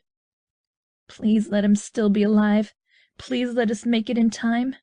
Please don't let anything come out of those woods. Please, please, please. It was unsettling to be so exposed, especially when she could hear yelling and fighting getting louder the closer they got. But they kept moving, steady and quiet, and soon enough they'd found their way to where Aedian was laying, face down in the dirt. Roxy swallowed hard, heart pounding. If it weren't for the sluggish rise and fall of his back, showing he was breathing still, she would have thought he was dead. As it was, he was bleeding freely, and that couldn't be good. Without waiting, she darted out, glancing around to make sure that there was no one close, and knelt down beside Aedian, fingers going to his hair. A raspy inhale startled her, and he coughed and then spoke without lifting his head. "Kill me, and have done." "I should kill you, you big moron!" she snapped under her breath, trying not to draw attention to them. "How could you do that? I thought you were going to be all right." Now he did lift his head, eyes wide even as he winced with obvious pain. "What are you doing out here?" he demanded. "It is not safe." "Obviously," Roxanne snapped. "I came to get you. Or do you just not care that you could die here?" He averted his eyes, and Roxy just shook her head. Lila approached cautiously, her eyes darting around. "We cannot stay here," she said. "This is death for certain." "Then help me," Roxanne hissed. Together they managed to get Aedian in a seated position. The gashes running down his chest were deep and still bleeding, and Roxanne bit her lip in worry. Lila touched her hand, and then each of them took a side, hauling Aedian up and to his feet. He was ridiculously heavy and large and bulky, and there was no way they were going to be able to get back inside without someone seeing them. All at once they heard a sound from behind, and Roxy turned her head to see a Platok running at full speed to reach them. And God, those things were so much uglier from this close than they were from the window. She swore under her breath, and Aedian turned his head to look, growling when he saw their pursuer. In one smooth motion he grabbed his fallen sword up off the ground and threw it, sending it sailing through the air to slice neatly into the Platok's chest, buried in him as he fell to the ground. "I am going to need a new sword," he mumbled, sagging once again as his wounds started bleeding more freely. "You need a new brain," Roxy retorted, and they made their slow, plodding way back inside, with Lila watching their backs. By some miracle they made it in, and the doors slid shut. Platoks weren't going to be getting through that reinforced steel, so they relaxed. Together, Roxanne and Lila got Aedian to the infirmary. The medic was a female, and she was there with bandages, though she looked surprised to see them. When Roxanne asked why, Lila shrugged. "You were right about our kind. Most of them die on the battlefield rather than retreat to get help." She considered that. Is this going to come back to bite him? The fact that I made him leave? Lila shook her head. "I do not know. There is no dishonor in survival, but most would rather fight and die than run and live. Well, if any of them had a problem with it, they could come to her." The next hour was an up-close view of how amazing Calvesian tech was. The medic cleaned the wounds and then sealed them closed with a laser that she said cauterized them and kept them from getting infected or reopening very much. As Aedian had passed out, Roxy couldn't tell whether or not it was painful. When it was done, the medic told them that there was nothing more they could do. Aedian had lost a lot of blood and needed his rest, and she made to usher them out, but Roxanne stood firm. She wasn't leaving him. Lila placed a hand on the medic's shoulder, and the two of them left instead, leaving Roxy alone with the unconscious Calvesian. For a long time she just stood there watching him sleep. It was as if the battle outside didn't matter anymore. She couldn't hear the fighting, so it was like they were removed from it. She lost track of time as she stood there, but eventually she shook herself and sighed. Are all humans so disobedient? Aedian's voice made her jump, and she looked down at him. His eyes were still closed, but as she looked, he opened them slowly, blinking at her. He looked a bit dazed, but otherwise all right where he lay on the large cot, and Roxy let out a sigh of relief. Are all Calvesians so pig-headed and stubborn? She fired back. Yes, he replied, smiling at her tentatively. There will be talk, you know, of me exiting the battle on the arm of a human. If anyone has anything to say about it, they can come take it up with me. I'll tell them that I prefer you alive. A slow smile spread onto Aedian's face, and he struggled to sit up, holding a hand out to her. There was a time when you wouldn't have felt that way. If I were dead, you would be free to go back to your life. You shouldn't be moving around, Roxy said, ducking her head to hide the look on her face. I'm fine, he said. Just lightheaded. Are you going to try and go back out there and fight more? She wanted to know. Aedian looked like he was considering it, and then he shook his head. I wouldn't be able to do much. I'm weak from blood loss, and I would not be an asset to my people. I will remain here. That's the first sensible thing you've ever said. He shook his head at her and held his hand out more insistently. Come here. She could have told him off for trying to give her orders, and she could have refused him, but after the way she'd felt when she thought that he was dying or already dead, she wasn't going to do that. Instead, she took his hand and let him draw her close to the bed. Closer, he urged, and before he was satisfied, she was straddling his lap. This isn't what infirmaries are for, you know, she muttered under her breath. Hush, he replied, and tipped her face up to kiss her firmly, and just like that, she melted against him. After everything that they'd been through in the last few hours, it was like relief to just have him there and have his mouth pressed against hers. She threaded her fingers into his hair, uncaring about the fact that it was matted with sweat and blood. He was warm, and best of all, he was alive, and she kissed him back with all the relief and dawning feelings that she felt for him. His hands came down to hold her hips, and he urged her to move with him, her hips grinding down on him over and over again. When they broke the kiss, they were both breathless, and Roxanne looked up into darkened silver eyes. I don't think you're supposed to be trying to do this right after you were nearly gored by something that looked like a maggot on two legs. He laughed softly at that, touching her face. I thought you were going to get hurt. I watched you get hurt, Roxanne replied. And then all at once, she didn't care. She didn't care about the battle outside or the fact that he was still recovering. Someone had once made a joke about Calvesians getting off on battles, and from the hardness she could feel against her where she was straddling his lap, she wondered if there wasn't some truth to that. Either way, she thought they both needed this. She was just going to suggest that they do something about all the layers between them when the door burst open and Lila came rushing in. They're leaving, she said. The Platocks are retreating. Aedian and Roxy were on their feet in a matter of seconds, Roxy having to steady Aedian as they made their way from the infirmary outside. Quite obviously, Lila was right. The Platocks were fleeing in droves, most of them wounded. There were bodies on the ground, broken and bloody, and Roxanne averted her eyes from them. What happened? She asked. They gave up, said a voice, and they all turned to see one of the larger Calvesians limping over. They underestimated us. They always did, Aedian put in. It is good to see you well, Prius.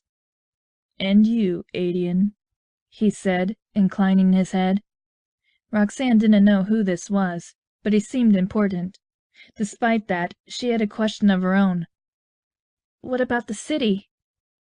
Prius looked at her, as if surprised she'd spoken up. "I believe they are fine," he said. "I have sent a group of the least injured to make sure and to chase away any of the remaining foes. The ones they sent after the humans were their captives, and no doubt once they find out the Platox have fled, they will cease their fighting." It sounded neater and easier than Roxy could have imagined possible, but she wasn't going to contest it. And so the Earth survived its second invasion, and this time without having to give anything up. The Platox turned tail and ran for their ships, most of them making it, but many of them were caught and killed by the Cartesians. They had underestimated their enemy to devastating effect. Assuming that the Cartesians were weaker because of their time on Earth was their first mistake. Going after the humans that they had sworn to protect was the second. When it was all said and done, the casualties were much fewer than anyone had anticipated. 6 Cartesians had been killed in the fighting, as well as 2 humans. Many more were injured, but they were all expected to make a full recovery. As for the other races that had been brought over by the Platox, they were spared for the most part. A new treaty was made between the Cartesians and the group of refugees, some of them going back to their planets on the ships that Platox had left behind, and some of them choosing to remain on Earth. They were put under the jurisdiction of the Cartesians, and for the first time since the treaty had been struck, the compound found itself home to different races. There were those who believed that the whole thing had been staged by the Cartesians in an effort to take more control of the planet, but most of the population thought that they were heroes for keeping them safe. Some of the tensions that had been there for 10 years began to ease, and attitudes on both sides started to change. Aedian and Roxanne grew closer. They'd saved each other, in a way. Aedian was impressed and touched more than he knew how to say that she'd run out there to save him, and Roxanne couldn't deny that Aedian had kept them safe when he'd thrown that sword and when he'd stepped into battle with the intent of keeping her and her kind safe. For weeks after the battle, anyone who had anything snide to say about Aedian being pulled off the battlefield by a human was met with the sharp edge of Roxy's tongue, and never said anything else about it. She gave Aedian a lecture as well, about locking her in rooms and treating her like a child, and Aedian didn't promise not to do it again. Instead, he promised to teach her to defend herself better, and that he would always be there to make sure that she was all right.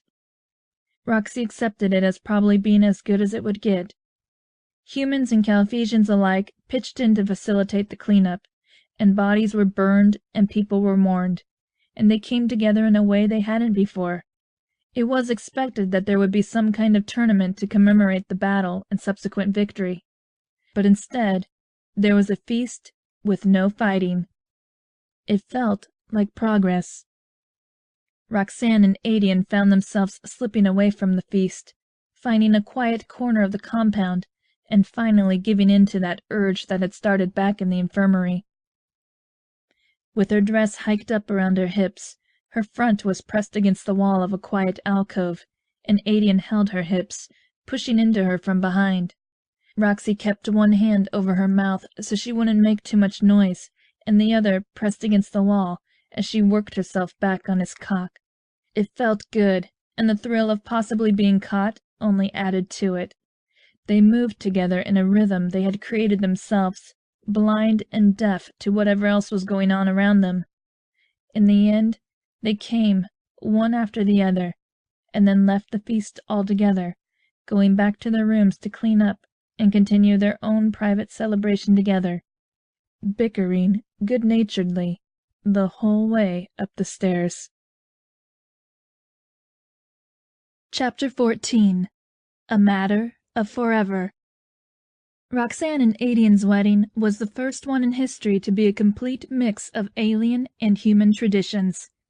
Aedian, in true fashion, had been mostly apathetic about the proceedings, but Roxanne had been determined that she was going to have a wedding that she was proud of.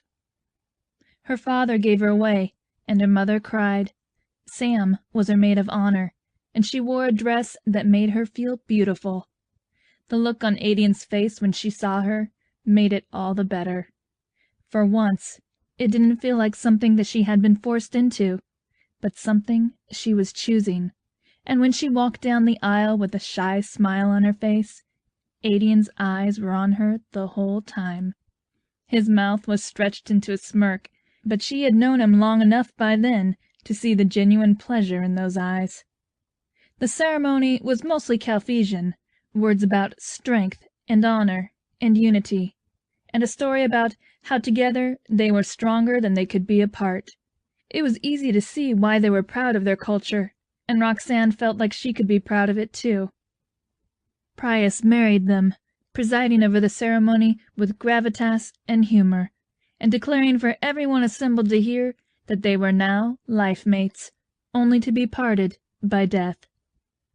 "You're stuck with me now," Roxy had murmured under her breath as she leaned up for Aedian to kiss her. He smiled then, a true smile, and captured her mouth with his own. There was a grand feast in honor of all the marriages that had taken place over the course of that week, and people ate and drank late into the night. Roxy kept an eye on her parents, who seemed out of place and nervous, and another eye on Samantha, who was determinedly flirting with one of the refugees with wings, who looked shocked but interested. Aedian was at her side, gulping at his spirit and eating the roasted meat. Apparently weddings didn't warrant shirts for Calphesians, just garlands of leaves woven into their hair, and seeing him all broad-shouldered and muscular had Roxy thinking about the honeymoon. They hadn't decided if they would travel somewhere yet, but there was still the wedding night and consummating the marriage, even though that bridge had technically been crossed before they'd even gotten married. It would have been rude of them to dip out of the wedding reception early, so they waited until it started to die down, and then Aedian was taking her hand and leading her back into the compound, scooping her up into his arms and carrying her in the appropriate way for being about to cross the threshold of their home. "Do you have any idea how you look?" he asked, voice low and pleased. "Maybe," Roxy teased. "Why don't you tell me?" He grinned, and there was something predatory in his gaze that made her shiver. "You look radiant," he said, and it was more genuine a compliment than she had been expecting. "But also, you look like you're mine." "I guess I technically am now," Roxy pointed out, and he grinned wider.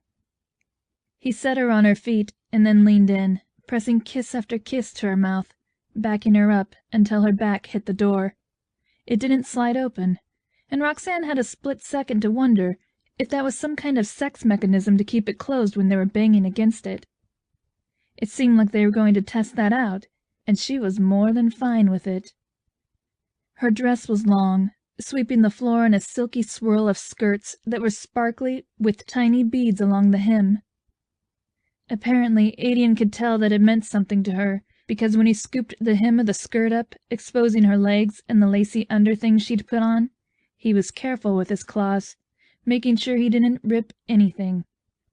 Roxy was touched, and she grinned at him. Her grin soon turned into a moan of pleasure when Aedian's thigh pushed itself between her legs, spreading them until his thigh was pressed against her mound, lace and hard muscle rubbing against her clit. She moaned and pushed against him, grinding down. "Really?" she panted. "Our first time as life mates? And it's going to be against the door?" "Yes," Aedian replied simply, leaning down to kiss her again. It was a forceful, claiming kiss, but one with plenty of room to reciprocate. She bit down on his lower lip, enjoying the groan of pleasure he released into her mouth as she did. His hands came up to her hips, holding her close as he kissed from her mouth to her neck, lips and teeth and tongue marking his territory, marking her as his. Even now she waited for the flare of irritation, but it was nowhere to be found. All she could feel was warm pleasure and the way she was getting wet for him, the way she wanted him. Her hands came up to brace against his chest, and they moved together in slow, undulating waves, grinding against each other while their lips found their way back to each other. "Mine," Aedian growled again. "Mine, mine, mine." Roxy laughed breathlessly against his lips, pushing onto her toes to kiss him long and deep. "You're mine, too," she murmured when she pulled back to breathe, and he nodded. "Yes, I am." Warmth spread under her skin, and she beamed at him, happier to hear that than she'd assumed she'd be. When he pulled back suddenly, she mourned the sudden loss of his body heat and the thigh between her legs, and her dress fell back down around her feet. But then he was turning her around to face the wall, and she understood what he wanted, and wanted it herself. There was something about doing it in this position after they had gotten married that appealed to her, and she stuck her butt out more, arching her back to make a prettier picture. Judging by the groan the action got from Aedian, she was pretty sure that he appreciated the sight. He hiked her dress up around her hips, putting her butt in the light waist panties it was clad in on display. She'd liked the contrast between the white lace and her dark skin, and judging from the way Aedian traced his claws gently over her skin where it met lace, she was going to say that he liked it too. His approval made her stomach flip over, and when he palmed her backside, she pushed back into his hand, moaning softly.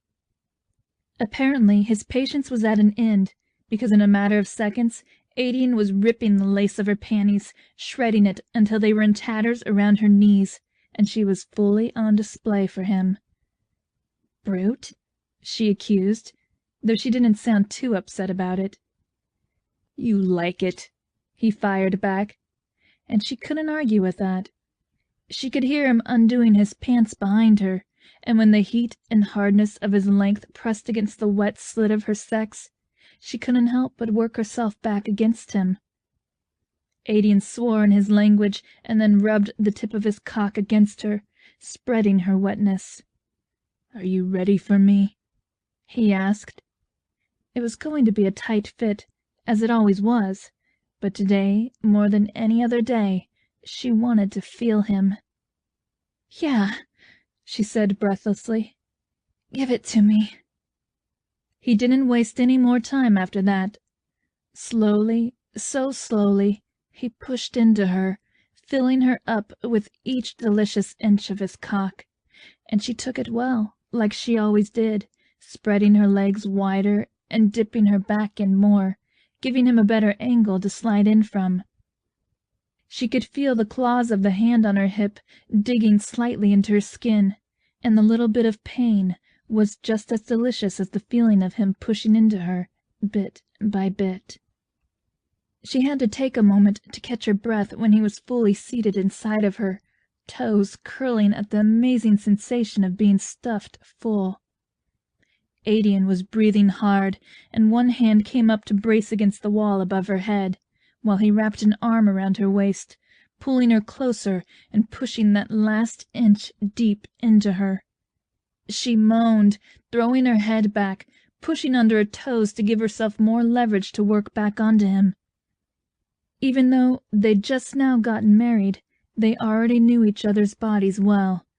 Aedian already knew that Roxanne liked it when he pushed into her, hard and slow, letting her feel every inch of him stretching her and working her open. In turn, Roxy knew that Aedian liked it when she moaned his name and went tight around him, when she alternated between meeting him thrust for thrust and letting him take what he wanted. And so they went, him giving her those long, slow strokes, and her letting him know how much she liked it. He made her come right there, working into her until she was shaking and sensitive. But that was only the beginning. From there they moved to the bedroom, and he laid her out on the bed, dress still pushed up, while he buried his face between her legs and made her scream for him as her legs shook and her fingers twisted in the covers. They took a short break, and then Roxanne was getting him hard again with her mouth, taking him down as far as she could, eyes on him.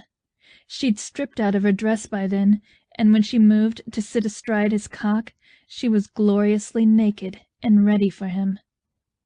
He played with her breasts while she rode him hard and fast, and they both came in a rush, ending up with Roxy flopped over onto his chest, his cock still mostly buried in her. "I love this," she mumbled against his chest, half asleep. He stroked her hair, almost petting her really, and she was warm and comfortable and delightfully sticky from their exertions. Aedian just hummed in reply, dragging the points of his claws down her back slowly and then back up, offering a sensation that kept her awash in pleasure as long as it went on. It wasn't an "I love you," and Roxanne didn't know if they'd ever get to the point where they said words like that to each other. It didn't seem like the Calphesian way, really. They were a much more demonstrative race, and she didn't think that was all bad. Putting yourself in danger to protect someone you cared for, standing up for them, those were ways to show how you felt. Words could be, and often were, empty, and in the time since she'd come to live with them, Roxy had learned a lot about Calphesians and the way they showed that they really meant something. So it isn't the way she'd been anticipating her life turning out, but that was okay. There was nothing that said she had to give up on her dreams.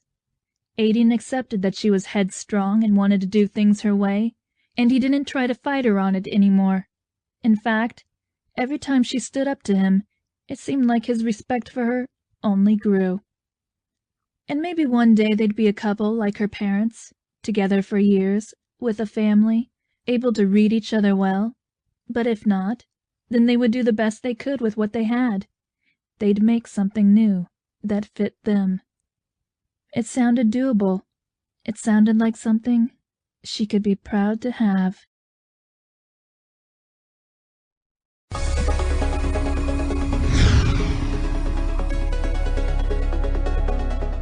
We hope you have enjoyed this unabridged production of Aedian, Alien